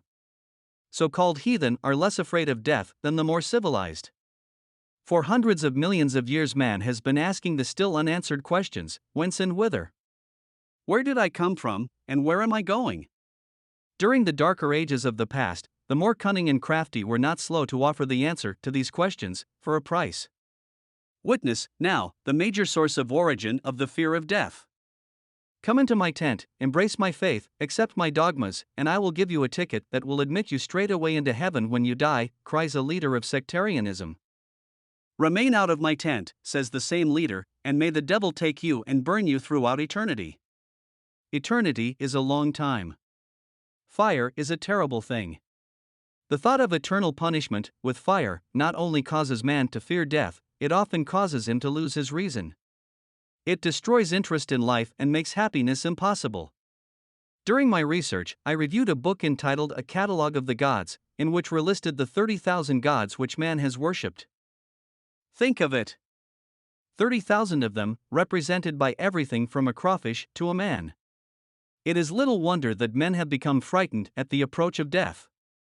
While the religious leader may not be able to provide safe conduct into heaven, nor, by lack of such provision, allow the unfortunate to descend into hell, the possibility of the latter seems so terrible that the very thought of it lays hold of the imagination in such a realistic way that it paralyzes reason and sets up the fear of death. In truth, no man knows, and no man has ever known, what heaven or hell is like, nor does any man know if either place actually exists. This very lack of positive knowledge opens the door of the human mind to the charlatan, so he may enter and control that mind with his stock of legerdemain and various brands of pious fraud and trickery. The fear of death is not as common now as it was during the age when there were no great colleges and universities. Men of science have turned the spotlight of truth upon the world, and this truth is rapidly freeing men and women from this terrible fear of death. The young men and young women who attend the colleges and universities are not easily impressed by fire and brimstone. Through the aid of biology, astronomy, geology, and other related sciences, the fears of the Dark Ages which gripped the minds of men and destroyed their reason have been dispelled. Insane asylums are filled with men and women who have gone mad because of the fear of death. This fear is useless. Death will come, no matter what anyone may think about it. Accept it as a necessity, and pass the thought out of your mind. It must be a necessity, or it would not come to all. Perhaps it is not as bad as it has been pictured. The entire world is made up of only two things, energy and matter. In elementary physics we learned that neither matter nor energy, the only two realities known to man, can be created nor destroyed. Both matter and energy can be transformed, but neither can be destroyed. Life is energy, if it is anything. If neither energy nor matter can be destroyed, of course life cannot be destroyed. Life, like other forms of energy, may be passed through various processes of transition or change, but it cannot be destroyed. Death is mere transition. If death is not mere change or transition, then nothing comes after death except a long, eternal, peaceful sleep, and sleep is nothing to be feared. Thus you may wipe out, forever, the fear of death. Symptoms of the fear of death. The general symptoms of this fear are: the habit of thinking about dying instead of making the most of life, due, generally, to lack of purpose or lack of a suitable occupation. This fear is more prevalent among the aged, but sometimes the more youthful are victims of it. The greatest of all remedies for the fear of death is a burning desire for achievement, backed by useful service to others. A busy person seldom has time to think about dying. He finds life too thrilling to worry about death. Sometimes the fear of death is closely associated with the fear of poverty, where one's death would leave loved ones poverty-stricken. In other cases, the fear of death is caused by illness and the consequent breaking down of physical body resistance. The commonest causes of the fear of death are ill health, poverty, lack of appropriate occupation, disappointment over love, insanity, religious fanaticism. Old man worry. Worry is a state of mind based upon fear. It works slowly, but persistently. It is insidious and subtle. Step by step, it digs itself in until it paralyzes one's reasoning faculty, destroys self-confidence and initiative. Worry is a form of sustained fear caused by indecision, therefore, it is a state of mind which can be controlled. An unsettled mind is helpless. Indecision makes an unsettled mind. Most individuals lack the willpower to reach decisions promptly, and to stand by them after they have been made, even during normal business conditions. During periods of economic unrest, such as the world recently experienced, the individual is handicapped not alone by his inherent nature to be slow at reaching decisions, but he is influenced by the indecision of others around him who have created a state of mass indecision. During the Depression, the whole atmosphere, all over the world, was filled with firenze and worryitis, the two mental disease germs which began to spread themselves after the Wall Street frenzy in 1929. There is only one known antidote for these germs: it is the habit of prompt and firm decision. Moreover, it is an antidote which every individual must apply for himself. We do not worry over conditions, once we have reached a decision to follow a definite line of action. I once interviewed a man who was to be electrocuted 2 hours later. The condemned man was the calmest of some 8 men who were in the death cell with him. His calmness prompted me to ask him how it felt to know that he was going into eternity in a short while. With a smile of confidence on his face, he said, "It feels fine. Just think, brother, my troubles will soon be over. I have had nothing but trouble all my life. It has been a hardship to get food and clothing. Soon I will not need these things. I have felt fine ever since I learned for certain that I must die. I made up my mind then to accept my fate in good spirit." As he spoke, he devoured a dinner of proportion sufficient for 3 men, eating every mouthful of the food brought to him, and apparently enjoying it as much as if no disaster awaited him. Decision gave this man resignation to his fate. Decision can also prevent one's acceptance of undesired circumstances. The 6 basic fears become translated into a state of worry through indecision. Relieve yourself forever of the fear of death by reaching a decision to accept death as an inescapable event. Whip the fear of poverty by reaching a decision to get along with whatever wealth you can accumulate without worry. Put your foot upon the neck of the fear of criticism by reaching a decision not to worry about what other people think, do, or say. Eliminate the fear of old age by reaching a decision to accept it, not as a handicap, but as a great blessing which carries with it wisdom, self-control, and understanding not known to youth. Acquit yourself of the fear of ill health by the decision to forget symptoms. Master the fear of loss of love by reaching a decision to get along without love, if that is necessary. Kill the habit of worry, in all its forms, by reaching a general, blanket decision that nothing which life has to offer is worth the price of worry. With this decision will come poise, peace of mind, and calmness of thought, which will bring happiness.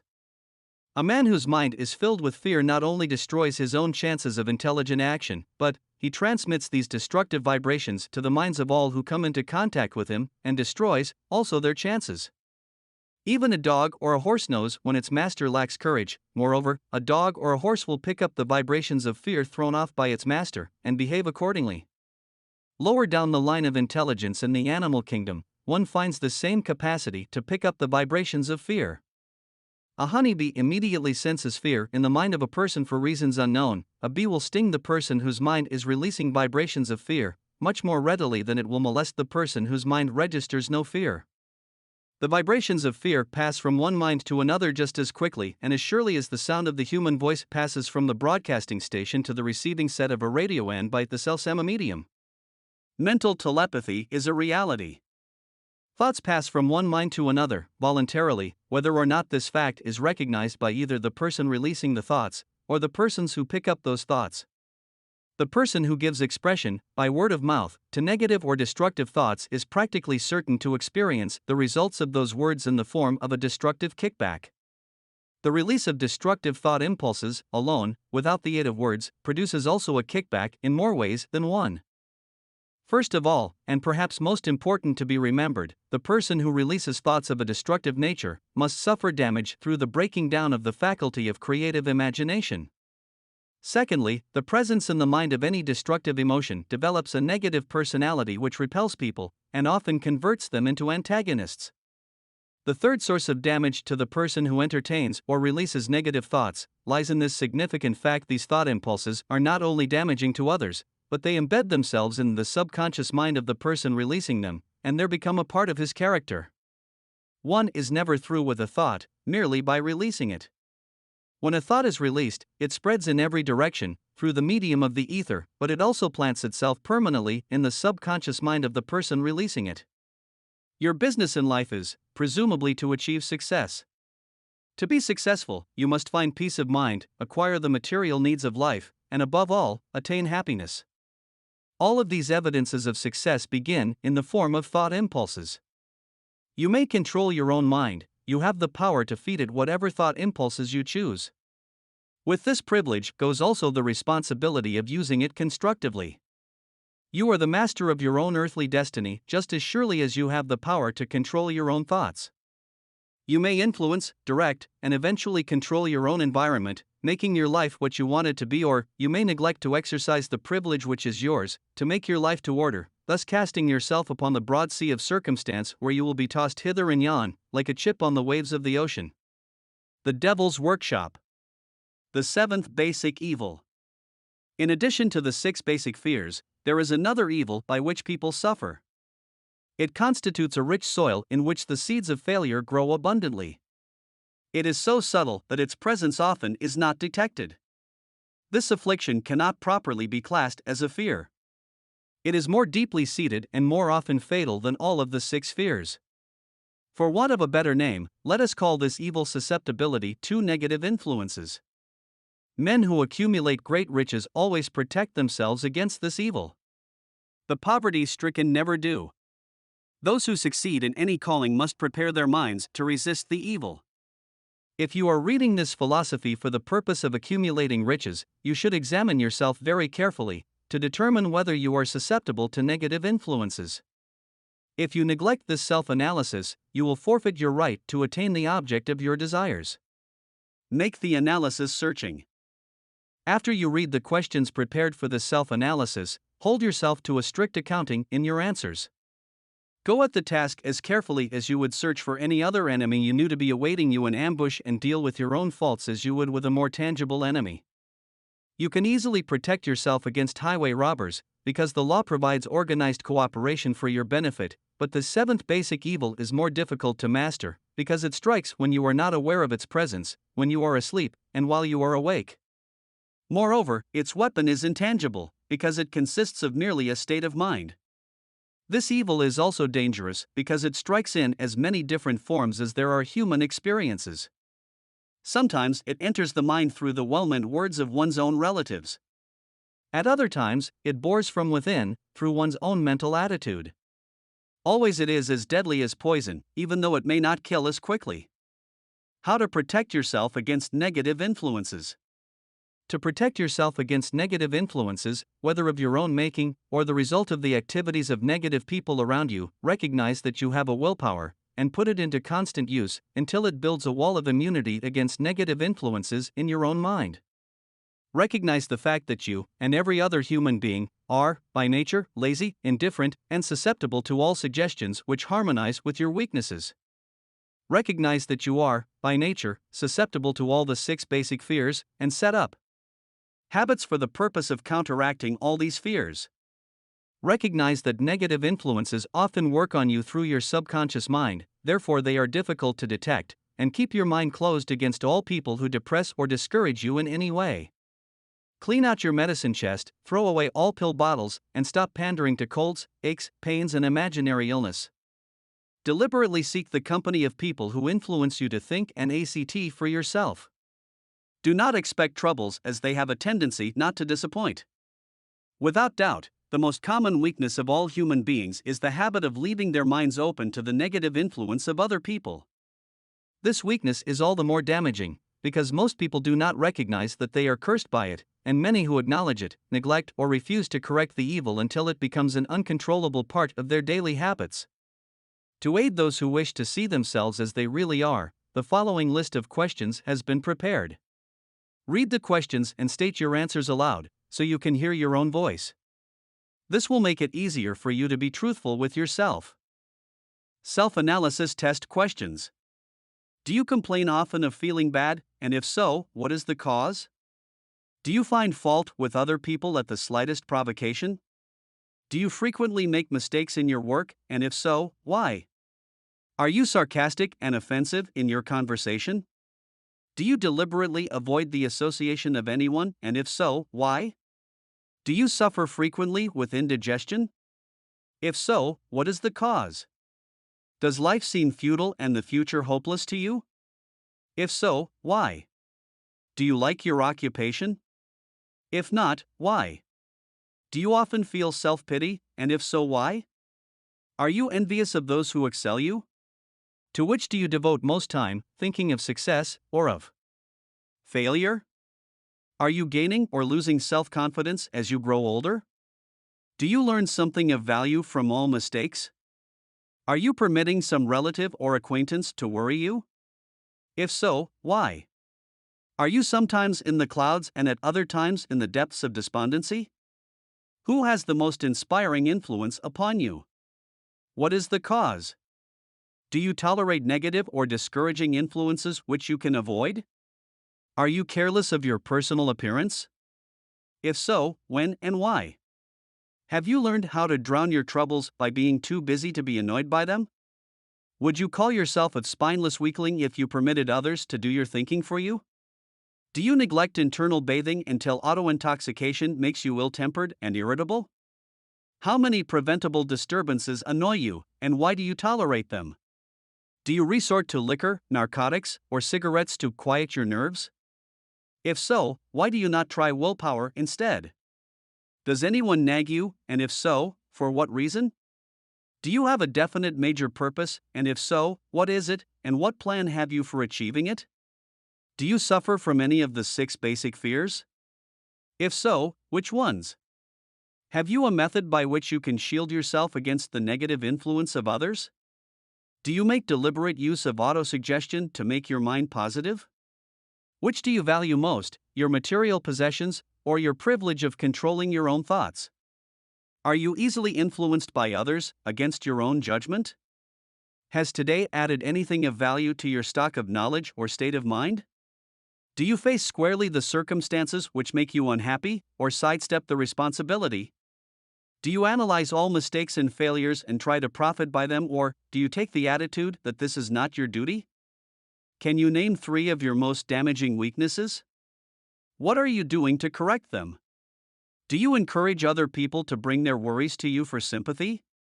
Do you choose, from your daily experiences, lessons or influences which aid in your personal advancement? Does your presence have a negative influence on other people as a rule? What habits of other people annoy you most? Do you form your own opinions or permit yourself to be influenced by other people? Have you learned how to create a mental state of mind with which you can shield yourself against all discouraging influences? Does your occupation inspire you with faith and hope? Are you conscious of possessing spiritual forces of sufficient power to enable you to keep your mind free from all forms of fear? Does your religion help you to keep your own mind positive? Do you feel it your duty to share other people's worries? If so, why? If you believe that birds of a feather flock together, what have you learned about yourself by studying the friends whom you attract? What connection, if any, do you see between the people with whom you associate most closely, and any unhappiness you may experience? Could it be possible that some person whom you consider to be a friend is, in reality, your worst enemy, because of his negative influence on your mind? By what rules do you judge who is helpful and who is damaging to you? Are your intimate associates mentally superior or inferior to you? How much time out of every 24 hours do you devote to A. Your occupation. B. Sleep. C. Play and relaxation. D. Acquiring useful knowledge. E. Plain waste. Who among your acquaintances A. Encourages you most. B. Cautions you most. C. Discourages you most. D. Helps you most in other ways. What is your greatest worry? Why do you tolerate it? When others offer you free, unsolicited advice, do you accept it without question or analyze their motive? What, above all else, do you most desire? Do you intend to acquire it? Are you willing to subordinate all other desires for this one? How much time daily do you devote to acquiring it? Do you change your mind often? If so, why? Do you usually finish everything you begin? Are you easily impressed by other people's business or professional titles, college degrees, or wealth? Are you easily influenced by what other people think or say of you? Do you cater to people because of their social or financial status? Whom do you believe to be the greatest person living? In what respect is this person superior to yourself? How much time have you devoted to studying and answering these questions? At least one day is necessary for the analysis and the answering of the entire list. If you have answered all these questions truthfully, you know more about yourself than the majority of people. Study the questions carefully, come back to them once each week for several months, and be astounded at the amount of additional knowledge of great value to yourself you will have gained by the simple method of answering the questions truthfully.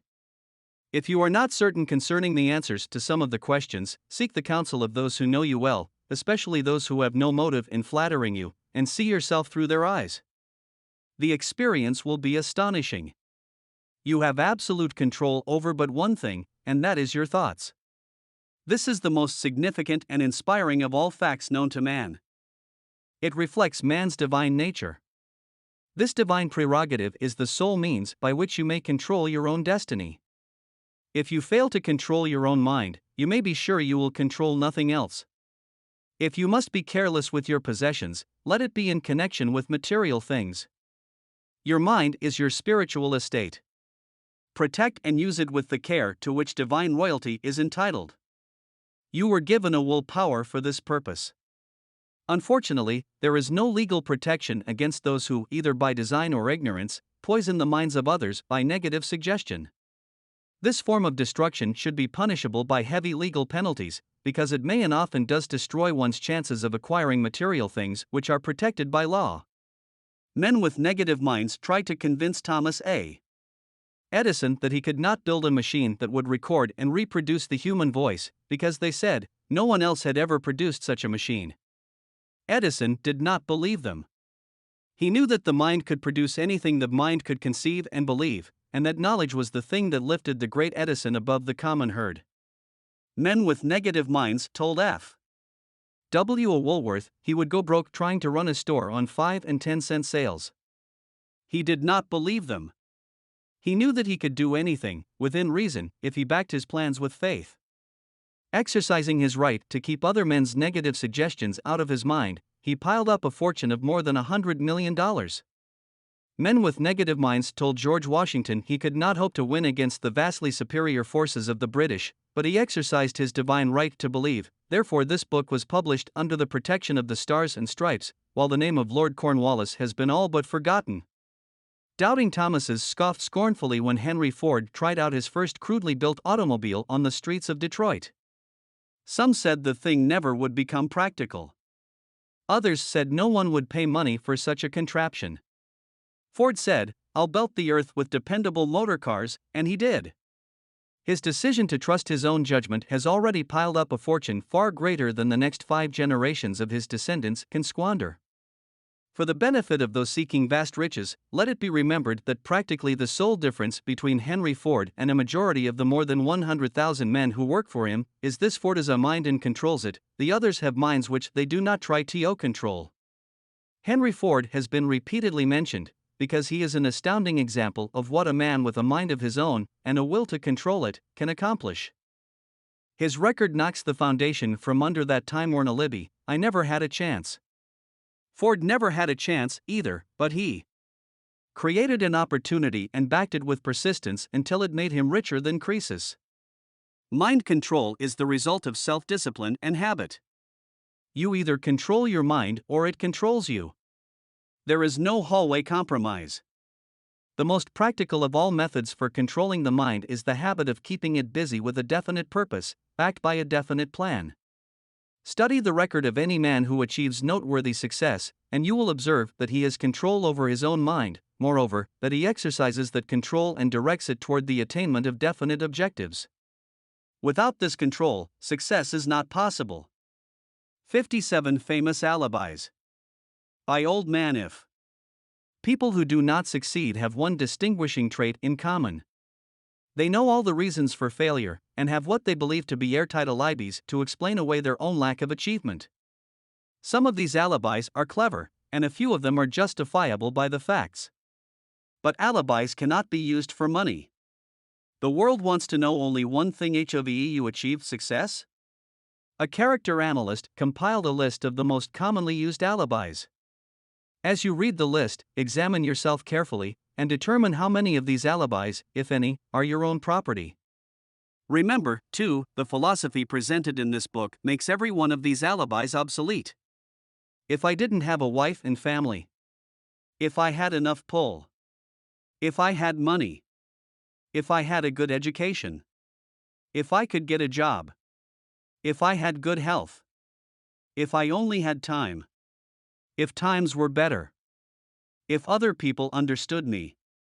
If conditions around me were only different. If I could live my life over again. If I did not fear what they would say. If I had been given a chance. If I now had a chance. If other people didn't have it in for me. If nothing happens to stop me. If I were only younger. If I could only do what I want. If I had been born rich. If I could meet the right people. If I had the talent that some people have. If I dared assert myself. If I only had embraced past opportunities. If people didn't get on my nerves. If I didn't have to keep house and look after the children. If I could save some money. If the boss only appreciated me. If I only had somebody to help me. If my family understood me. If I lived in a big city. If I could just get started. If I were only free. If I had the personality of some people. If I were not so fat. If my talents were known. If I could just get a break. If I could only get out of debt. If I hadn't failed. If I only knew how. If everybody didn't oppose me. If I didn't have so many worries. If I could marry the right person. If people weren't so dumb. If my family were not so extravagant. If I were sure of myself. If luck were not against me. If I had not been born under the wrong star. If it were not true that what is to be will be. If I did not have to work so hard. If I hadn't lost my money. If I lived in a different neighborhood. If I didn't have a past. If I only had a business of my own. If other people would only listen to me.